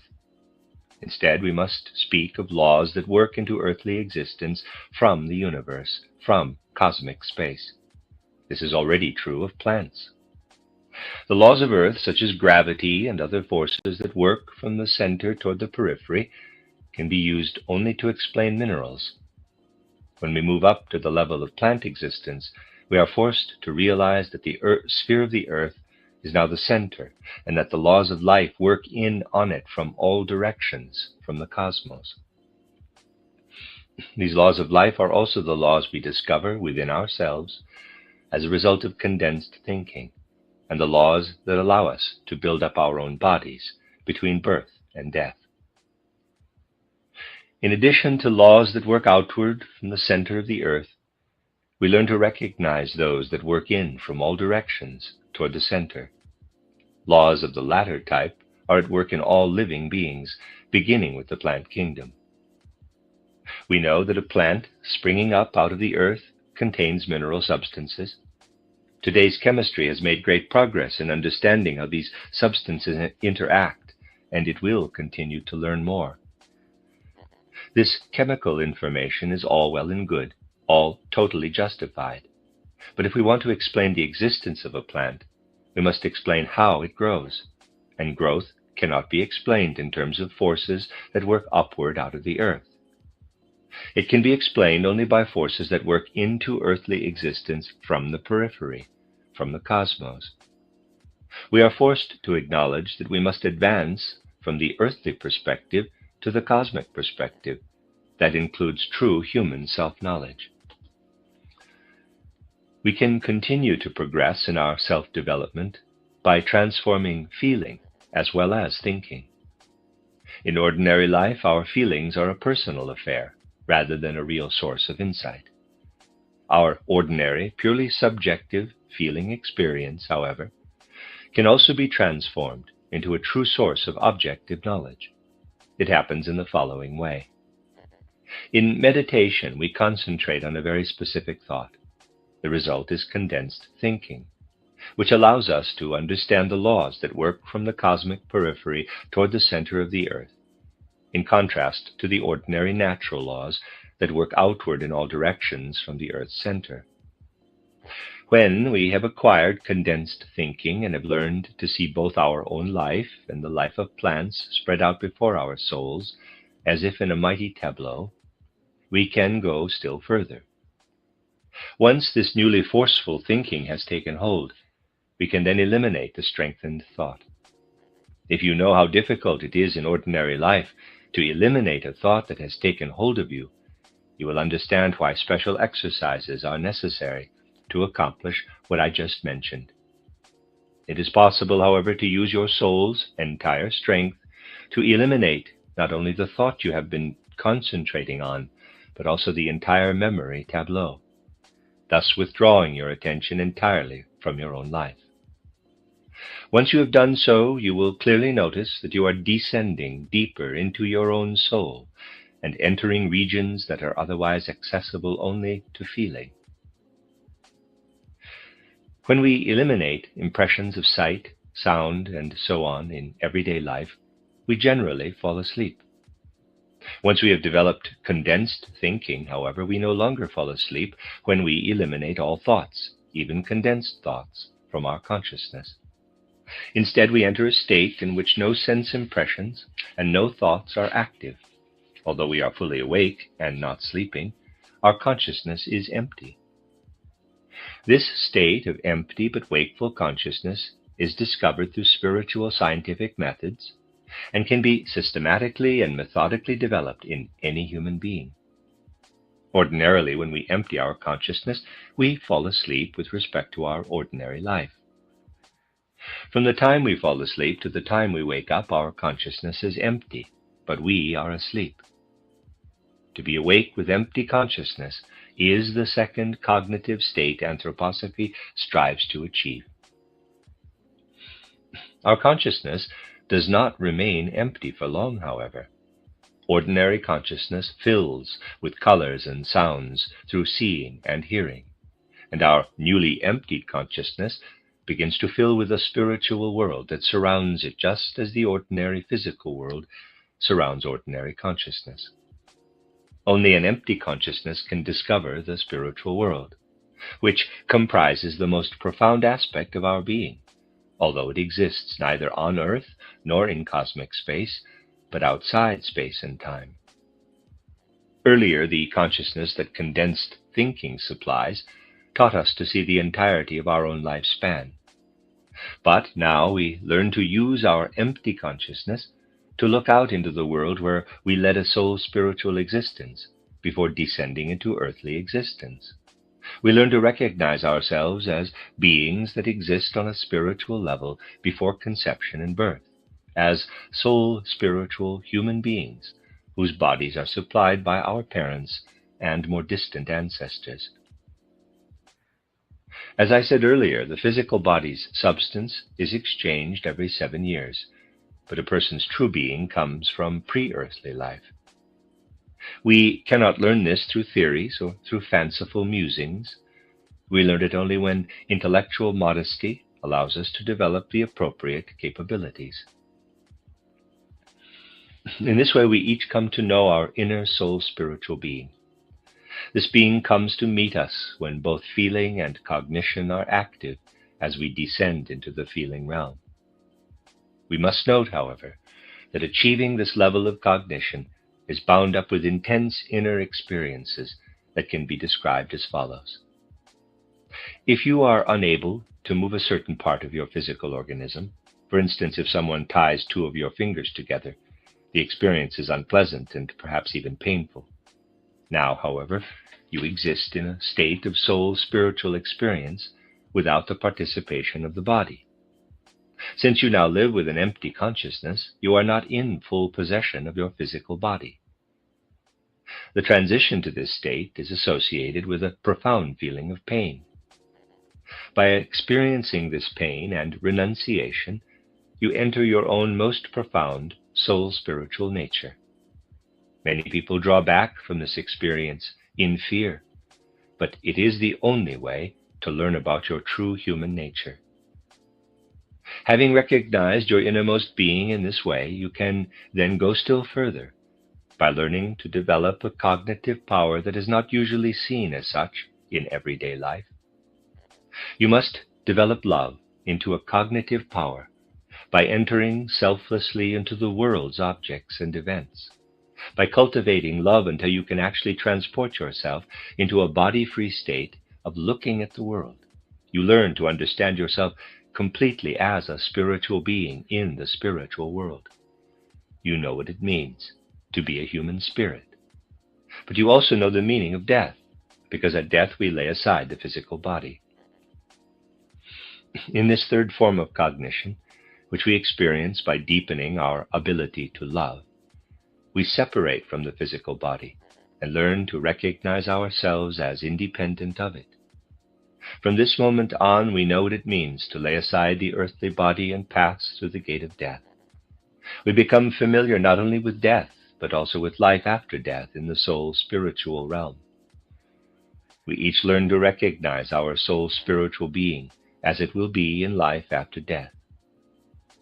Previously, we learned to recognize this being as it exists in the spiritual world before descending into earthly existence. But now we understand the life of the soul spiritual human being after death. At this point, we become aware of how incomplete and imperfect our modern consciousness is. At that level of consciousness, we speak of immortality or the afterlife as a matter of hope and faith. But immortality, our continued existence from the present point in time onward, is only half of eternity.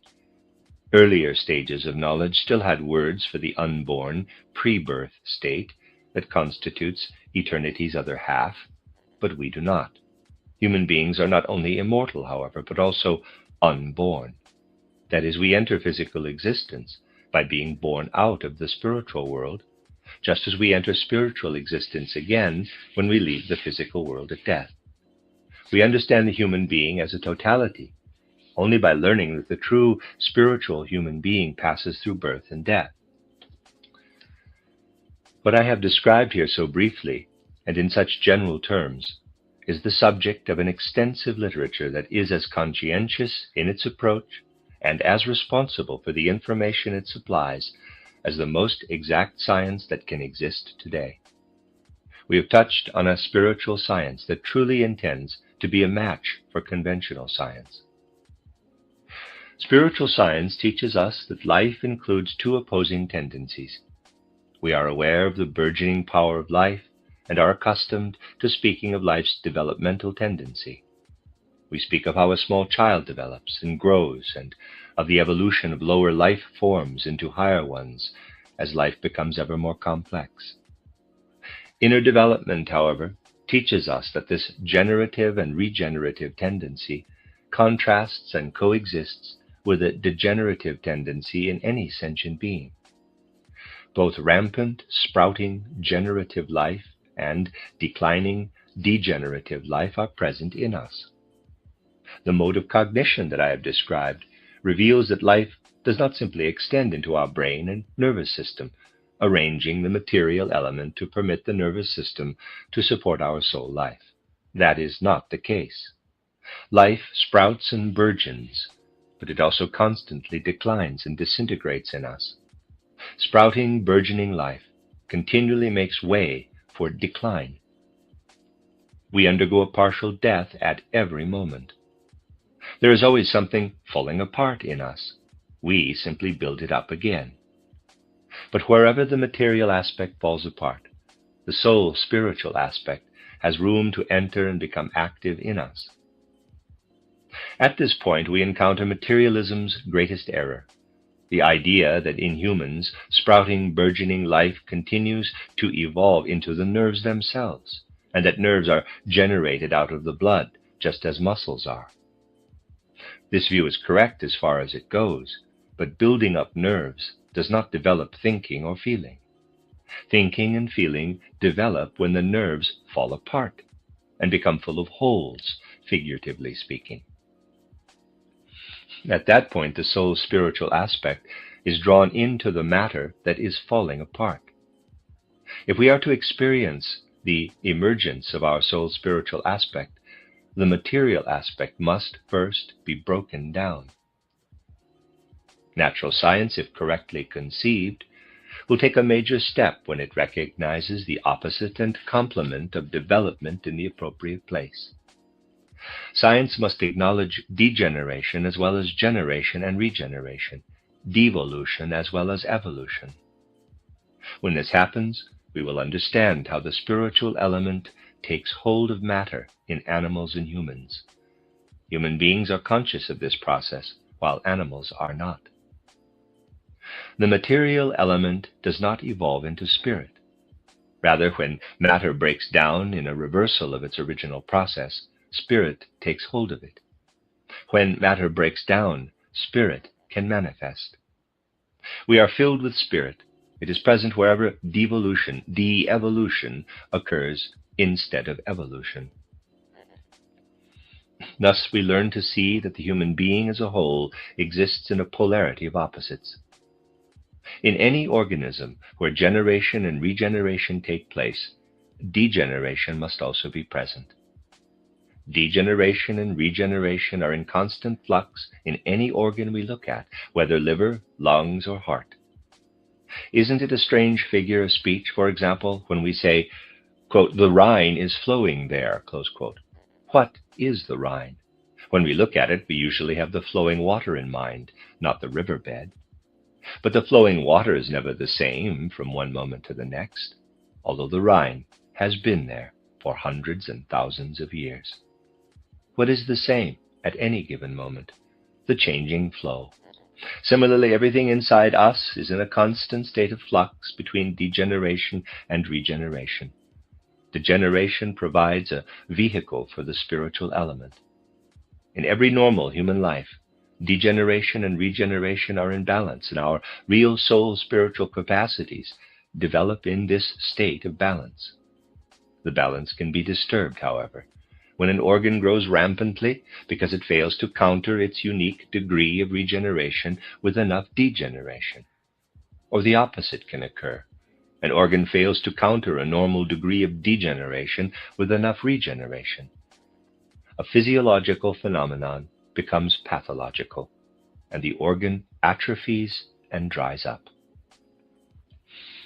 We need to comprehend this state of balance in order to understand how it is disturbed by excessive degeneration or regeneration.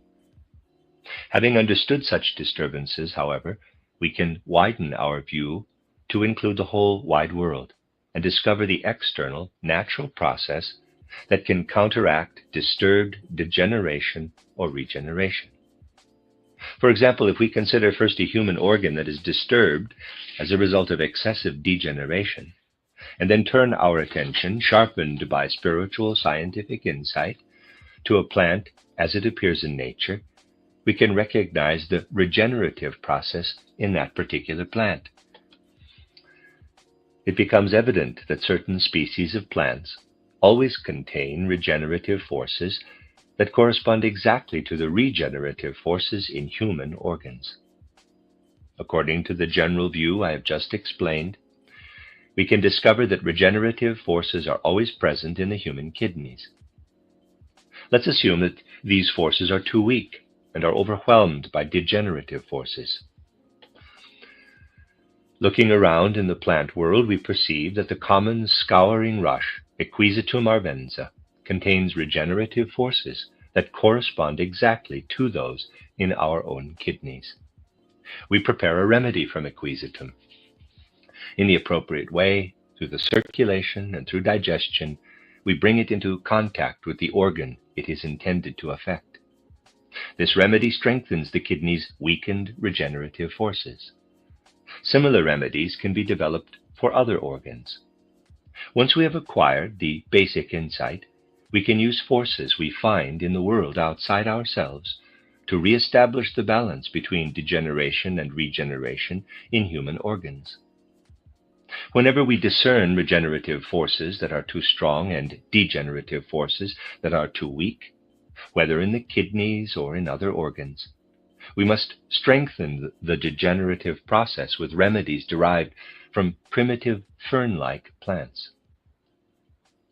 In this way, we can get beyond mere experimentation and testing of the efficacy of substances or remedies. The art of medicine becomes comprehensible when we understand the human body on the basis of the state of balance in its organs and the natural world on the basis of forces of regeneration and degeneration.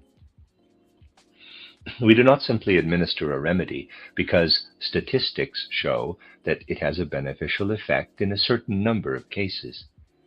Instead, through our understanding of nature and the human being, we know exactly how to transform the process active in a natural product into a remedy that supports a human organ's regenerative or degenerative forces.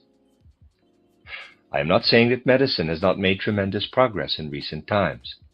Anthroposophy fully acknowledges this progress and does not exclude modern medicine. On the contrary, our work validates it fully. But when we investigate recently developed remedies that are truly effective, we find that they have all been discovered only through luck and a long, slow process of experimentation.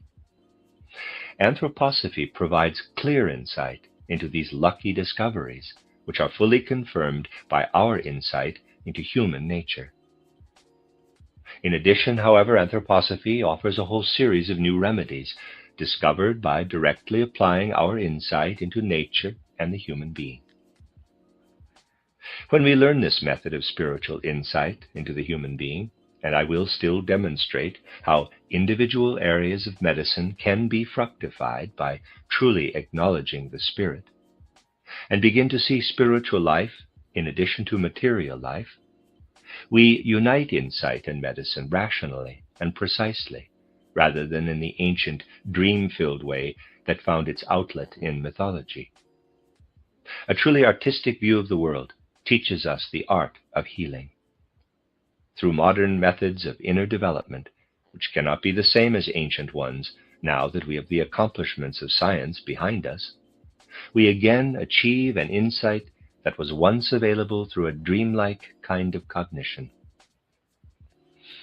Such insight teaches us how to apply the forces of nature and spirit to healthy and sick human beings, to the healthy in the education of children and adults, and to the sick in the art of medicine.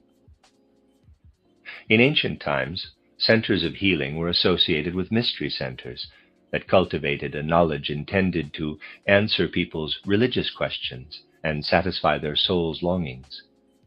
Today, the methods of ancient healing centers seem childish to us, and rightly so.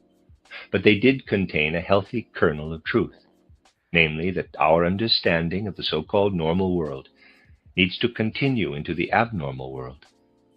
Isn't it strange to say that it is natural for human beings to be healthy, while we are also forced to explain human illness on the basis of natural laws? For it is true that natural laws can explain every illness. Is nature contradicting itself here? We will see that human illness is not a contradiction in nature. We must simply maintain our understanding of the physically normal as we move into the domain of pathological conditions. This understanding gains real value for our life only when centers that care for the sick are found alongside centers that care for the normal.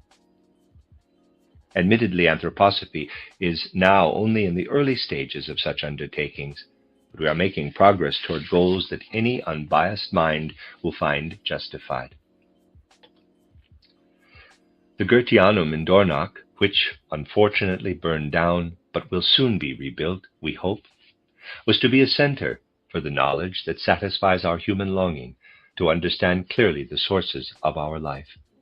It was a matter of course for us that this Goetheanum would be associated with clinics that implement in some modest way a true understanding of the human being.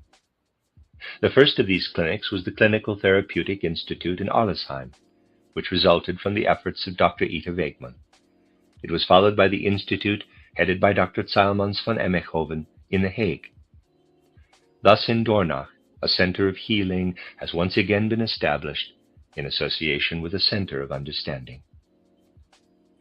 Recognizing the spirit always requires courage, especially with regard to healing. This courage to heal, which enables us to master holistic forces of healing and apply them for the benefit of humanity, is alive and well in the Clinical Therapeutic Institute in Arlesheim, which is associated with the Goetheanum. It is appropriate that the Goetheanum is a center of knowledge that aspires to the mysteries in the modern sense, attempting to nurture both the great and the detailed issues of life, is associated with a therapeutic center that is trying to deepen the art of healing spiritually, especially since the manifestation on a deeper level of what has been fostered in Dornach since last Christmas. Footnote: during Christmas 1923, the Anthroposophical Society was re-established and revitalized after a series of setbacks, including the destruction of the original Goetheanum. For a detailed description of these events, see title The Christmas Conference for the Foundation of the General Anthroposophical Society, 1923-24. And I also have recorded that on this website. End of footnote. I have described the current connection between anthroposophy and medicine. This connection is expressed in the devoted work of my dear colleague, Dr. Ita Wegmann, whose decades-long involvement in anthroposophy, from its very beginnings, made our expansion into the art of healing almost inevitable. The spatial proximity of our center of knowledge and the therapeutic center provides an outer image of the intimate connection between anthroposophical insight and our practice of healing, which is directly derived from an understanding of the sick human being acquired through spiritual methods. Diagnosis and healing are not meant to go their separate ways. The diagnostic process is meant to extend into the healing process. By basing each diagnosis on insight into the processes that take place in disease states in human beings, anthroposophy attempts to see simultaneously the comparable degenerative or regenerative activities in the natural world. We recognize where degenerative forces are at work in nature and use them in remedies that counteract regenerative processes in the human being, and vice versa. Thus, a clear understanding of what is happening in a diseased human being also provides insight into the fundamental character of the remedy's effect. The next 2 lectures will discuss the results of the close association between our spiritual and clinical centers. This association deepens our inner understanding of the healthy or sick human being and enriches the modern art of healing. Today I chose to discuss only the character of spiritual insight and the thorough and intimate understanding of the human being that it affords, teaching us not only to approach natural and spiritual forces on a theoretical level, but also to manipulate them to shape our lives, whether in sickness or in health. As civilization progresses, life becomes ever more complicated. In the depths of our souls, many of us already long for means of coping with life's growing complexity. Anthroposophy's primary aim is to respond to this longing. We will see that anthroposophy, in contrast to many destructive impulses in modern life, chooses to work constructively to help our civilization grow and thrive. Our work involves real action directed toward life's practical issues rather than mere empty phrases. Anthroposophy aims for insight into the phenomena of modern life, insight that can be applied in helpful ways wherever it is needed. The end of Lecture 7. This is a reading of a collection of lectures by Rudolf Steiner entitled The Healing Process. This is Lecture 8, entitled What the Art of Healing Can Gain from the Spiritual Scientific Perspective, Part 2, given in Arnhem on July 21st, 1924. In the introductory lecture yesterday, I attempted to explain how the mode of cognition cultivated by anthroposophy permits a clear understanding of the human being as a total being of body, soul, and spirit. I also attempted to show you how keeping this totality in mind leads to inner insight into healthy and diseased states in the human being. By recognizing the real connections between the activity taking place in the human being and the processes and relationships between substances in the natural world outside, we also bridge the gap between diagnosis and treatment. Today, as we continue, we will be concerned with firming up the details of what I said last time in general terms. We will need to understand clearly that both degenerative and regenerative processes are always present in the human organism. As I said in the last lecture, we must distinguish between several different human, in quotes, bodies. The first of them is the physical human organism that is perceptible to our outer senses. Our reason grasps its manifestations through sense perceptions. In addition to this physical body, as I described last time, we must also recognize the first suprasensible human body, the etheric body or life body. These 2 members of the total human being regenerate the human organization. The physical body is constantly discharging and renewing its substances. We gain an idea of the overall constitution of the etheric body, which includes forces of growth and nutrition, by considering the growing, blooming world of plants in spring, because each plant, like each human being, has an etheric body or life body. In these 2 members of the human organization, therefore, progressive regenerative development occurs. As a sentient being, the human being also has an astral body. Please do not take offense at these terms. We simply need to be aware of what they represent. In essence, the astral body transmits sensations and supports our inward feeling nature.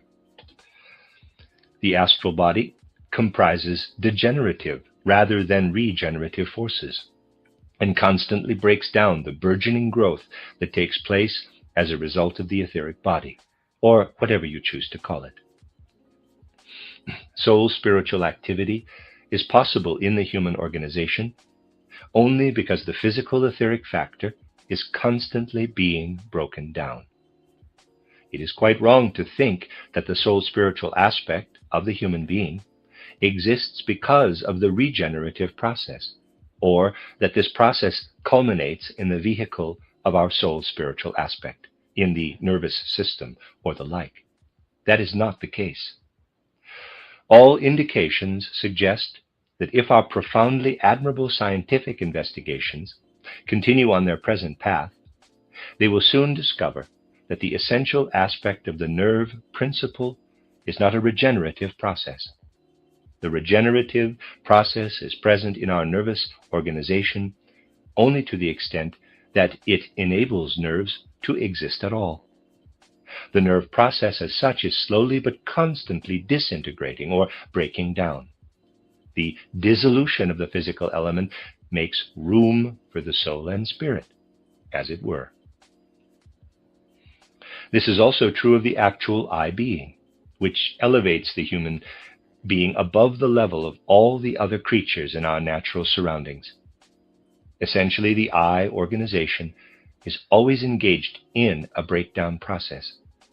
It asserts itself most strongly wherever breakdown occurs in the human being. Thus, when we explore the wonderful internal structure of the human organism, we discover not only a generative and regenerative process in each individual organ, an activity that serves the organ's growth and continued development, but also a degenerative process that reverses physical development but makes it possible for the soul spiritual element to find its place within the human being. I said last time that the specific balance between regeneration and degeneration in each human organ can become disturbed. When regeneration becomes overwhelming, diseased conditions result. Initially, I need to present these ideas on a somewhat abstract level, but they will become more concrete as we continue. When we choose this approach to what transpires inside the human being, we must proceed conscientiously and with a strong sense of scientific responsibility. If we really study each organ individually, and with all the conscientiousness we have learned from our natural scientific observations, which have reached such a high degree of perfection in modern times, we will not talk of regeneration and degeneration in general terms, but will be able to see the specific state of balance required in each individual organ. We will understand the specifics of health in a human being. Any disturbance in an organ's balance in the direction of either regeneration or degeneration is a pathological phenomenon in the human organism. We must also consider the relationship between the human organism and the natural world that surrounds us, because we must derive our remedies from the three kingdoms of nature, the mineral, plant, and animal kingdoms. Our overview of states of balance within the human being reveals that the human organism overcomes everything that exists outside it in the three kingdoms of nature. Let's take a very simple example, such as states of warmth within the human organism. No external warmth is allowed to persist unchanged in the interior of the human organism. By tracing the course of warmth in the natural world outside, I learn that it raises the temperature of objects in the outer world. Warmth permeates these objects. If our human organization were similarly permeated with warmth, if we were just another object as far as warmth is concerned, this warmth would make us sick. If we are to be healthy, the quality and intensity of our organization must permit us to transform external warmth into internal processes as soon as it affects us. External warmth or cold immediately becomes harmful if it takes hold of us and we cannot assimilate it. It is easy for anyone to recognize that this statement is true of warmth and cold, but it also applies to all other natural processes. Only careful study, enhanced by a spiritual perspective, shows us that each force in the natural world is transformed or metamorphosed within a human organism. Our internal organization constantly overcomes our earthly surroundings.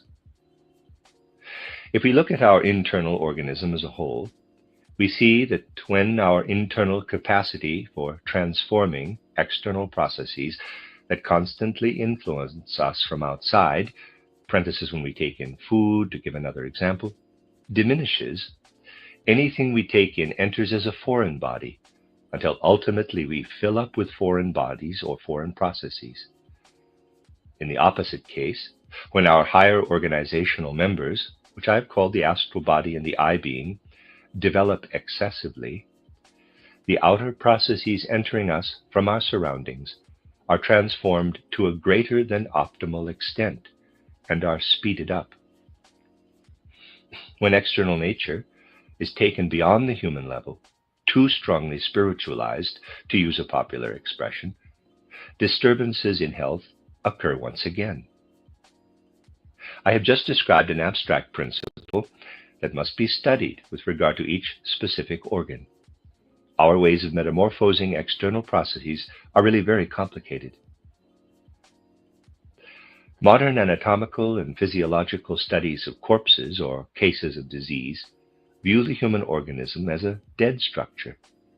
When we first attempt to transcend the level of our scientific education and see the human organism as a living, active being, we find ourselves quite helpless, because the more details we learn about the structure and functioning of the human being on the level of life, the more complicated it seems. There are guidelines, however, that can help us find our way through this labyrinth. At this point, let me interject a comment that is both personal and wholly relevant. I spent 30 years searching for guidelines for understanding the overall organization of the human body before I first spoke publicly on the subject around 1917. Footnote, see title Riddles of the Soul, Collected Works, Volume 21, end of footnote. As a relatively young man in my early 20s, I pondered the question of whether certain guidelines could be applied to the study of this complicated human form in order to arrive at an overview of sorts. As I said, I was involved in this work for 30 years before it became evident to me that there were three distinct aspects of our human organization: the sensory nervous system, the rhythmic system, and the metabolic limb system. All the parts of the so-called sensory nervous system form a coherent whole that supports all our conceptual activity. Another relatively self-contained system is our rhythmical organization, which includes the rhythms of respiration and blood circulation, the rhythm of sleeping and waking, and many other rhythmic functions in the human body. It first occurred to me to subdivide the human being in this way when I learned to distinguish correctly and precisely between the rhythmic system and the sensory nervous system. At that time, almost 40 years ago, when the basic questions of physiology weighed more heavily on people's minds than they do today, I was forced to confront the question of whether the empirical evidence really suggests that our entire soul life of thinking, feeling, and willing is bound to the system of nerves and senses. For me, this line of thought resulted in an impossible contradiction. How could thinking, feeling, and willing possibly all be bound to the sensory nervous system? I cannot present all of my thoughts on this subject in detail today, of course, so I will simply point you in the right direction. Much of this will become clear when we begin to talk about therapy. For example, precise, unbiased physiological investigations of how music affects the human organism, specifically studies of the close association between musical experience and the rhythmic element and of the psychological or emotional aspects of experiencing melody and harmony, reveal that human emotional activity is experienced in the rhythmic system and is not directly bound to the nervous system. When we realize that our direct experience of music and the resulting feelings are supported by the nervous system only after we have raised them to the level of mental images, we discover that the nervous and rhythmic systems are inherently different on the organizational level. If you take advantage of everything modern physiology has to offer with regard to how the human ear perceives musical sounds, you will realize that audible stimuli, that is, sense perceptions of a particular type, are incorporated first into the human rhythmic system and then make their way rhythmically up into our sensory organization and finally to the nervous system, where they assume the form of mental images. Our emotional life is directly connected to the rhythmic system, but only indirectly to the nervous system, the vehicle of thinking. The nervous system is the vehicle of feeling only to the extent that we become aware of our feelings in the form of thoughts, since thoughts are supported by the nervous system. We make similar progress in studying the physiology of the metabolic limb system.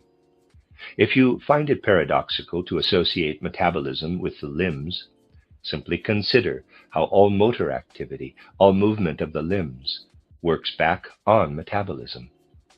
The metabolic limb system is indeed a cohesive whole. When we study the issues precisely, rather than in some confused way, it becomes evident that the metabolic limb system directly supports all will phenomena in the human being. We have already established that there is a direct connection between the metabolism and the rhythmic system in our human organization. When will activity in the metabolic limb system works its way upward into the rhythmic system, it is transformed into feeling. Our feelings develop directly in our will, which is played out in metabolic processes. We experience or feel our will indirectly in the rhythmic system, and we develop thoughts about our will when the metabolic and rhythmic systems work strongly up into the sensory nervous system. This insight into the subdivision of the human being provides real guidelines for clearly understanding the organization of the human being. If we clearly understand the character of the sensory nervous system and compare it with that of the metabolic limb system, parenthesis, for the moment we will consider the rhythmic system as an intermediate element, close parenthesis, we find that the sensory nervous and the metabolic limb systems are polar opposites. Where the metabolic limb system causes regeneration, the sensory nervous system causes degeneration. A clear understanding of this view of the human organism shows us that the entire eye organization is closely bound to the sensory nervous system, while the entire human etheric body is more closely bound to the metabolic limb system and the astral body to the rhythmic system. The physical body pervades our human organization, but is constantly being overcome by its three other members. Having understood this, we also begin to understand so-called normal and abnormal processes within the human organism. Before we consider one of these three members, the sensory nervous system, in detail, I would like to make comment to ensure that I won't be misunderstood. A particularly malicious research scientist who happened to hear a superficial account of my basic Bob's just opened its 200th store, which means you have even more places to shop everyday low prices on must-have designs, like Bob's real marble dining sets starting at just $5.99, feature-packed power reclining sofas with charging ports and cup holders starting at $7.99, and the 5-star Consumer Reports recommended Treasure mattress for only $7.99. So stop into your local store or visit mybobs.com for everyday low prices delivered on time. Oh my Bob! Subdivision of the human constitution said that I had attempted to distinguish between the head, the chest, and the abdomen. That is, that I had concentrated the sensory nervous system in the head, the rhythmic system in the chest, and the metabolic limb system in the abdomen. This oversimplification is, of course, the result of ill will. It is true that the human sensory nervous system is located primarily in the head, but it is also found in both of the other systems. The rhythmic system is indeed concentrated mainly in the torso, but it too is spread out over the entire human being. Similarly, the metabolic system can also be found throughout the human body. The issue here is not to distinguish between spatially separate organ systems, but to recognize the qualitative aspect that is active in the individual organs and permeates them. When we study our sensory nervous system from this perspective, we find that it extends throughout the human organism. Our eyes and ears, however, are formed so as to incorporate the sensory nervous system to the greatest extent, the rhythmic system to a lesser extent, and the metabolic system to a still lesser extent. Although an organ such as the kidney contains less of the sensory nervous system and more of the rhythmic and metabolic systems than an eye or an ear, it nonetheless contains a part of the sensory nervous system and includes all three members of our human makeup. We do not truly understand the human body if we describe it as having senses here and digestive organs there. That is not the case. The reality of the situation is totally different. A sense organ is only primarily a sense organ in a certain sense. It is also a digestive organ and a rhythmic organ. An organ such as the kidney or the liver is only predominantly an organ of elimination or digestion. It is also a sense organ, although to a lesser extent. When we consider our entire human organization and its individual specialized organs from the perspective of the sensory nervous system, from the perspective of the real state of affairs, that is, and not according to the often bizarre concepts of physiology, we discover that while the outer world is perceived by means of specific organs of sight, smell, hearing, and so on, the sensory system actually pervades the human body. On a very subtle level, the kidney, for example, perceives what is going on in digestion and elimination. The liver is also a sense organ in a certain respect, while the heart is an internal sense organ to a very great extent and is only comprehensible when seen as such. Please do not imagine that I want to criticize contemporary science in any way. I fully acknowledge all its accomplishments, and I want our view to be firmly rooted in science. We must realize, however, that modern science is not yet capable of precisely understanding the nature of the human being. If it were, it would not associate the organization of the animal body so closely with that of the human body. With regard to sensory activity, the makeup of the animal is on a lower level than that of the human being. Because the human sensory nervous system is linked to the eye organization, capital I, while that of animals is linked only to the astral body, sensory activity is totally different in humans than it is in animals.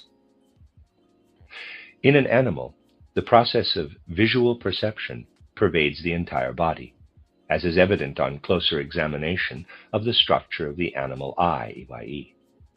In humans, sensory perception remains concentrated on the surface or periphery to a much greater extent. Subtle structures in the eyes of animals, which are usually present only on the etheric level in higher animals, suggest that sensory perception penetrates animals more deeply than humans. In the eyes of certain lower animals, we find structures such as the xiphoid cartilage, also present in etheric form in higher animals, or the pecten, footnote pecten, resembling a comb, is a folded, vascular, pigmented membrane that projects into the vitreous humor of the eye of a bird or reptile. Xiphoid cartilage, or process, is the posterior and lowest division of the human sternum, remaining somewhat cartilaginous throughout life. End of footnote. The degree of blood perfusion in these organs shows that the animal eye participates in the animal's overall structure to a considerable extent, while the human sensory nervous system relates to the total body in a very different way. Human beings live in the outer world to a much greater extent than animals, who tend to live more within themselves. everything mediated by the higher spiritual members of the human being and manifesting as sensory nervous activity through the capital I organization takes place in the domain of the physical body and therefore needs to be influenced, even on a material level, by the sense-perceptible physical world. An exact study of the well-functioning, completely healthy human sensory nervous system reveals that it depends on a particular substance and the activity inherent in it. As I have said, a substance is never merely matter at rest, but is actually the material representation of a process. A quartz crystal, for example, appears as a delineated form with fixed contours only because we never see it as a process, albeit one that occurs very slowly. It is important to penetrate ever deeper into the human organism to understand such interactions. As I described before, physical substances that enter the organism from outside must be absorbed and overcome by the organism. It is especially interesting to note that in its so-called normal, healthy state, relatively speaking, of course, the human sensory nervous system depends on a subtle process influenced by silica entering the organism. When silica, which takes the form of beautiful quartz crystals in the natural world outside us, is internalized and overcome by our human organization, it is characteristically incorporated into the nervous processes. Spiritual perception of the activity of the human sensory nervous system reveals a wonderfully subtle process at work in the substance silica. Considering what I said earlier about how the human being is, quote, all sense organ, close quote, the activity of silica is simply more intense on the periphery of the human body, where the senses are concentrated, and less intense or more dilute in the interior of the organism, in the lungs, liver, and kidneys, only to intensify again in our bones. This perception reveals a curious subdivision of the human being. We have the periphery or surface of the body, where our senses are concentrated, the bones that support our limbs, and between them the muscular and glandular systems and central structures and organs specific but generally weaker in the intervening area. As we move toward the surface of the body, where the nervous system reaches into the sense organs, we need more and more silica. As we move from the periphery toward the interior, we need relatively less silica. But in the bones that support our motor system, we need more of it again. This perception of our entire human organization shows us how a particular specialized process, such as the activity of silica, takes place inside the human being. Having recognized this process, we begin to realize how imprecise modern physiology is. As I have said, my intention here is not to criticize, but simply to state the facts. Let's take respiration as an example of how contemporary physiology studies human life. In some respects, respiration is a complex process, but it consists essentially of taking in oxygen from the air outside us when we inhale and giving off carbon dioxide when we exhale. Human life on the organic level is based on this rhythmical process. Physiology describes how the oxygen moves through the body, combines with carbon from our blood, and is eliminated in the form of carbon dioxide when we exhale. From a superficial perspective, this description is accurate, but in reality, the combining of oxygen and carbon is associated with another process. It is not true that we simply inhale oxygen and combine it with carbon inside the body. That is what we do mainly with the oxygen that we distribute throughout the lower part of our bodies. There, oxygen is indeed combined with carbon and exhaled in the form of carbon dioxide. This rhythmical process, however, is underlaid by a different and subtler process in which the oxygen that moves upward toward the head and the sensory nervous system in the restricted sense of the term as I defined it earlier, combines with silicon to form silica, silicon dioxide.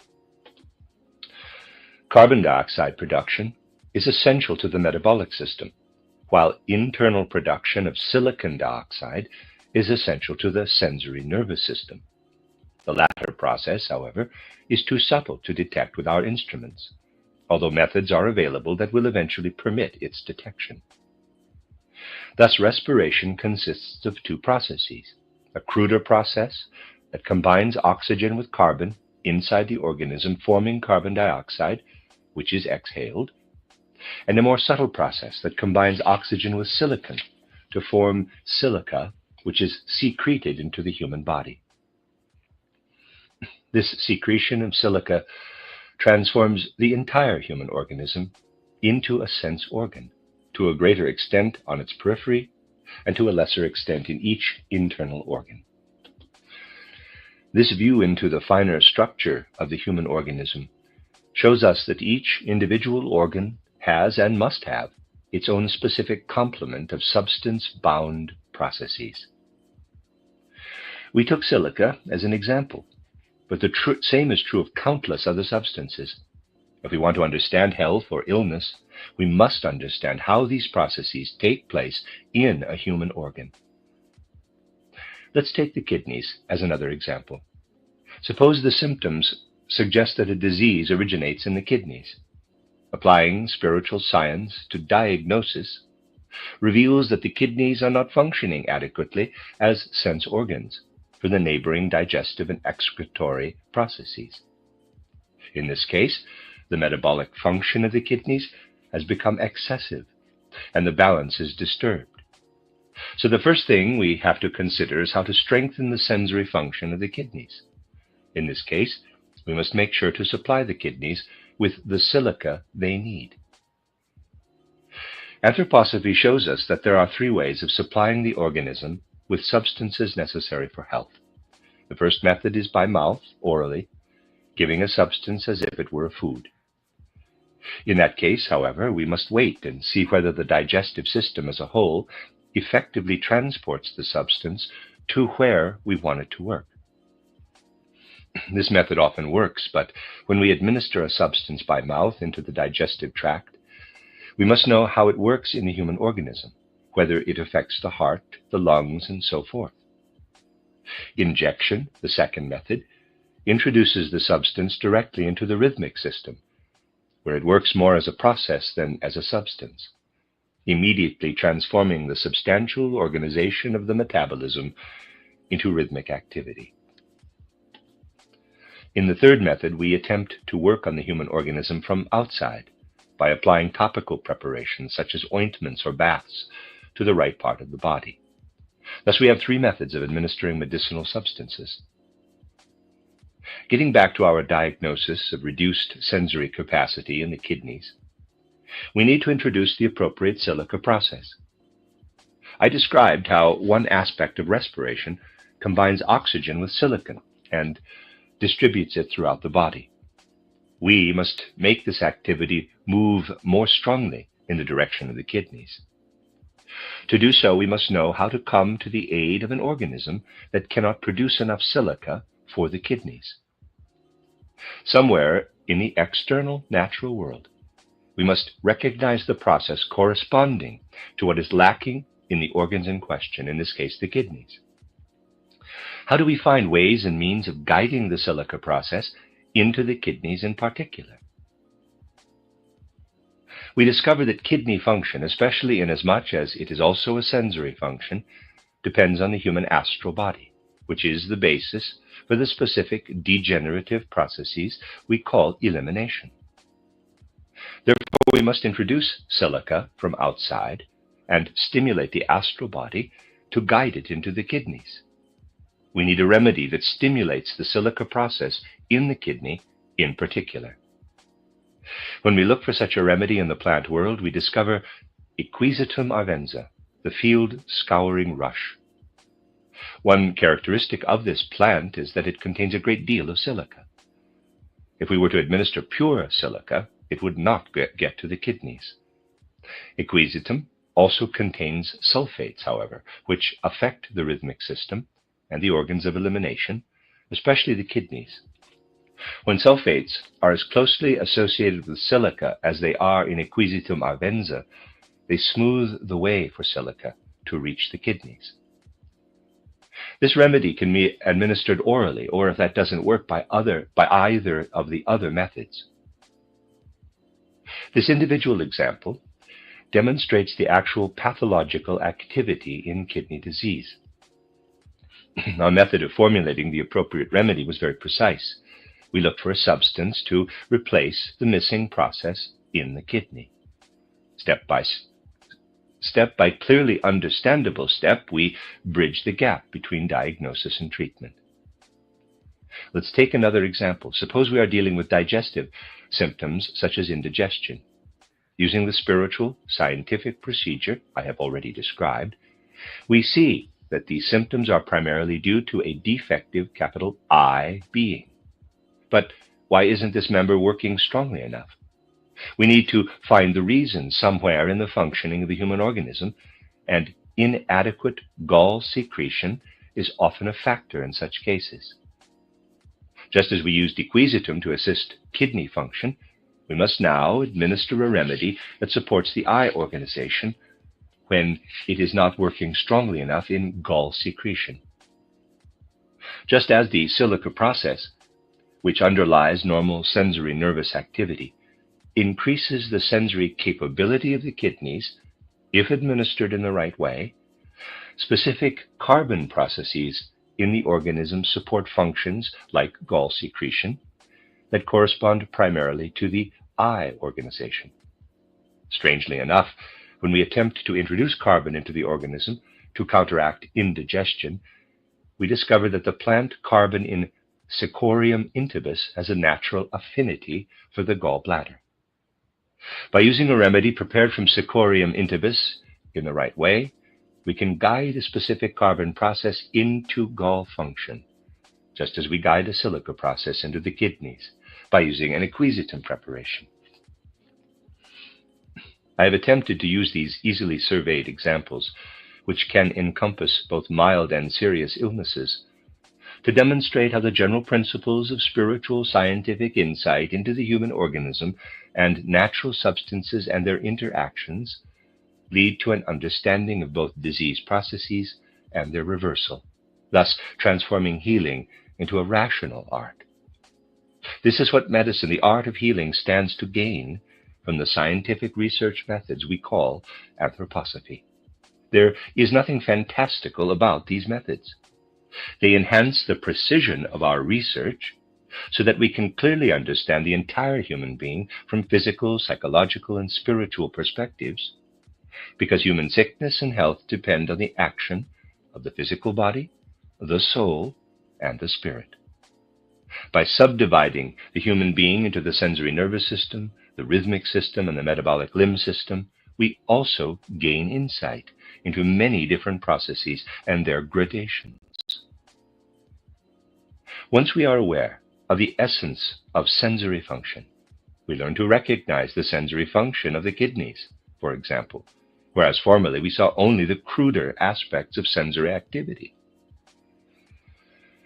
This new awareness allows us to clearly understand illnesses as such. I said earlier that the activity occurring in the metabolic limb system is the opposite of the sensory nervous process. But sensory nervous functions that normally take place in the nerves in the head can also shift to the metabolic limb system. In that case, a function that is normal and right in our sensory nervous organization is displaced and occurs in the metabolic limb system as a result of abnormalities of the astral body and I being. That is, a function appropriate to one system can cause illness when it is metamorphosed and affects a different system. For example, a disease develops in the sensory nervous system when a function belonging to another system appears there. This is what happens in typhoid fever. Typhoid fever is an activity that belongs in the nervous system and in our physical organization. When it moves into the etheric domain of the metabolic system, it is superimposed on the physical body and manifests as typhoid fever. This is an example of how we gain insight into the essential nature of a disease process. Similarly, the forces that create sense organs can also become active in the wrong place. That is, the activity underlying a sense organ can metamorphose and become active elsewhere. Let's take the example of the ear. If the functioning of the ear appears somewhere other than in the sensory nervous system, at a point where the metabolic system connects with the rhythmic system, for example, an abnormal tendency to develop a sense organ arises and manifests as carcinoma or cancer. We can recognize carcinomas as displaced tendencies toward the development of sense organs only when we clearly understand the structure and functioning of the human body in the anthroposophical sense. One of anthroposophy's most fruitful contributions to the field of medicine is the realization that abnormalities in the human organism are due to displaced functions that are normal in other systems. This insight into the human organism enables us to truly understand health and illness for the first time, and to bridge the gap between diagnosis and treatment, between observing illness and curing it. When the full context of these considerations is presented, none of the statements of spiritual science contradict modern medicine. An important first step in this direction will be the imminent publication of a book co-authored by myself and Dr. Ita Wegman, director of the Clinical Therapeutic Institute in Arlesheim. Footnote, this book was entitled Extending Practical Medicine, Fundamental Principles Based on the Science of the Spirit, Collected Works, Volume number 27, end of footnote. This book, which attempts to present spiritual scientific perspectives on medicine as complementing rather than contradicting contemporary medicine, will convince you that spiritual scientific perspectives are not the mere fabrications they are reputed to be. In a way that will do full justice to contemporary science, this book will demonstrate the fruitful contributions of spiritual scientific research to the art of healing. As such, subjects are investigated in increasing detail and with scientific conscientiousness. The efforts of such facilities as the International Laboratories in Arlesheim, where a whole series of new remedies has been produced according to the principles outlined here, will be more generally acknowledged. The task of my third lecture will be to consolidate the rational basis of therapy that has already been suggested here by considering, at least to the extent that such things can be presented on a popular level, very specific individual cases of illness and possible cures. Those who clearly understand what is involved need not be concerned at the prospect of subjecting our suggestions to exact tests. We know that the popular response will be the same as the response to general anthroposophy. Initially, those unfamiliar with the details will criticize and cast aspersions, but their criticism will cease as they become familiar with the specifics. I will present details in the next lecture to demonstrate that the field of anthroposophical medicine intends to work in complete harmony with contemporary science rather than to circumvent it. Anthroposophy, however, also works out of the urge to complement modern science with spiritual insight. Only when these circumstances are understood will the art of healing find its true foundations, because the art of healing deals with human beings who are beings of body, soul, and spirit. Any true science of medicine must seek to understand the human being on this threefold basis. The end of Lecture 8. This is a reading of a collection of lectures by Rudolf Steiner entitled The Healing Process. This is Lecture 9, entitled What the Art of Healing Can Gain from the Spiritual Scientific Perspective. This is Lecture 3 of a set of 3 given in Arnhem. This one is on July 24th, 1924. In the previous 2 lectures, I presented general principles of anthroposophical research that can bear fruit for the art of healing. Today, I would like to complement these general principles with details that will demonstrate how such practical applications of anthroposophy can lead to reality-based and life-enhancing management of daily life. Previously, I discussed how anthroposophy subdivides the total human being into 4 members. The physical body is perceptible to our ordinary senses and is constantly being broken down and regenerated in the course of an earthly life. The so-called etheric body or life body, which we humans have in common with plants, is active in the physical body and encompasses forces of growth and nutrition. In addition, we must distinguish the vehicle of our perceptions and emotions, which reflects the outer world for us on an inner level. This vehicle is the astral body. As I said earlier, there is no need to take exception to these terms. Please simply accept them in the sense in which they are used here. The astral body is common to human beings and animals. We human beings, however, transcend the other natural kingdoms, because our constitution includes the I being, capital I. If this subdivision of the human being remains an abstraction for us, we cannot recognize its true value. But when we acknowledge the real significance of these 4 members of the human constitution, we no longer see them as mere philosophical concepts or as a way to categorize bodily phenomena. We can realize the significance of this subdivision simply by looking at a daily occurrence in human life, namely the alternation between states of sleep and wakefulness. Every day we are aware of making the transition from one state of consciousness, in which we move our limbs from within and receive and process impressions from the outer world, to another, in which we lie motionless and asleep, and our consciousness, with the exception of dreams, fades away into undefined inner darkness. If we choose not to presume that the willing, feeling, and thinking at work in us dissolve into nothing when we fall asleep, only to return from nothingness when we wake up, we must wonder about how the waking individual relates to the sleeping individual.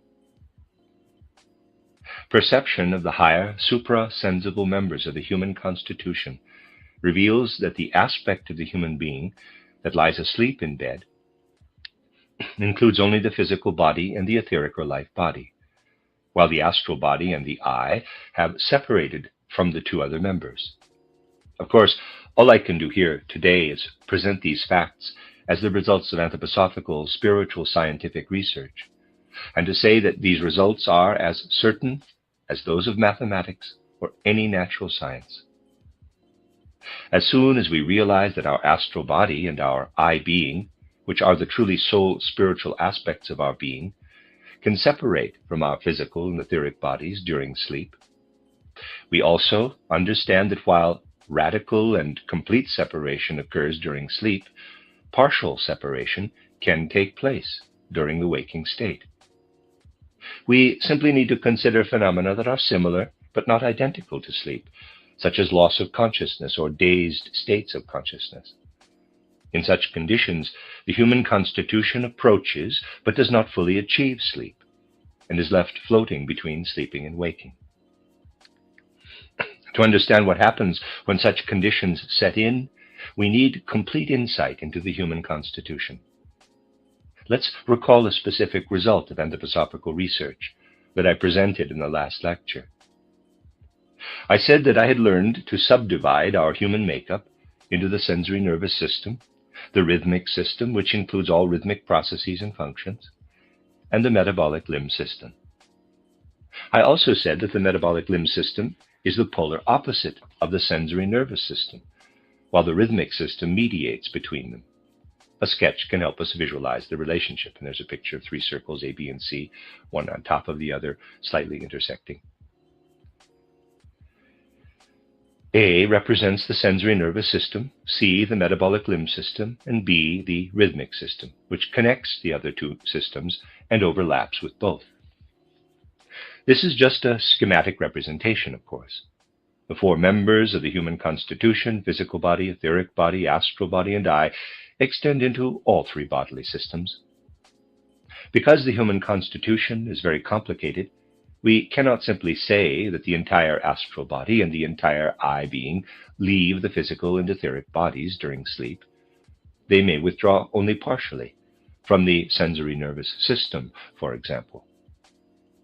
Under such circumstances, the human head tends towards sleep because the sensory nervous system, although it pervades the entire human body, is concentrated primarily in the head. The person in question is not asleep, however, because the metabolic limb system and the rhythmic system still fully include the astral body and the I being, which have simply withdrawn from the head. As a result, a dazed or dulled state of consciousness comes about in the head, while the rest of the body functions as it normally does in the waking state.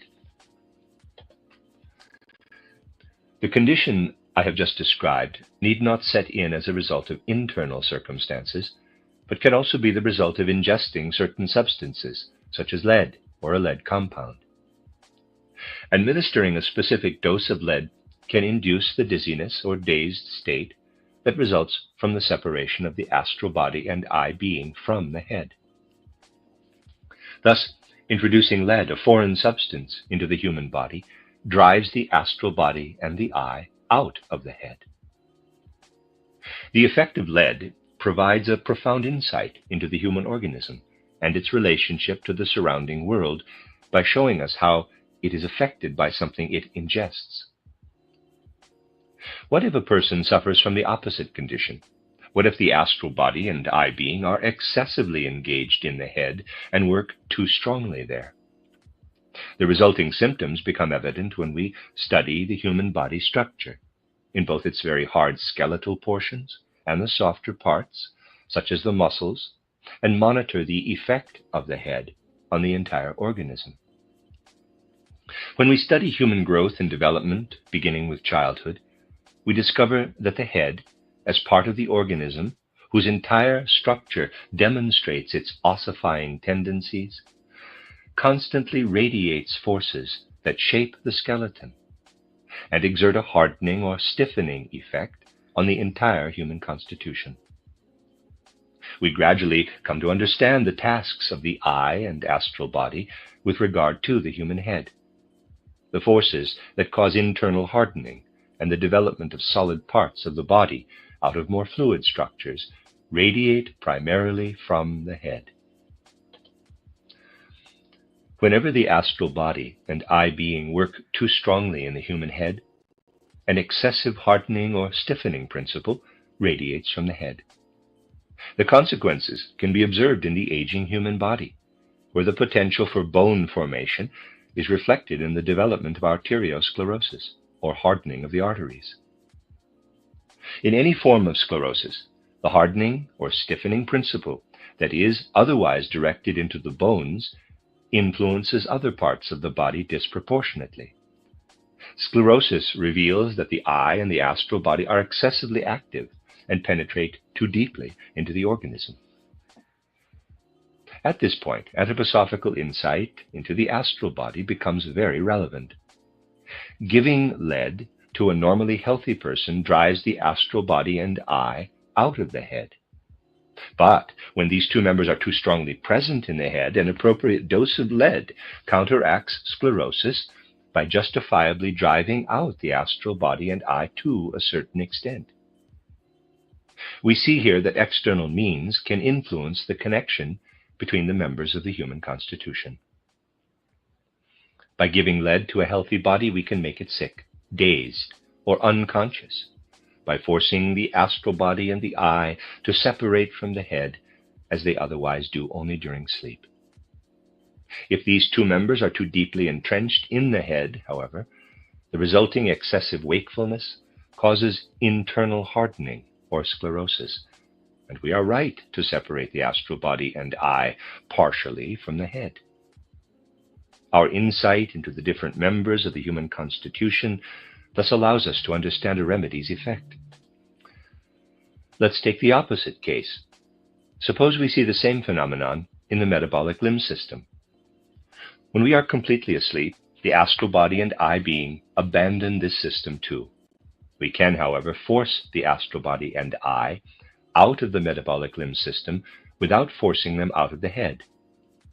Just as lead causes dazed states and the like by driving the astral body and the I out of the head, A certain dose of silver or a silver compound drives the astral body and eye out of the human metabolic limb system and induces corresponding symptoms of hardening in the digestive tract, such as constipation and other disturbances. Now, let's assume that the digestive organs are too strongly pervaded by the astral body and eye. These two members are the active agents driving the digestive portion of the metabolic limb system. When they work too strongly and become too deeply entrenched, too much digestive activity occurs too quickly. Excessively fast digestion is also incomplete, resulting in diarrhea and related symptoms. These symptoms are also associated with another phenomenon, an excess of metabolic limb activity. Everything works together in the human organism, and excessive metabolic limb activity works too strongly on both the rhythmic system and the head, especially on the former, where digestive activity continues as digested food is transformed into blood. The rhythm in the blood, in turn, depends on substances entering the blood. When the astral body and eye work too strongly, we see symptoms such as fever. Once we know that we can drive the astral body and eye being out of the metabolic limb system by administering a dose of silver, we also know that silver or its compounds can be used as remedies when the astral body and eye are too deeply entrenched in the metabolic limb system. You see how we learn to master these connections between the human being and outer substances. Spiritual science seeks such connections everywhere in the natural world. I demonstrated the general possibility with regard to plants last time, and with regard to two mineral substances, lead and silver, today.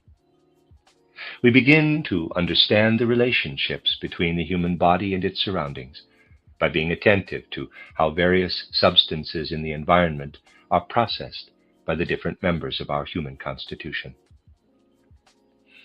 Now let's contemplate an example that shows how therapeutic insight results from understanding the pathological workings of the human organism. Before we discuss this example, however, a few preliminary comments are in order. A remedy of sorts, a remedy that we all need, is always present in the human body itself. I am not using the term remedy very precisely here, but you will immediately understand what I mean. In human beings, the eye being and the astral body are always tend to descend too deeply into the physical body and etheric body. We would prefer to perceive the outer world dimly rather than clearly, to rest rather than to be active. Our natural preference for rest is a constant illness that must be cured. We are healthy only when our bodies are continually healed by the iron in our blood, which is present for that purpose. This metal prevents the astral body and eye from uniting too strongly with the physical body and etheric body. Iron therapy is an ongoing internal cure. Whenever there is too little iron in our blood, we become listless and want to rest. And whenever there is an excess of iron, we experience involuntary activity and restlessness. Iron regulates the relationship between the physical and etheric bodies, on the one hand, and the astral body and eye on the other. When this relationship is disturbed in any way, increasing or reducing the body's iron content will restore the correct proportion. Now let's consider a form of illness that is not given much consideration by the medical establishment, and understandably so. This illness is confusing because the contributing factors are not readily apparent, and a plethora of remedies are available. It seems that every drug manufacturer has developed a remedy.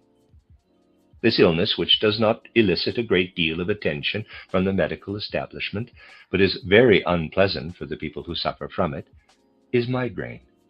Migraine seems confusing because it really is a very complicated illness. In studying the human head, we are struck by the central location and wonderful network of the extensions of the sensory nerves.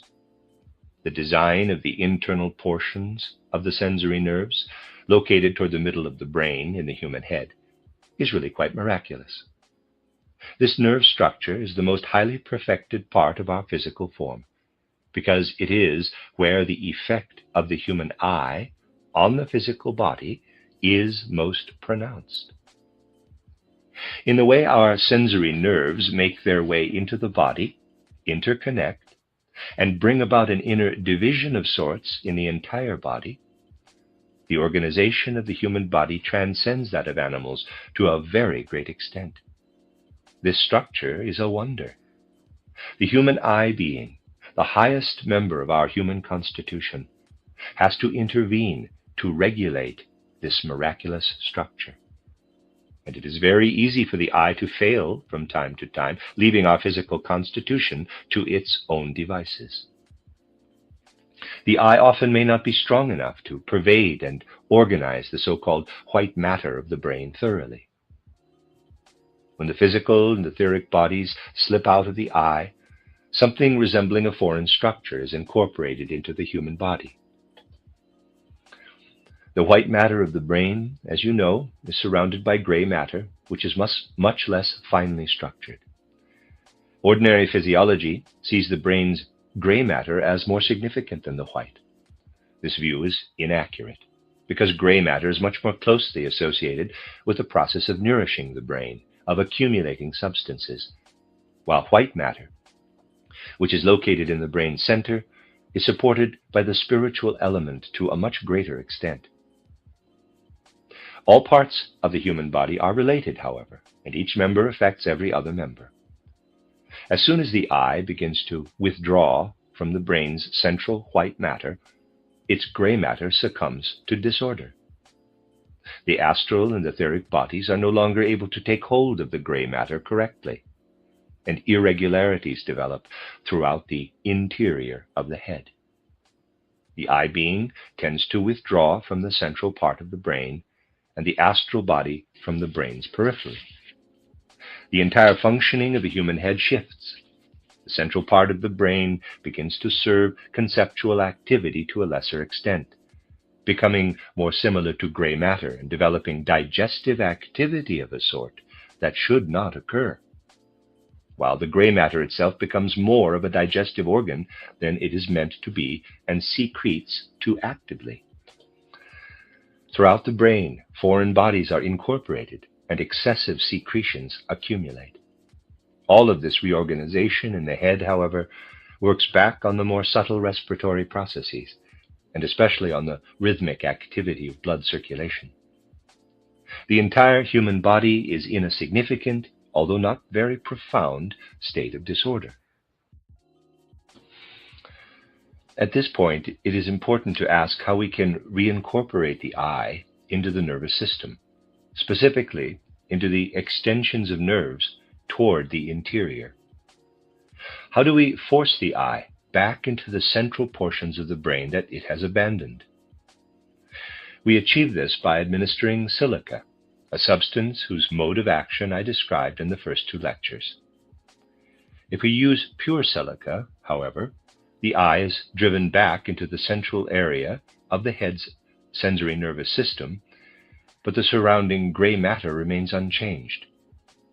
To regulate the digestive process in the gray matter simultaneously, so that it does not overflow and is rhythmically incorporated into the entire normal context of our human constitution, we must also administer iron, which has the ongoing role in the human body to regulate the connection between the rhythmic system and the entire spiritual system. Footnote: the human, in quotes, spiritual system refers to the non-physical aspects of the body, which Steiner has described here a number of times as the etheric body, formative forces or life-filled spiritual form, the astral body or soul body, and the self or I.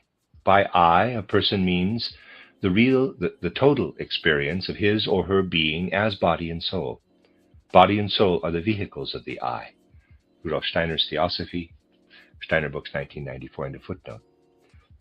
We immediately notice that the cerebrum in particular, tends to develop irregularities in its digestive processes.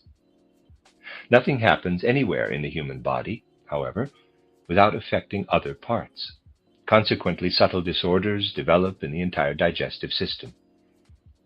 If we again study the connection between an outer substance and the human body, we find that sulfur and its compounds regulate digestive processes throughout the body.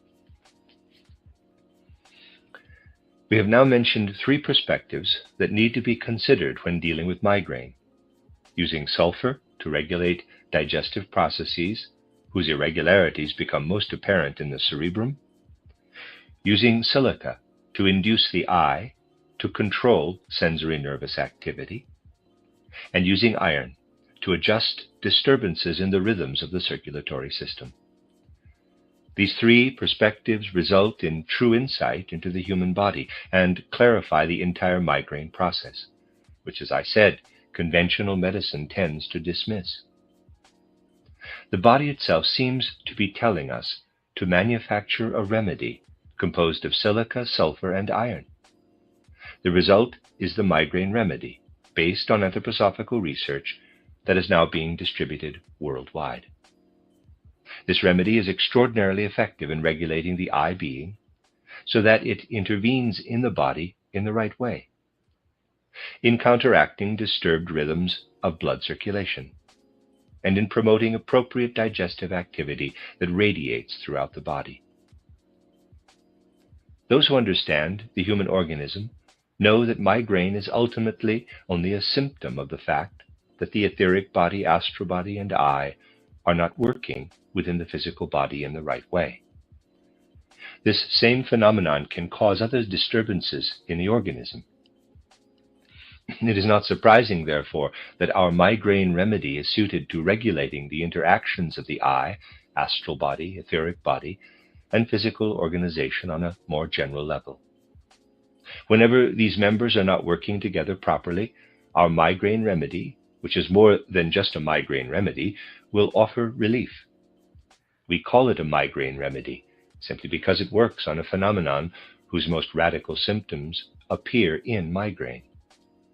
I have used this particular remedy to clarify how we study the nature of an illness according to anthroposophical principles, and how we produce the remedy once we know the effects of substances on individual members of the human constitution.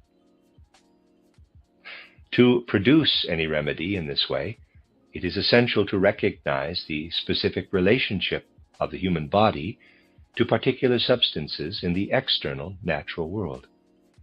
It is also essential, however, to study the nature of this relationship. Last time I described how to develop plant remedies, taking the field scouring rush, Equisetum arvenza, as an example. Similarly, we can describe the effects of other plants on specific organs, but we must also realize that all plants are very different in the spring than they are in the fall. A sprouting plant in spring includes certain physical and etheric components, just as human beings do. When administered as remedies, substances taken from such a plant have especially strong effects on the human physical and etheric bodies. If we leave the plant standing all summer and harvest it only as fall is approaching, we use a dying plant that is drying out. Let's take another look at the human organism. Its growth and development are due to the physical body and the activity of the etheric body within it, while degeneration results from the activity of the astral body and eye being. If only the growing, burgeoning life of the physical and etheric body were present in us, we would never develop quiet, reflective consciousness. The more we stimulate our forces of growth, the less reflective we become. And when the eye and astral body are absent from the other members during sleep, we are completely unconscious. Regenerative functions make us grow and allow our digestive forces to process the substances we ingest, but they do not produce feeling and thinking. Degeneration must occur if we are to feel and think. That is why we have an astral body and an eye being. They induce a permanent autumn in the human being. Our physical organization and etheric body induce a permanent spring in our sprouting, burgeoning life. But these members do not support reflection, consciousness, or any other soul spiritual functions. The astral body and I being cause degeneration, restraining the forces of the etheric body and inducing hardening and atrophy in the physical body. These are necessary processes. The physical body must shift constantly between regeneration and degeneration. The etheric body must continually alternate between the sprouting forces of growth and the forces of decline. Outside us in the natural world, these forces are temporally divided between spring and fall. Their alternation within human beings is also rhythmic. When we sleep, it is completely spring in us, and physical etheric activity sprouts and flourishes. When we wake up, activity of that sort is suppressed, and reflective consciousness makes its presence felt. It is fall and winter inside us. Having acknowledged this alternation, we can see how superficially we judge when we take outer analogies into account. We naturally assume that waking, our transition to daily activity, corresponds to spring and summer, while falling asleep corresponds to the transition to winter's darkness. This is not the reality of the situation, however. When we fall asleep, life begins to flourish within us, because the astral body and the I are absent. Because of the etheric principle that we enjoy in plants, it becomes spring and summer inside us when we fall asleep. If our level of spiritual perception permits us to look back on the physical and etheric bodies and what happens to them when we leave them behind, we can describe the germinating and proliferating life that develops. We cannot see that life with physical eyes, which perceive only the immobile body. Similarly, spiritual perception shows us that we are entering autumn when we wake up. Now, let's assume that we are looking for plant remedies and that we gather gentian, a good remedy for indigestion, in the spring.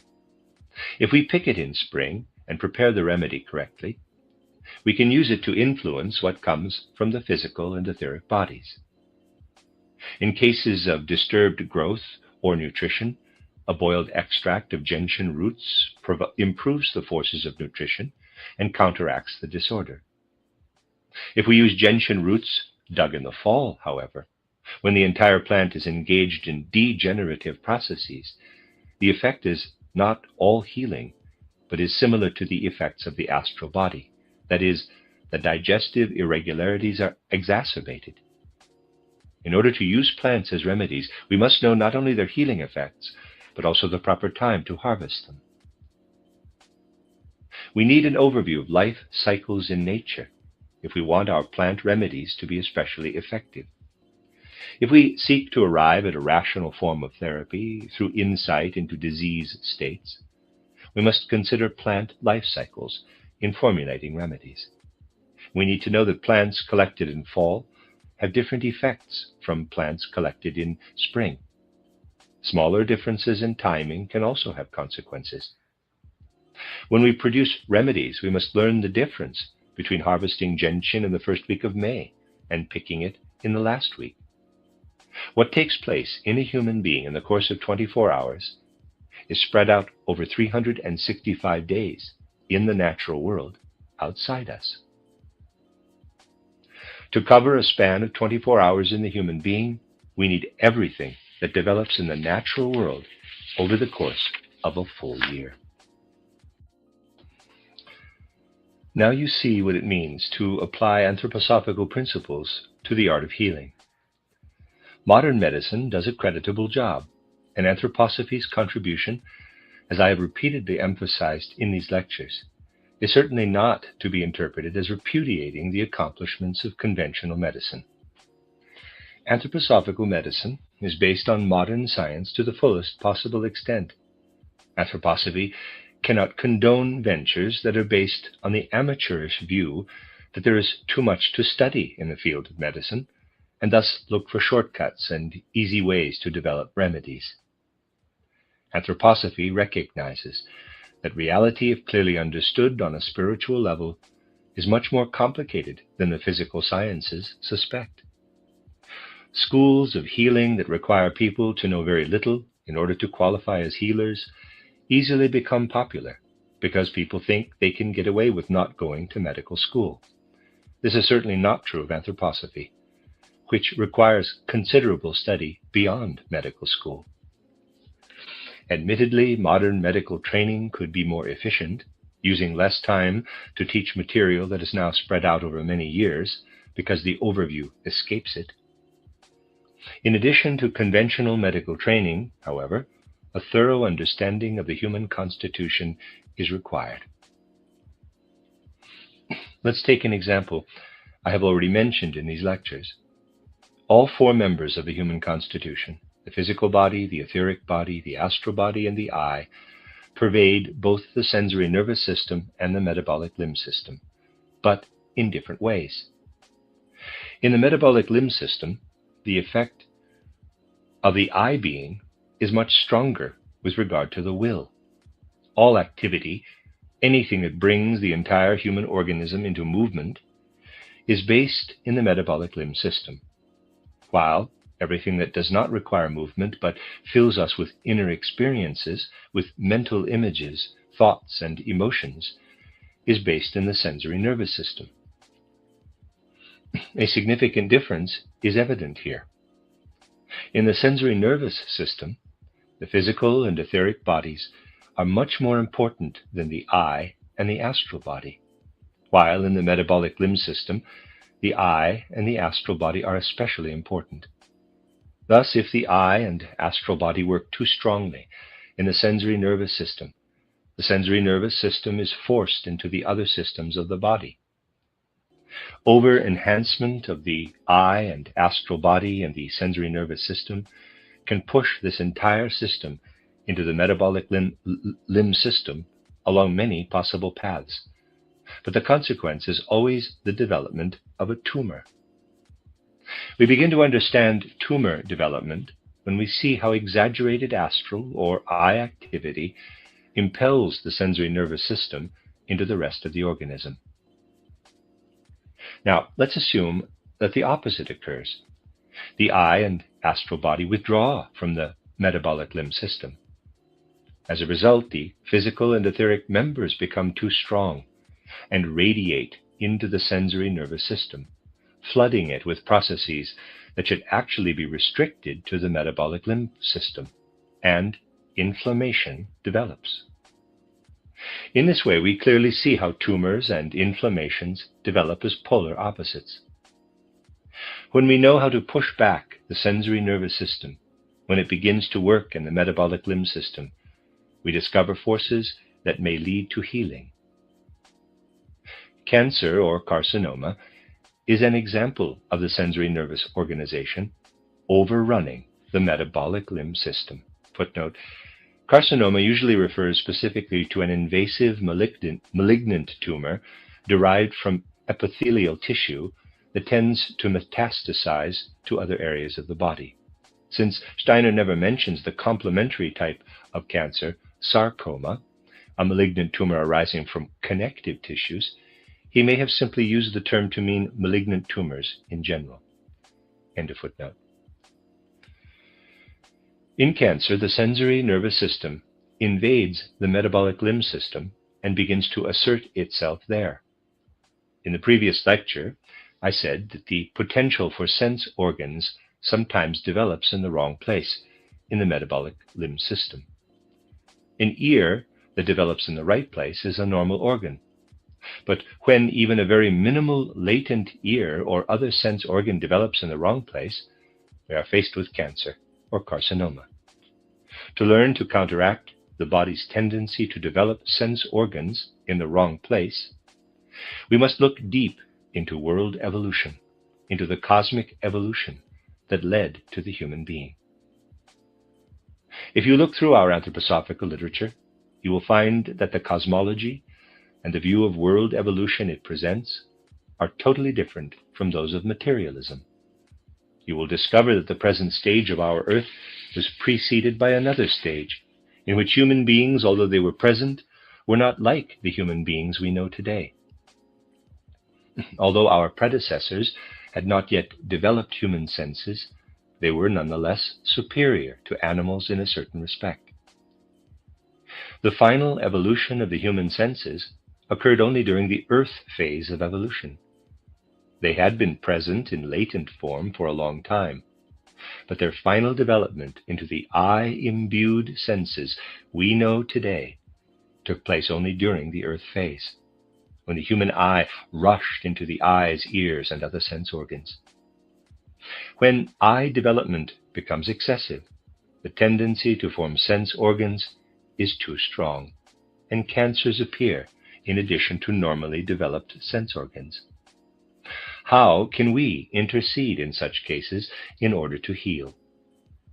We must go back to earlier stages of the Earth's evolution, when bodies like those of today did not yet exist.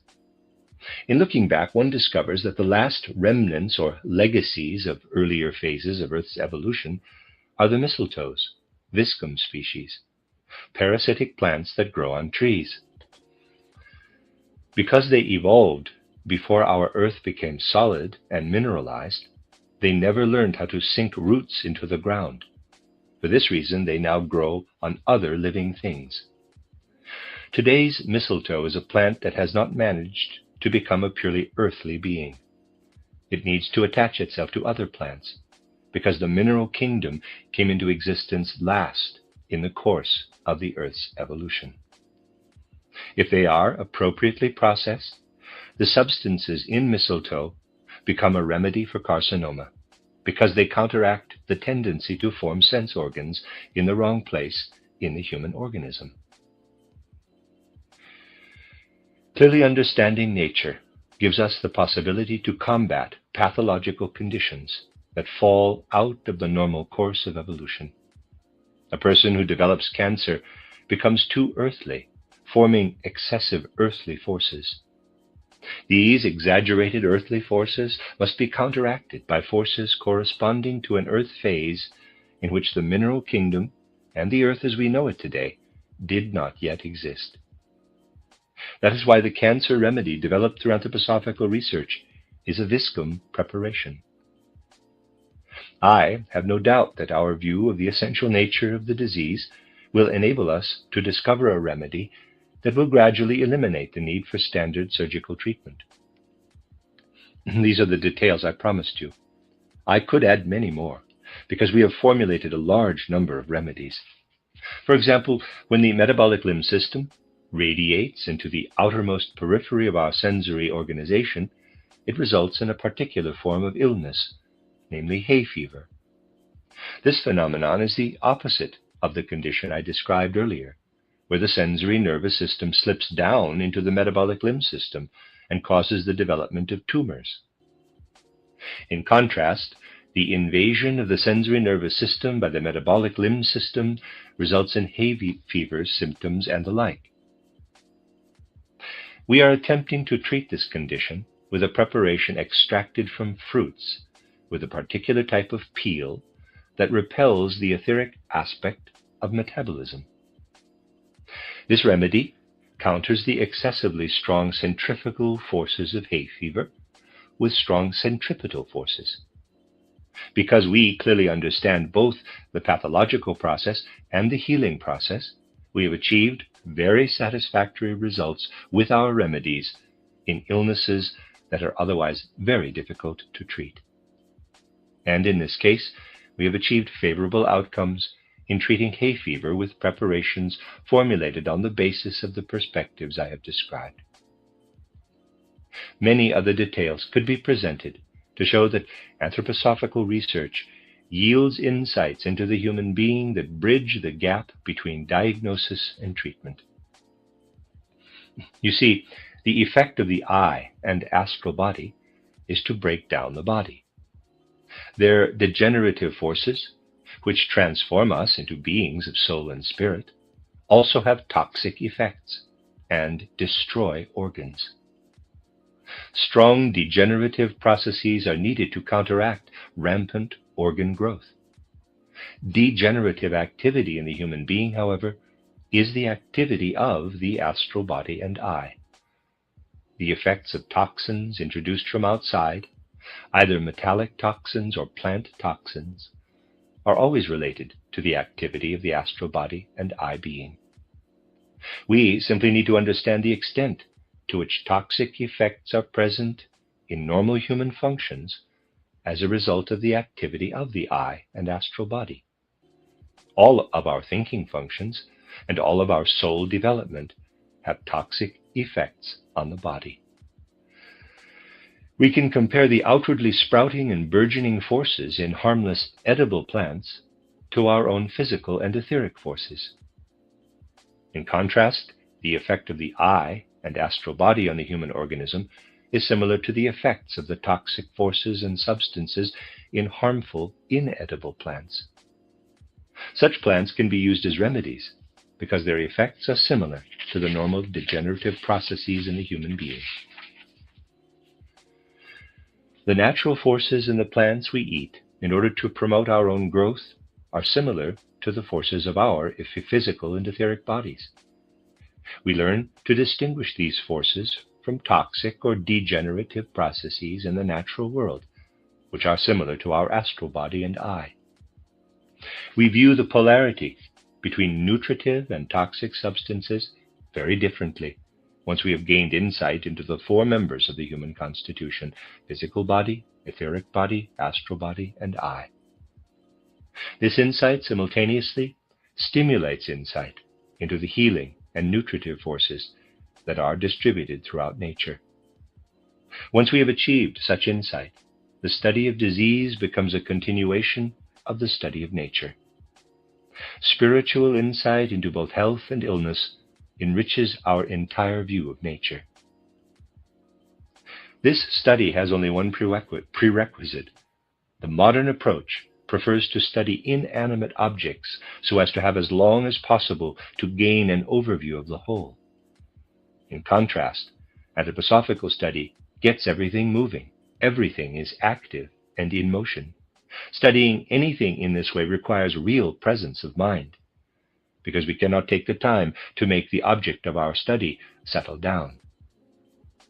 The advantage of anthroposophical study is that it more closely approximates reality. It resembles real life. The prerequisite to this approach is the courage to heal, a quality that I always say is very much alive in the Institute in Ottersheim, that is directed by our good friend and colleague, Dr. Ita Wegmann. To bring about healing, we need courage as much as we need knowledge. This courage is optimistic, but it is well-founded rather than nebulous and illusory. It allows us to speak with certainty when we say, quote, "Here is a case of illness. We understand it clearly. We will do our best to cure it," close quote. To aspire to this inner certainty, we absolutely must have the courage to comprehend the human being and the natural world in their states of flux. Therefore, remedies of the sort we are developing can be formulated only in the context of the actual practice of medicine. Just as the healing centers of antiquity were always adjacent to mystery centers, a modest clinic that we are still working on is located near the Goetheanum, the center that aspires to knowledge that will satisfy individual souls in the field of anthroposophy. The overall relationship of human beings to the rest of the world encompasses both healing and disease-causing processes, and profound insight into the cosmos is possible only when we understand the potentials both for disease and for health. If the forces building up the human organism could not be repelled, if the germinating, proliferating forces of growth were not constantly subdued, we would never be able to exist as beings of spirit and soul. We need the phenomena that lead from normalcy to illness and regressive developments. Specific aspects of these same phenomena transform us into spiritual thinking beings. If we could not become ill, we could also not become spiritual beings. The possibility of illness makes us spiritual beings. The same phenomena that are necessary for our thinking, feeling, and willing appear in abnormal forms in illness. In illness, our liver and our kidneys are forced to undergo the same processes that appear in thinking, feeling, and willing. These activities simply overshoot the mark and appear in excess. If we could not become ill, we would remain fools for our entire lifetime. The possibility of illness is due to the possibility of becoming human beings who think, feel, and will. Anthroposophy makes us especially conscious of the connection between the process of spiritualizing the human being and the concomitant phenomenon of disease. When we have clearly understood this connection from the anthroposophical perspective, studying disease symptoms becomes a matter of profound personal concern. When we understand spiritual development and its cost, namely human illness, as polar aspects of our humanity, we begin to approach illness and the healing forces it requires in the right way, with both heart and mind. The fruits of anthroposophical spiritual science for the study of healing include an inward feeling aspect in addition to the cognitive aspects I have already described. Physicians need to have their hearts in the right place. Their devotion and self-sacrifice must stem from the intimate relationship between illness and spiritual development. Anthroposophy can deepen not only our intellect, but also our feeling, our total humanity. This is how I wanted to answer the question I posed as our theme for these lectures, namely, what can the art of healing gain from a spiritual scientific perspective? What it can gain is this, that physicians as healers can truly become whole people, not merely people who use their heads to think about illness, but people who empathize with illness out of their own humanity and see healing processes as their mission, as a humanly worthy task.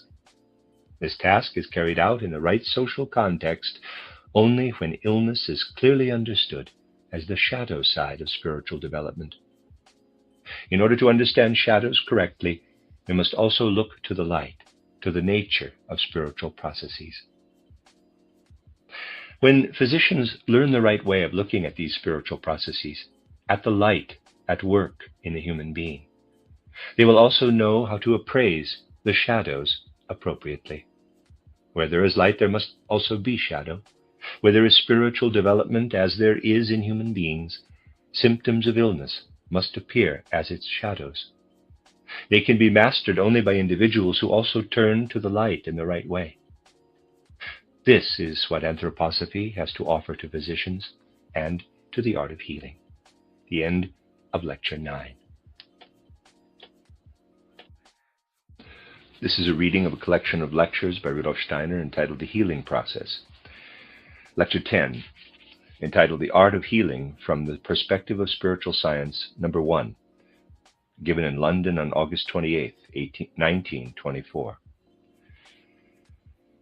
I would especially like to express cordial thanks to Dr. and Mrs. Larkins for making it possible for me to repeat last year's presentation on the approach to medicine, human health and illness, and therapeutic procedures that is based on the anthroposophical worldview and methods of research.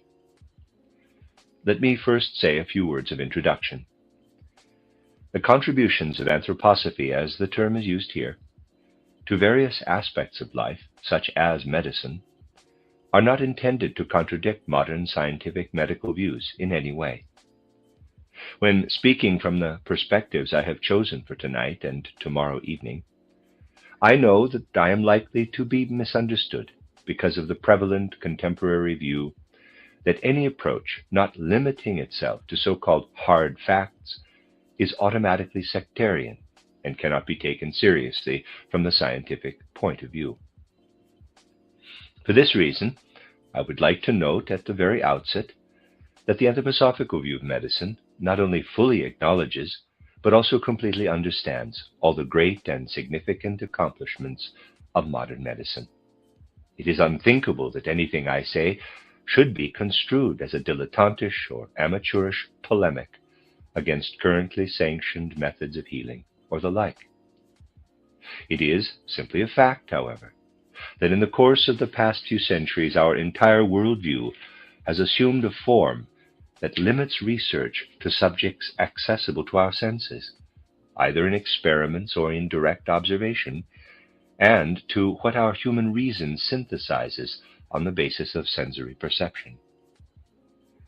For centuries, research of this sort was fully justified because humanity would have succumbed completely to dreams and fantasies, arbitrary assumptions, and chaotic hypotheses if we had persisted in our old ways.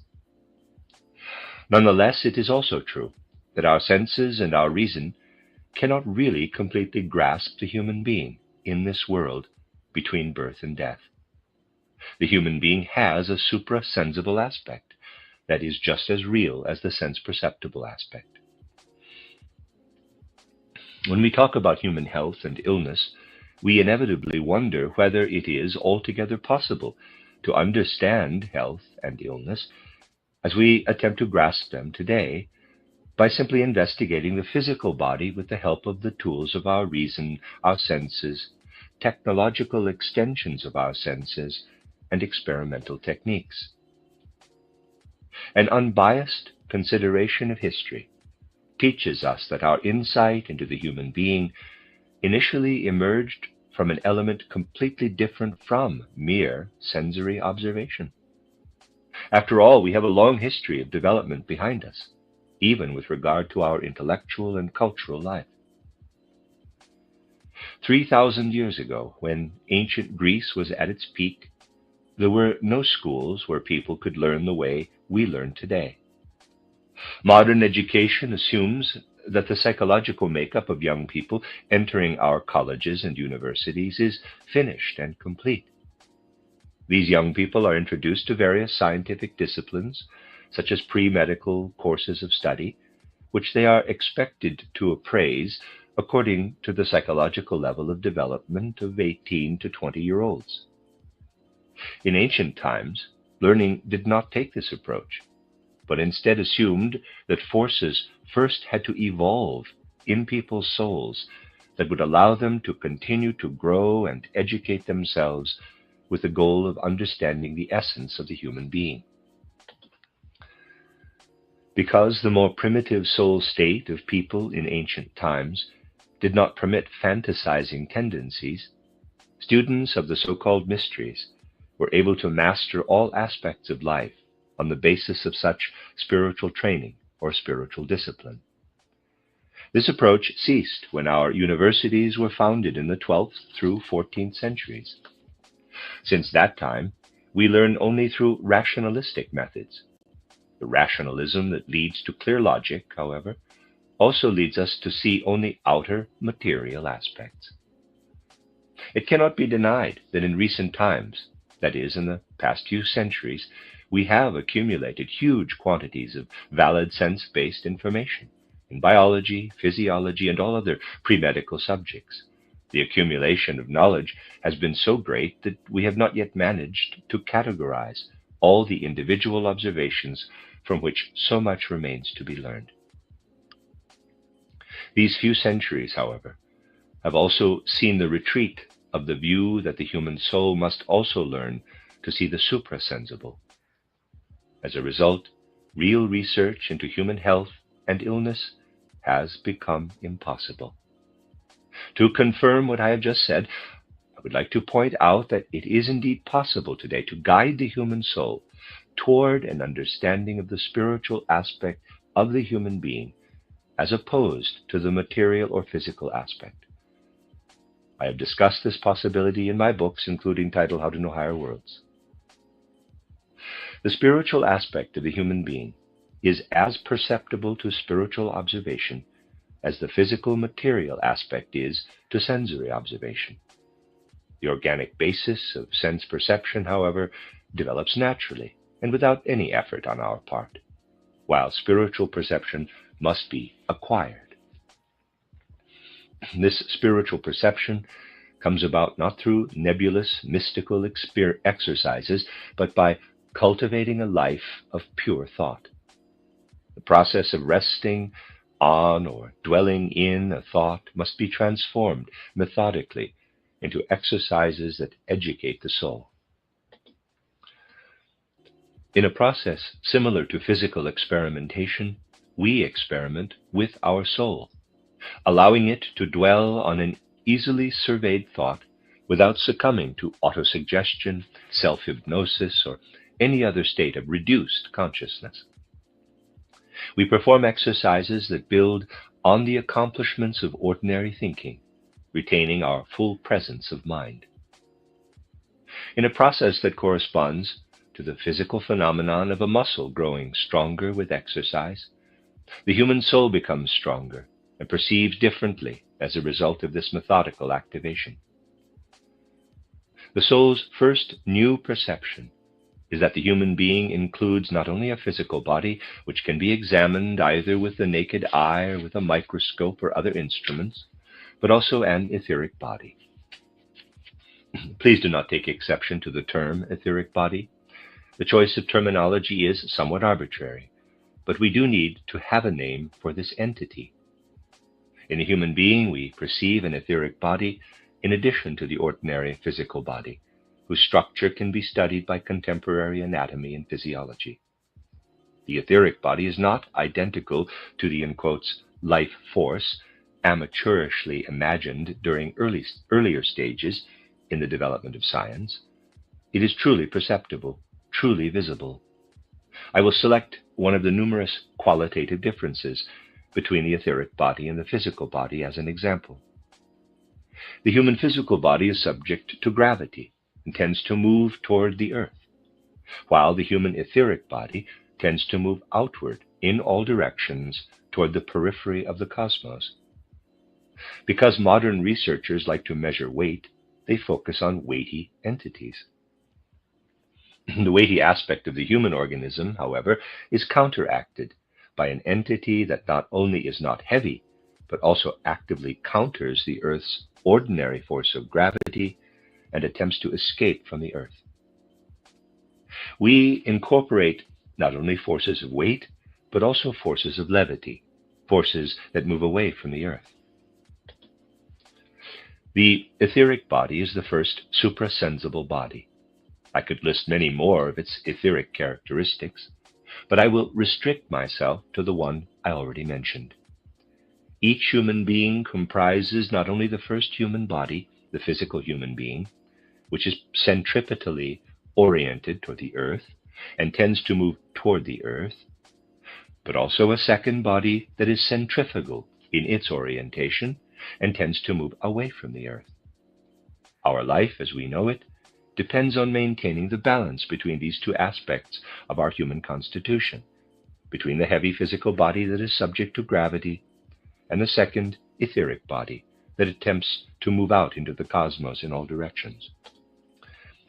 Think about this configuration of physical and etheric forces.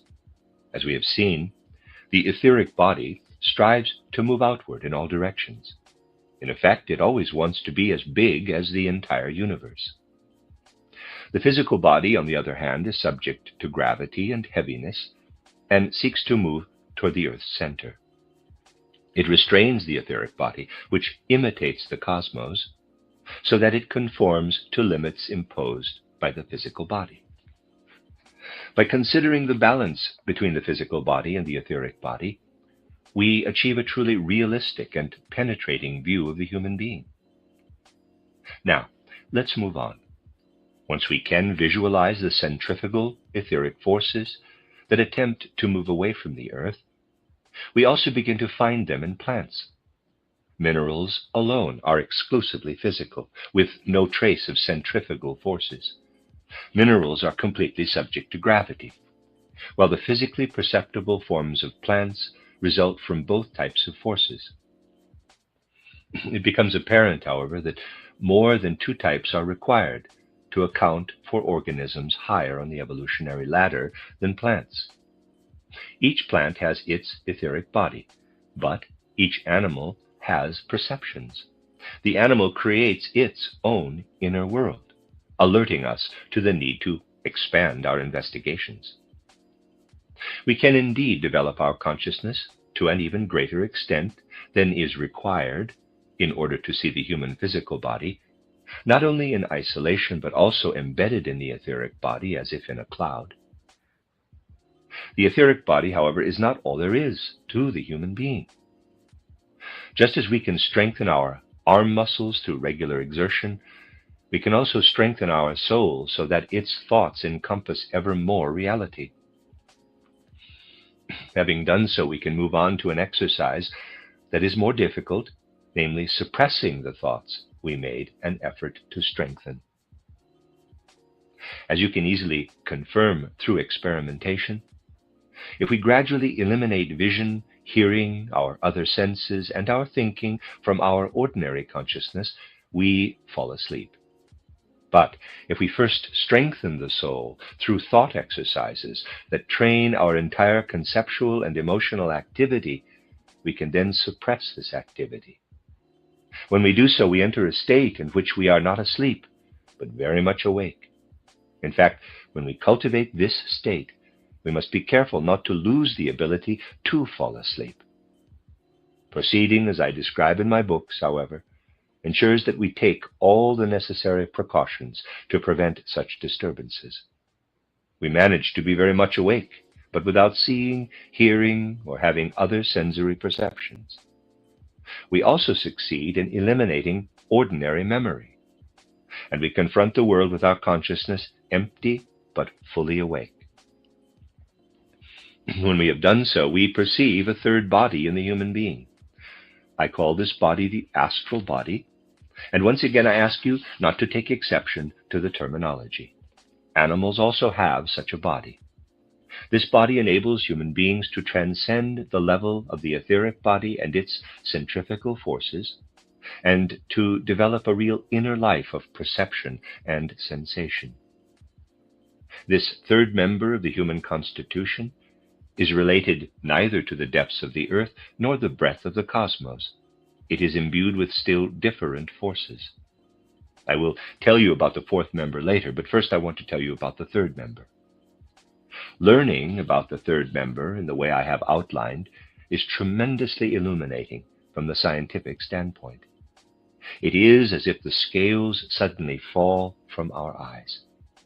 Before this moment, any unbiased thinking would have led us to the conclusion that we encounter a sheer impossibility when we observe human growth. We can see how children whose vital forces are active grow and grow. But in addition to growing, they also develop consciousness, an internal reflection of the outer world. Can consciousness be derived from growth? Can it come from the forces underlying the processes of nutrition and growth? In reality, our consciousness is dulled when the organic forces underlying nutrition and growth gain the upper hand in us. That is, our consciousness is dulled immediately when hypertrophy of the growth forces occurs and the forces of nutrition predominate. We need something that counteracts these forces rather than coinciding with them. We continue to grow and take in nourishment, but the astral body I described constantly suppresses and breaks down our processes of growth and nutrition. In the human being, therefore, we see earth-related and cosmic generative and regenerative effects in the physical body and etheric body, respectively, and ongoing degeneration in the astral body. The astral body constantly deconstructs organic processes, breaking down the activity of our cells, glands, and so on. This is the secret that explains why the human being has a soul. If we continue to grow like plants, we would have no soul. Growth processes must be broken down because they repel the soul. If growth or regeneration occurred unceasingly in our brains, we would each be incapable of receiving a soul. Evolution never takes place in a straight line, but must always regress to make room for a new element. Degeneration is necessary. This is the secret of the human constitution and of every ensouled being. I would like to present the spiritual physiology and spiritual biology of the human being today, and then proceed tomorrow to describe individual diseases and the processes that cure them. As long as we remain on the animal level of organization, we are dealing with the three bodies I already mentioned: physical, etheric, and astral. If we apply the same degree of soul training to perceiving a human being, however, spiritual perception reveals an additional level of organization. Spiritual insight into the animal kingdom shows us that thinking, feeling, and willing in animals are not clearly separated. They neutralize each other, so to speak. True insight reveals that animals do not possess separate faculties of thinking, feeling, and willing, but only a neutral mixture of these three elements. Human psychology, however, is based on the ability to formulate intentions in the quiet of thoughts, and then to act or refrain from acting on these intentions. When an animal has an impulse, it acts on it immediately. In contrast, human beings separate their thinking, feeling, and willing. We clearly understand this phenomenon only when we expand our inner soul vision to perceive the fourth member of the human constitution, the I being, capital I. In the human being, therefore, we distinguish a physical body, an etheric body, an astral body, which we have in common with animals, and finally, the I, capital, itself. We have just become aware that the astral body breaks down growth processes and retards the forces of nourishment, thus incorporating a slow dying into the human organism. The I being rescues certain elements from this breakdown and begins rebuilding using degenerating substances that have fallen out of the etheric body and physical body. This is the secret of the human constitution. When we observe a human brain, we see that the lighter colored parts lying deeper below the surface are made up of nerve strands coming from the sense organs. To understand this, admittedly very complicated structure clearly, we must realize that it is breaking down, although the degenerative process may be too slow to trace by any crude physiological means. In human beings, and this is one aspect distinguishing us from animals, this degenerating structure serves to build up the peripheral brain, which underlies our overall human organization. The central brain, which includes the continuation of the sensory nerves and their connections, is actually the most highly perfected part of the human body. While the outer layer of the brain, which underlies our ordinary human organization, is more closely related to metabolism. The I being rescues this uniquely human peripheral or frontal brain from the degeneration it would otherwise undergo. We encounter parallel phenomena throughout the human body. The I rescues certain elements from the decline caused by the astral body and uses them to build the foundations for the harmonious coordination of thinking, feeling, and willing in the human being.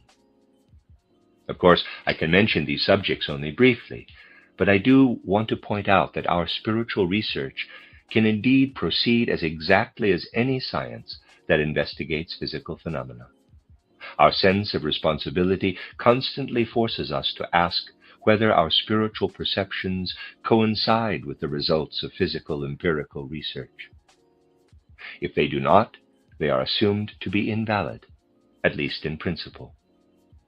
The very structure of the brain points to a fact that is confirmed by spiritual perception, namely that three of the members of the human constitution, the physical body, etheric body, and astral body, are underlaid by the I being, which reconstructs and re-enlivens a parasite of sorts out of products of degeneration.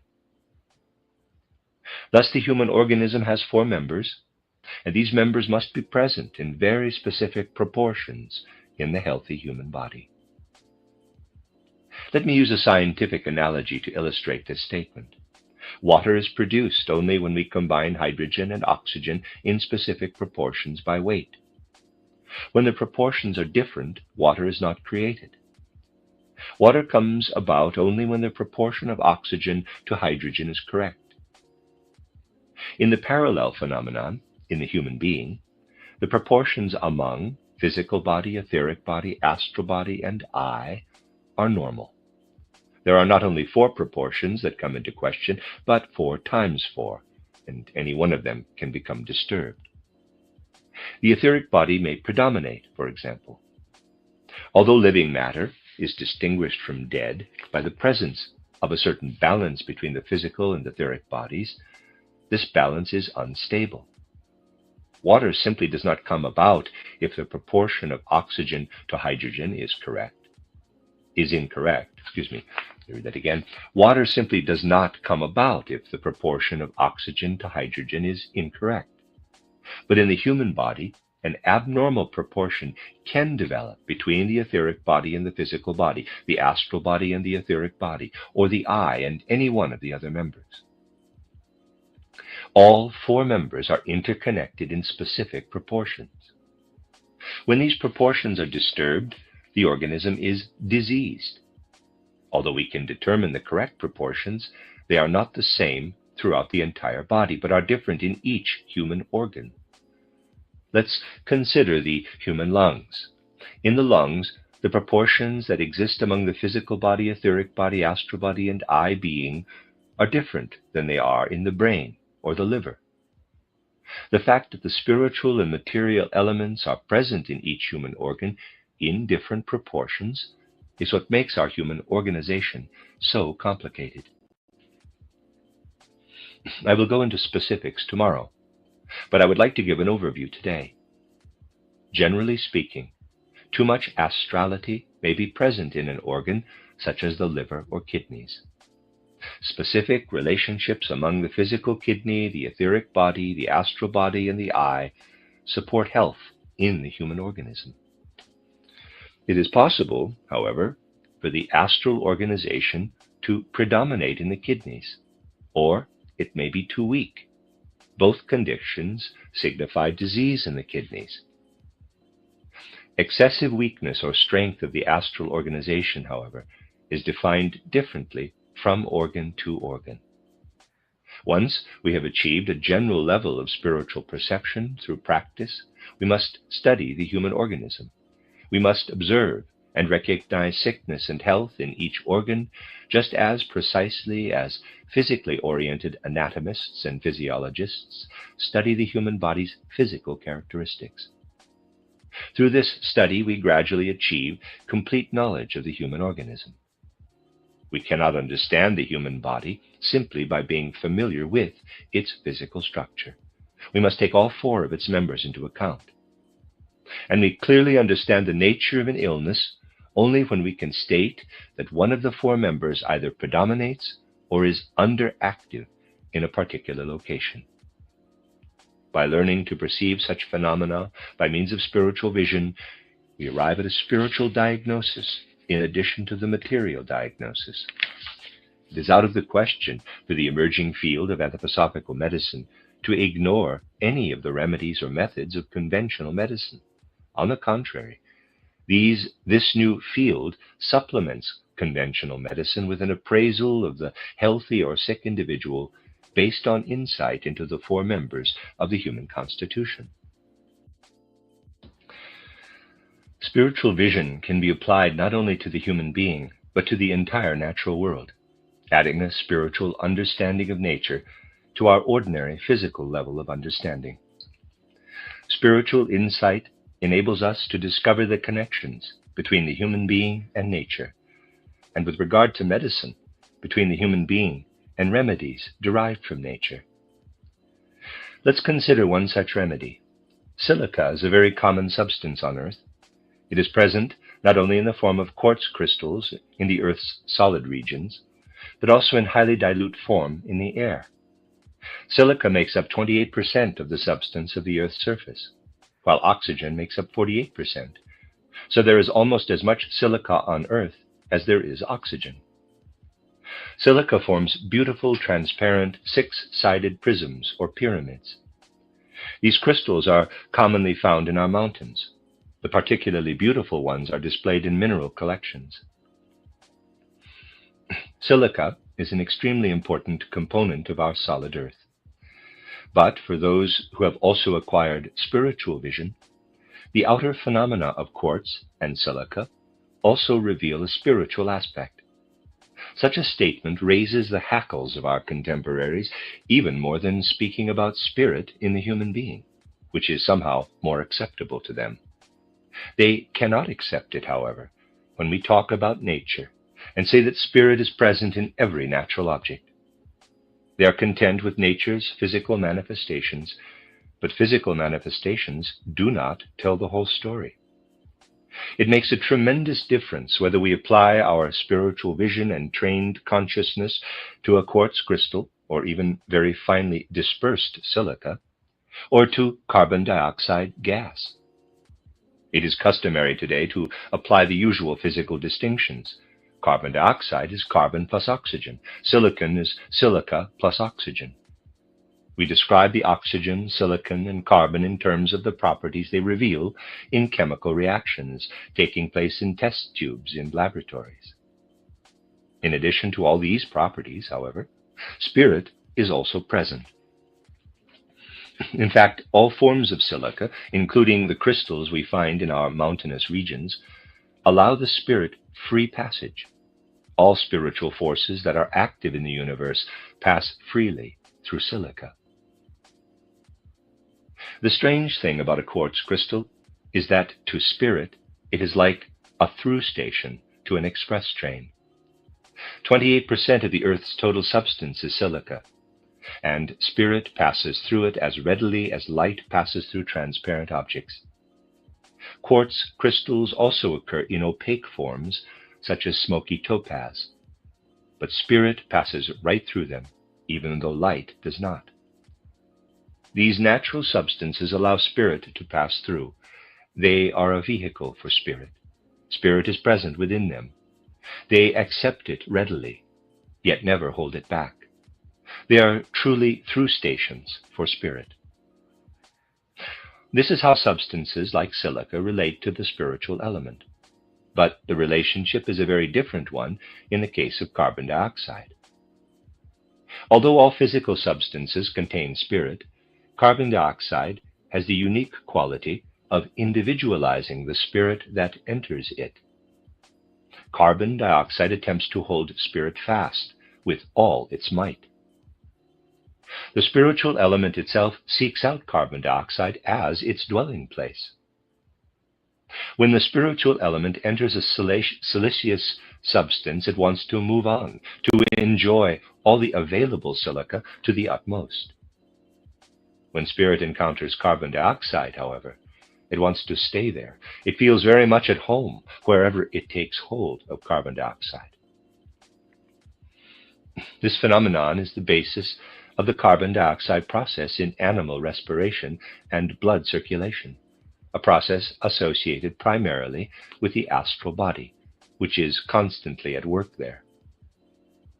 In the animal, the activity of carbon dioxide is the external physical aspect, while the astral body is the spirit working within. The spiritual aspect is the astral body, and its physical correlate is the carbon dioxide process that underlies exhalation. In contrast, the I being is the internalized spiritual aspect in human beings. We have silica in our hair, bones, and sense organs. It is distributed throughout the periphery of the body, wherever we have contact with the forces of the outer world in any way. This silica is the physical correlate of the I, capital. Where the astral body is the internalized spiritual aspect, the carbon dioxide process is its outer physical correlate. Where the I being is the internalized aspect, the silica process is its outer physical correlate. As you can imagine, the I being must be strong enough to assimilate and master all the silica activity that is present in it. When the I being is too weak to do so, the silica process falls out of it on the physical level. This constitutes a disease. Similarly, the astral body must be strong enough to master the carbon dioxide process. If it is not, carbon dioxide or its breakdown products fall out of the astral body, triggering illness. When we diagnose strength or weakness in the astral body, we see the spiritual element as the cause of an illness. Becoming familiar with the human I being shows us the root of all illnesses that induce appropriate breakdown of silica in the body or that need to be treated using silica forces. What follows from these insights? The purely physical natural sciences allow us to process silica to use as a remedy. Using silica in this way is not unknown. Modern medicine uses it, although infrequently. When we use silica in conventional medicine, however, we are thinking only of how chemists imagine this compound of silicon and oxygen, SiO2. That is all we think about. In fact, however, the physical silica we administer as a remedy is a substance that does not restrain spirit, but allows it to pass through freely. We need to be aware of this fact. When we give people silica as a remedy, our methods of producing the preparation must enable it to contain spirit in the right way. Similarly, we must be aware that the astral body is at work in remedies containing carbon dioxide. Thus, we can conceive of a therapy that does not work exclusively with chemical agents and chemical forces. Of remedies we can prescribe knowing that spirit enters the human organism in a very specific way, along with the dose of physical substance, or a certain dilution of physical substance, that we administer orally, topically, or by injection. We can indeed make the transition to acknowledging not only the physical substance in the remedy, but also the spiritual factor active in it. This insight was an intrinsic part of ancient medicine, and the tradition persists in some important remedies still in use today. We must return to this level of insight. We can do so without neglecting physical medicine if we supplement our understanding of the physical aspects of the human being and the natural world with an understanding of their spiritual aspects. This can be done with all the precision of the physical sciences. The intention of anthroposophy is not to correct, but simply to supplement conventional medicine in response to the actual needs and demands of that field. A book presenting the first elements of anthroposophical medicine is currently being printed. When it comes out, you'll be convinced of anthroposophy's intentions with regard to medicine. Footnote, title Extending Practical Medicine, Fundamental Principles Based on the Science of the Spirit, Collected Works, Volume 27. I'll just mention, it's not on there, but it was co-written with Dr. Ita Wegman. End of footnote.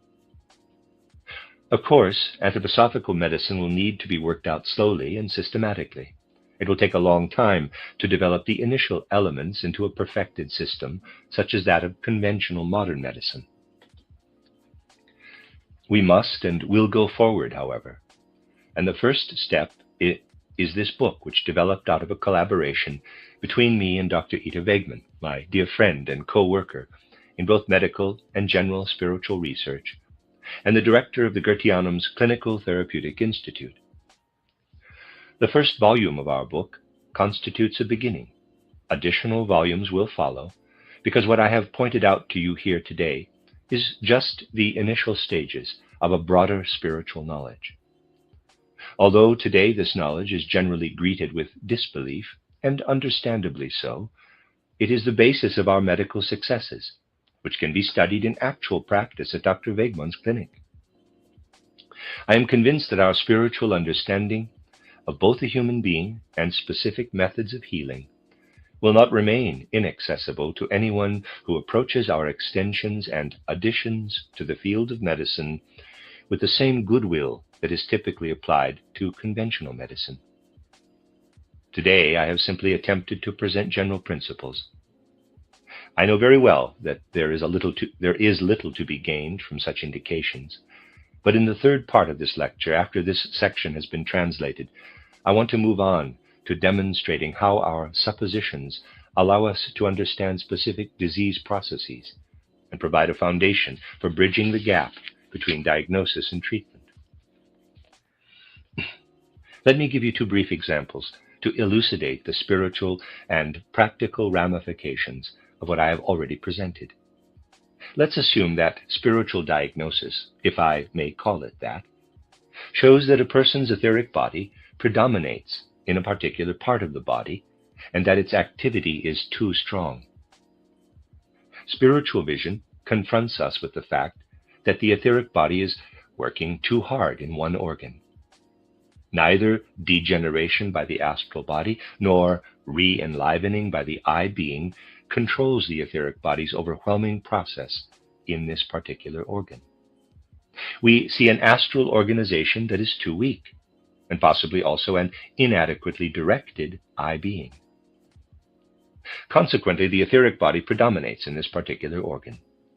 The processes of growth and nutrition are so forceful that the human organism is inadequately controlled by the astral body and the I. At this spot in the dominant etheric body, the human body seems too strongly exposed to centrifugal forces working out into the cosmos. These forces, which are active in the etheric body, are out of balance with the centripetal forces of the physical body, and the astral body cannot control the resulting developments. In this case, we are faced with both a predominance of the activity of silica and the I being's inability to control it. Such phenomena, which are always present when tumors develop, enable us to truly understand cancer.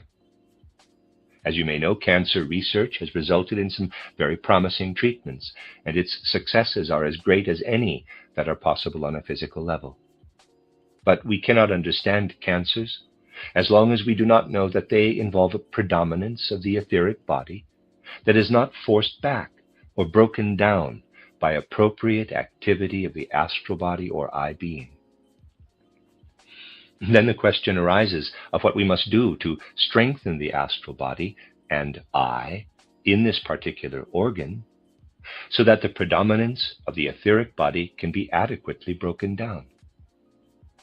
This is an initial abstract formulation of the question that set us on the path to the cancer therapy that I will discuss tomorrow. In this instance, understanding the etheric body opens a way for us to learn to comprehend one of the worst human illnesses and to combat it by discerning the spiritual effects of remedies. This is an example of a case where we must look at the etheric body in order to understand the illness completely. Next, let's assume that the astral body predominates throughout most of the body. We see a general stiffening of the astral body, so to speak. It becomes excessively forceful, and it takes itself more seriously than it deserves in the context of the entire organism. What are the consequences when the astral body cannot be controlled by the I, when its degenerative processes are not neutralized and balanced by appropriate re-enlivening? The resulting symptoms have to do primarily with weakness of the I being, because when the astral body is too strong, the I is proportionally too weak. Symptoms that stem from weakness of the I are also always related to an excessively strong astral body. Chief among these symptoms is abnormal cardiac activity, so we must look for a syndrome that includes it. Another consequence of I activity that is too weak in proportion to the astral body is increased glandular activity. The functions of glands close to the body's surface begin to predominate because they are inadequately controlled by the I being. For example, goiter may develop, causing swelling of the glands in the throat. In addition, because the I organization is unable to work strongly enough, especially in the sensory organs, the stiffening of the astral body forces the activity of silica outward, which should, instead, work back from within. Consequently, we find that the patient's eyes protrude. The astral body forces the eyes outward, and the function of the eye is to counteract this protruding tendency. Our eyes are held in place by the stable but delicate balance between the I being and the astral body. When a patient's eyes protrude as if attempting to escape from the body, we know that the I being is too weak to keep them in their proper place.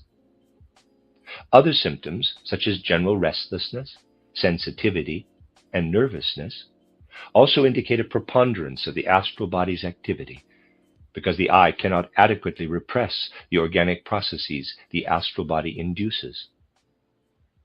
When the I is too weak, and the patient is pushed around by the astral body, which should be subordinate to the I, the symptoms include insomnia, protruding eyes, and abnormal glandular activity. In short, the symptoms of Graves' disease, hyperthyroidism, or exophthalmic goiter. Having realized that Graves' disease is induced by a disturbance in the balance between I and astral body, we can attempt to develop an appropriate treatment. As you see, both the pathological condition and its treatment can be studied with great precision with the help of spiritual insight into the human being. I have now completed my introduction and hope to move on tomorrow, using the two examples I have just given to demonstrate how spiritual diagnostics leads to spiritual treatments. I will use the two characteristic syndromes of cancer and Graves' disease to show how a truly exact spiritual foundation for both pathology and treatment enriches and complements conventional medical therapies. Treatments for these two syndromes will serve as the basis for providing a more complete picture of therapy in general. The end of Lecture 10.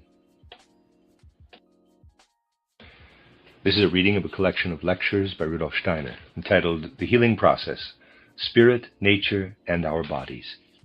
It is in the Collected Works, Volume 319. This is Lecture 11, the last of the set here. It's the part 2 of a set given in London titled The Art of Healing from the Perspective of Spiritual Science. This is number 2, given in London on August 29th, 1924. Yesterday I described how understanding the supra-sensible human constitution sheds light on states of health and disease. I showed you that the physical, etheric, astral, and I components must be present in very specific proportions in the healthy human being. Although the resulting state of balance is somewhat fluid rather than exact or strict, any substantial deviation from healthy proportions among the four members triggers illness in the human being. I chose two examples to demonstrate this point. Understanding the etheric body on the basis of spiritual scientific research, or a spiritual perspective, offers insights into cancer, and understanding the nature of the astral body can lead to insights into the complicated syndrome known as Graves' disease. Before we use these examples to illustrate the transition from diagnosis to treatment, I still need to supply some general information on how natural substances take effect when they enter the human organism. Completely understanding the relationship between the natural world and the human organism requires more than simply recognizing the human being as a being of body, soul, and spirit, with a physical body, an etheric body, an astral body, and an I being. As I pointed out yesterday, with regard to silica and carbon dioxide, we must also understand the spiritual factor that forms the basis of all natural substances and processes. This spiritual factor, which can be concretely apprehended by spiritual vision, must be studied in detail. Just as we distinguish between minerals and plants on the physical plane, we must also recognize the spiritual aspect of natural beings in concrete detail. In this context, I want at least to summarize the major categories, although I cannot do more than that. First, let's take a look at minerals in the natural world. Conventional medicine derives a substantial portion of its remedies from the mineral kingdom, and a spiritually based medicine will continue to do so. When we consider the mineral kingdom as a whole, we discover that spirit is bound to minerals in a way that suggests a specific relationship between minerals and the human eye, capital. We might think that when we administer mineral substance to a patient, either orally or by injection, the substance itself is the primary agent working on the human body to make it well or sick. In reality, however, the physical mineral substances that chemists and physicists investigate have no effect on the human organism. As purely physical substances, they remain as they are. Spiritual vision reveals that the physical nature of a substance remains almost unchanged when it is removed from the outer world and introduced into the human organism. In contrast, the spiritual aspect of minerals, which is present within their physical aspect, has a very strong effect on the human eye being. Because our eye contains silica, capital I, contains silica, it masters the spiritual aspect of internalized silica and is profoundly affected by it. This is a very important point. Now, let's move on from the mineral kingdom to the plant kingdom. As I described yesterday, a plant has not only a physical body, but also an etheric body. As a rule, when we administer any plant substance, again either orally or by injection, it works directly on the patient's astral body. This is the general rule, although of course there are exceptions that can be studied individually. As I said, I can give only a general summary here. Similarly, animal substances, any essences, fluids, or other processed substances derived from the animal kingdom, generally affect the human etheric body. This point is especially interesting because the spiritually based medicine I mentioned yesterday has already derived remedies for certain illnesses from the animal kingdom. One example is a pituitary secretion that is used successfully in children with rickets, deformed limbs, or the like. Other animal products also primarily affect the human etheric body, either strengthening or weakening it. It is interesting to note that anything transferred directly from one human being to another has a purely physical effect, and is significant only for the physical organization of the receiver. For example, the effect of receiving a blood transfusion from another person is purely physical. This phenomenon was very easy to study during the transition from human smallpox vaccines to cowpox vaccines. It was possible to trace directly how the effect shifted from the physical body up into the etheric body when animal vaccines began to be used. Thus, when we develop spiritual vision, we can survey how the different kingdoms of the natural world affect the human being. Our eye being draws in the spirit of the mineral kingdom. Our astral body draws in the spirit of the plant kingdom. And our etheric body draws in the spirit of the animal kingdom, while our physical body merely draws in physical aspects from another human being. We can no longer speak of spirit in this last instance. In fact, we can also no longer speak of spirit in the case of the animal substance that affects our etheric body, since this effect is due to the animal's etheric aspect. An understanding of these connections is provided only by a true view of how human beings, whether healthy or ill, are incorporated into the natural world. Such inner vision also allows us to see the ongoing effects of natural substances in the human organism. Now let's ask what we must do in the case of cancer. Yesterday we discussed how the etheric body develops too much strength in a particular organ. The centrifugal forces, the forces that want to move out into the cosmos, become excessively strong. And the astral body and eye being are unable to counteract them sufficiently. At this point, spiritual insight tells us that either we must attempt to strengthen the astral body by turning to the plant kingdom, or we must suppress the effects of the etheric body by turning to the animal kingdom. The initial results of our spiritual research prompted us to attempt to cure cancer by strengthening the astral body. When we look for any remedy that affects the astral body, we must look in the plant kingdom, and in fact our cancer remedy was discovered there. We have been accused of mixing all kinds of amateurish ideas into our efforts, because our first trip toward finding a cure for cancer involved specially processed mistletoe, a parasitic plant that is otherwise used medicinally only in the treatment of epilepsy and similar disorders. Mistletoe, however, is a very special plant.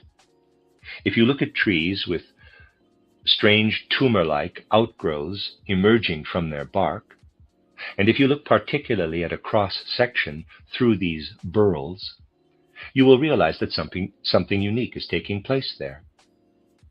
In these locations, the normally vertical growth tendency is diverted at a right angle and assumes a horizontal direction, as if a second trunk were beginning to grow outward. In effect, the tree is parasitizing itself. By studying the phenomenon more closely, you find that the physical body of the tree above the burl is always negatively affected. By studying this phenomenon more closely, you find that the physical body of the tree above the burl is always negatively affected. I read that again. Because the physical substance that gets through is not enough to allow the physical body to accommodate the etheric body's forces of growth, the physical body is retarded. The etheric body, whose centrifugal forces normally attempt to fling physical matter out into the cosmos, is left to its own devices in the portion of the tree above the outgrowth. There's a drawing. Too little physical substance, or at least substance with too little physical energy, gets through. As a result, the etheric body turns back toward the stronger lower part of the tree. In essence, therefore, the etheric body becomes too strong. Now, imagine instead that a parasitic mistletoe plant establishes itself at the same location. The same phenomenon occurs, but it is caused by a second plant with its own etheric body, rather than by the tree's etheric body. As a result, the mistletoe develops a very specific relationship to the tree. The tree, which is grounded in the soil, assimilates forces from the soil. The mistletoe, which is attached to the tree, assimilates what the tree supplies. That is, it uses the tree as its soil. Mistletoe artificially brings about the same preponderance of the tree's etheric body that occurs naturally in outgrowths. What mistletoe takes from the tree is available only when the tree has a deficiency of physical substance and an excess of the etheric aspect. The etheric excess moves from the tree into the mistletoe. Inner vision reveals that when we process mistletoe in a way that allows this etheric excess to be transferred to a human being via injection, under certain circumstances, mistletoe, as a foreign substance, takes over for the cancer's rampant etheric substance and strengthens the effect of the patient's astral body by suppressing the physical cancer, causing the tumor to disintegrate. When we administer mistletoe substances, we use them as a vehicle for the tree's etheric substance. The actual remedy is etheric tree substance, which strengthens the human astral body. This method requires insight into how a plant's etheric body influences the human astral body. Specifically, how the spiritual aspect of the tree that is pulled out by the parasitic plant affects the astral aspect in the human being. The example of mistletoe supplies concrete confirmation of what I said yesterday, namely that when we use medicinal substances, we are implementing not only what chemistry knows about them, but also the spirit that is present in them. I told you yesterday that in Graves' disease, the astral body stiffens so much that the I being can no longer control it, resulting in the entire syndrome I described. In this case, we need to increase the energy of the I, capital. In this instance, we must look at a substance that plays only a minor role in our ordinary interactions with the natural world. We consume many natural substances, but our food does not contain certain metallic substances, among them copper or copper ores, such as chalcocite or cuprite. The very substances that play no role in our ordinary interactions with the natural world are the ones whose spiritual portions have the greatest effects on the more spiritual aspects of the human being. For example, the copper or chalcocite, cuprous sulfide, has the strongest possible strengthening effect on the human eye being. When we administer an appropriate preparation of chalcocite to a patient with Graves' disease, we counter the stiffened astral body with an eye that can control it, because the forces contained in chalcocite assist the eye being and restore the necessary balance between it and the astral body. I chose these two examples to demonstrate how any derivative of the natural world can be studied in terms of its effect on the human etheric body, astral body, or eye being. For example, mistletoe or viscum, either the mistletoe that grows on apple trees or the one that grows on pines, affects the etheric body's relationship to the astral body, which deserves special consideration in our search for medicinal means of combating carcinoma. I also explained how chalcocite affects the eye being, and I showed you what needs to be considered in treating Graves' disease. When we learn to perceive abnormal interactions of the physical body, etheric body, astral body, and eye in the diseased human being, and these same interactions as they occur in the natural world, we know, for example, that the eye being is too weak in a patient with Graves' disease, and that chalcocite, a naturally occurring substance, significantly strengthens the eye. Considering such phenomena results in a wonderful insight into the connection between the human being and the natural world, and explains why we ingest many substances in our food while other substances play an insignificant role in healthy human beings. These latter substances, however, begin to play an important part in human beings who are sick, because substances not present in our food have the greatest effect on the spiritual part of the human being. Non-food minerals, plants, and animal products are especially related to the human eye and astral body. With regard to such phenomena, the ability to see into nature's deep secrets and mysteries is especially important, because it alone establishes a direct connection between a sick human being and an effective remedy. If I know that magnets attract iron, I can predict what will happen when I place iron filings close to a magnet. Similarly, I can make a connection between the spiritual aspect of chalcocite and what is wrong with the person with Graves' disease. I imbue medicine with a spiritual perspective. We discover how to make the connections between the healthy or sick human being and external natural substances only by studying the details of the connections among the four members of the human constitution. We must first look at how these connections differ in waking and sleeping, the two alternating states of consciousness that we experience during earthly life. In the waking state, the physical human body is pervaded by the etheric body, and both are filled with the astral body. This whole complex, in turn, is pervaded by the eye being. To put it schematically, and there's a picture, we can imagine the physical and etheric bodies as being filled with the astral body and eye, and extending somewhat beyond the first two members. In contrast, when we confront a sleeping person, what lies there in the bed is the physical body and the etheric body. The human being only comes to the point of developing mineral and plant activity, as plants do, though not, of course, in a vegetable form. The physical and etheric bodies lie there in bed, while the astral body and the eye being are outside the physical and etheric bodies. I can sketch it as follows, and there's another drawing. The astral body and eye surround the etheric and physical bodies like a cloud that grows continually larger and disappears in the distance.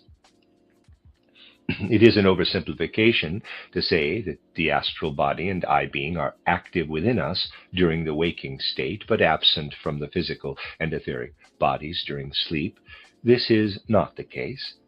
We can say only that during the waking state, the I and astral body work outward in all directions from within the physical and etheric bodies, wherever the dynamics of our organs or organ forces lead them, while during sleep they work from outside. When we sleep, our astral body and I being surround us. Outside us, they submerge themselves in the spirit of the cosmos and work into the human organism through our eyes, ears, and other surface organs in a way that is somewhat similar to how external events enter our consciousness via sense perceptions and ideas when we are awake. We have described the difference between waking and sleeping by saying that when we are awake, our I and astral body work outward in all directions from within us, and when we sleep, they work on us from outside, along with all the spiritual forces of the cosmos. We can see that our spiritual forces affect our etheric and physical bodies from both inside and outside. Having clearly understood this phenomenon, we also understand the relationship between the activities of sleeping and waking and the spiritual essences of natural products. For example, the effect of ingested lead, to name just one substance not normally ingested in food, is always to drive out the astral body, just as happens in sleep. Lead puts us to sleep by forcing the astral body and I being out of the body. Imagine this as vividly as you can. When we ingest lead, we always want to go to sleep, but we cannot really sleep. The I and astral body are forced out, but lead also hinders them from acting on us from outside.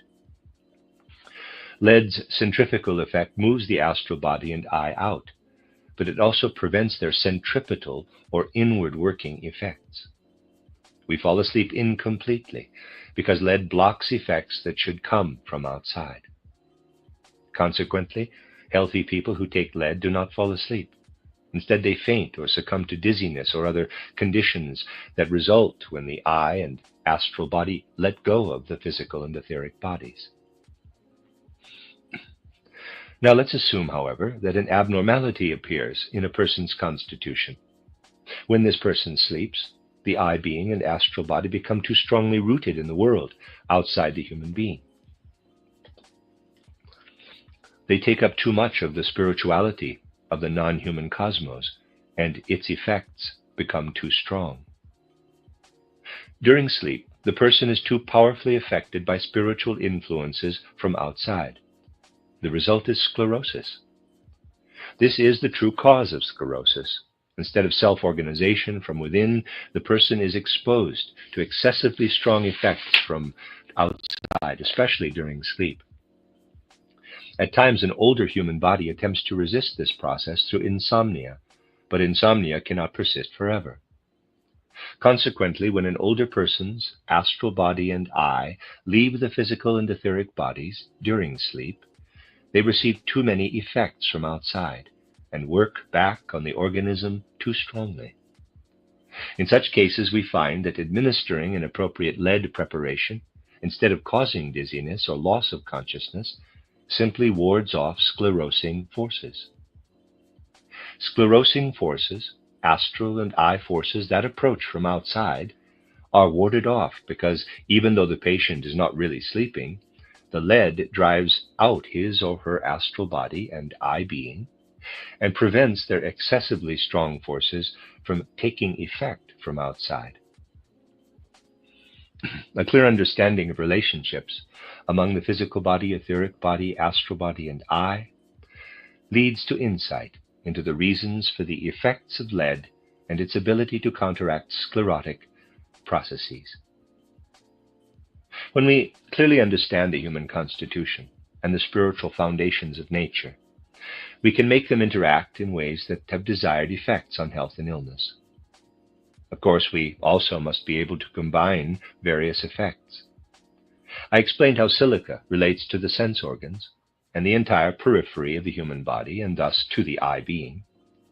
We have just learned that lead also has a certain relationship to the eye. By formulating a remedy that combines silica and lead in the right way, we can strengthen the centrifugal forces of lead or curb the centripetal force of silica to create a remedy with its own inherent vitality. We can predict how this remedy will work in the human organism. A clear understanding of what takes place inside and outside the human being is an essential factor in preparing remedies based on spiritual medicine. The producer must have an overview of the spiritual connections incorporated into the remedies. In addition to the remedies introduced by our materialistic chemistry, which involve mere chemical forces, we can produce remedies that have had cosmic spirituality guided into them in this particular way. The spiritual component will be essential to any remedies that will be produced once the spiritual foundations of medicine have been acknowledged. We will know that it is important for remedies to include not only the aspects chemists understand, but also the spiritual forces of the cosmos. Spirit itself, spirituality itself, will be used directly as a fundamental component of therapy. As you will see, we can go even further in this direction. By clearly understanding the human organism in the way I described yesterday, we will come to a very precise understanding, although I can only suggest it here, of the physical and etheric bodies as the aspect of the human being that is provided by the stream of heredity. This aspect is descended from parents, grandparents, and so on. The I-being and astral body, however, descend from the spiritual world, immerse themselves in the human physical and etheric bodies, and later re-enter the spiritual world through the gate of death. These members are the lasting element that survives the death of the physical body, the immortal aspect that lives and works in each human being. To be strictly scientific, however, we must expand our concept of immortality. The I and the astral body, which constitute the core of an individual human constitution and intervene dynamically in a person's physical and etheric bodies, not only enter the spiritual world through the gate of death, but also exist there before birth or conception. This core of our being comes from the spiritual world and works to build up the physical and etheric bodies. But we must also acknowledge that it exists before birth. The natural sciences are so far removed from the truth in this field that we now speak of immortality only for egotistical religious reasons, because we want to know what happens after death. Because we are already here, we are not interested in what happened before birth or conception. If we want to speak with scientific accuracy, however, we must speak of pre-birth and immortality as the two aspects of eternity. We must also realize that the eternal, essential core of each human being, which submerges itself in the physical and etheric bodies through conception, embryonic development, and birth, and leaves these bodies again at death, must adapt to the physical etheric conformation it enters. In the development of an individual, this process of adapting is not always smooth and easy. It always involves an inner struggle. When a child enters the world, the astral body and I come from the spiritual world, while the physical and etheric bodies come from heredity, from the child's ancestors. A struggle takes place as these two elements attempt to merge. The various types of childhood diseases are outer manifestations of this struggle. We see childhood diseases in the right light only when we view them as the attempt of the eternal core of an individual's being to adapt to what heredity has provided. Especially when the etheric body has difficulty adapting to the astral body and the I-being, we see illnesses developing as a consequence of the etheric body's preponderance over the approaching I and astral body. Rickets is an expression of the etheric body's predominance, its resistance to the invaders, as it were. Tracing the spiritual aspect, in addition to the physical, allows us to discover specific means of negating the power of the etheric body that blocks the astral body. What deprives the etheric body of this power in the normal course of events, as an individual gradually approaches the physical world from the spiritual world during the embryonic period? When we study this period, we discover a specific relationship between forces present in phosphorus, or its compounds, and forces in the uterus that resist embryonic development. If these forces were not present in the uterus, every child would develop rickets. The uterus contains the same type of forces that are present in the outer natural world in the mineral substance phosphorus and its components. Thus, the uterus constantly works like a physician to prevent rickets. Once we have understood these revealed mysteries, we will be able to treat rickets with phosphorus in the outer world after birth to compensate for insufficient phosphorus effects in utero. When we clearly understand the spirit inherent in what is happening in the human being and in our interaction with the natural world, we learn to neutralize existing disease processes precisely by implementing the opposite effects in the right way. This is the basic principle underlying spiritual medicine, as I described yesterday. The book Dr. Wegmann and I have written gives a first formulation of this new science of medicine, which, rather than amateurishly criticizing conventional medical science, is intended to complement it with a similarly exact and scientific study of the spiritual world. Anyone who is very familiar with the foundations of modern scientific medicine and explores them just a bit further will feel the need to extend them in the direction of the spirit. In a certain respect, as undesirable and unpleasant as illnesses may be from the perspective of daily life, they provide a great deal of clarity for those seeking the spirit in the human being or spiritual enlightenment with regard to the human being. Illnesses reveal abnormally weakened or strengthened versions of functions that must constantly occur in us so that we can exist as spiritual beings. Simply consider that if we did not have the effects of lead within us, without the actual lead, we would not be thinking beings. Our thought processes would be dulled constantly by latent sclerosis. When we acknowledge this fact, we also realize that the anti-sclerotic lead process I have described here illuminates how thinking develops in human beings. Psychology, the science of the soul, can learn a tremendous amount from diagnostics and therapy. This prospect, however, suggests that when medical science is combined with a spiritual perspective, our worldview will become a somewhat more general one than it is today in all its specialization. Let's look back over the history of human evolution, and especially the intellectual development that has carried human civilization and societies and produced what we call knowledge and science. In times so distant that they are accessible only to the perception available to spiritual researchers, as I described yesterday, the centers of knowledge were not like our schools. In these centers, people learned to understand the natural world and the human being only after their souls had been prepared to see the spiritual aspects of outer objects and events.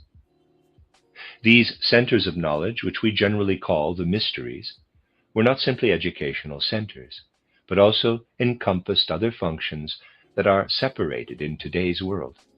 They were centers of religious ritual, centers for the arts, centers for the cultivation of knowledge in all areas of human life. In these ancient mysteries, the teachers began by presenting images rather than abstract concepts of what they had to communicate. The inner structure of these images, which were presented in what we would now call a religious ritual, revealed actual circumstances and effects present in the world. Certain offshoots of this practice incorporated beauty into the images, and these branches of the ritual developed into something like art. Science evolved by expressing the content of the images, which were derived from the secrets of the world itself, rather than from any arbitrary fantasy, in the form of ideas. The same content, expressed in a way that elicited piety from human will, was a religious ritual. Expressed in a way that enticed and elevated the human mind with beauty, it was art, and the center for the arts was combined with the religious center. The same content, presented in the form of ideas, was knowledge or science. This content, rather than appealing one-sidedly to human reason, sensory observation, and experimentation, appealed to the whole person of body, soul, and spirit. It delved into the essential nature of objects and events, into the depths where reality was expressed, on the one hand, in a way that stimulated religious piety, and on the other hand, to the context of true ideas. The path that led to the truth, beauty, and morality of human nature was and still is called the path to the initia, to the beginning of all things. The people of antiquity were aware of dwelling in these beginnings and magically incorporating them into their religious rituals, expressions of beauty, and compilations of ideas shaped in accordance with the truth. This approach to the world was called initiation knowledge, knowledge of the beginnings that allow us to understand all things and tackle them with our will. The people of antiquity were searching for a science of initiation to investigate the world's mysteries and beginnings. A time had to come in the evolution of humanity when this initiation science declined, and human beings used their spiritual energy to become more truly conscious as individuals. People had received the ancient science of initiation instinctively, as if in a dream, and there had been no question of evolving toward freedom. The development of freedom became possible only because human beings were driven away from the origins for a period of time. Instead of pursuing beginnings, we lost the initiation perspective and pursued the ends, and what sensory revelation and experimental research could tell us about them. After experiencing the full and immeasurable breadth of quote-unquote end science or surface science, which can have only a superficial relationship to art and religion, we must now seek initiation with our full consciousness, which has been educated by exact science, and will remain equally exact as we pursue a new science of initiation. This conscious approach to initiation will rebuild the bridge between a worldview, the inner development of ideas that unites human souls with their origins, and its practical applications. In the ancient mysteries, the initiation worldview was united with the art of healing in particular. This view, although it saw healing as an art, also called for recognizing healing as a sacrificial process. Now, this art must once again establish a closer relationship to a more philosophical worldview that appears in order to satisfy the deepest needs of the human soul. The anthroposophical movement, acknowledging what our time demands of us, is seeking this closer relationship. The goal of the anthroposophical movement, which has its center in the Goetheanum, at the Goetheanum in Dornach, Switzerland, is not to spawn arbitrary ideas or to accomplish mystical abstract goals that are foreign to real life. Its intention is to have a hand in all practical human activity. It aspires in full consciousness to the knowledge that was acquired instinctively in ancient primitive times. The connection between the Goetheanum as a center aspiring to a spiritual worldview and Dr. Ita Wegmann's clinic, although merely a beginning, allows us to reestablish the close association of medicine with spiritual perception that was a matter of course in ancient times, when all knowledge was mystery knowledge. In response to the demands of our time, the anthroposophical movement is attempting to make this association a reality. We may hope that this collegial collaboration between a worldview and a clinical practice, our work in the direction of the initia, will engender new life both for initiation knowledge that meets the demands of modern times, and for medicine as an initiation science. In these 2 lectures, I have sketched the first few steps in this collaboration. I know how little can be accomplished by such sketchy indications, and am all the more grateful to Dr. and Mrs. Larkins for making this gathering possible so that I could share these thoughts with you. I would also like to thank you for your attentiveness and assure you that I have not wasted your time, because what I presented to you is truly more than mere theoretical yearnings. Anyone who presents such ideas in public today must be convinced of their truth with every fiber of his or her being. As the end of Lecture 11, the end of the book, The Healing Process, Spirit, Nature, and Our Bodies by Rudolf Steiner.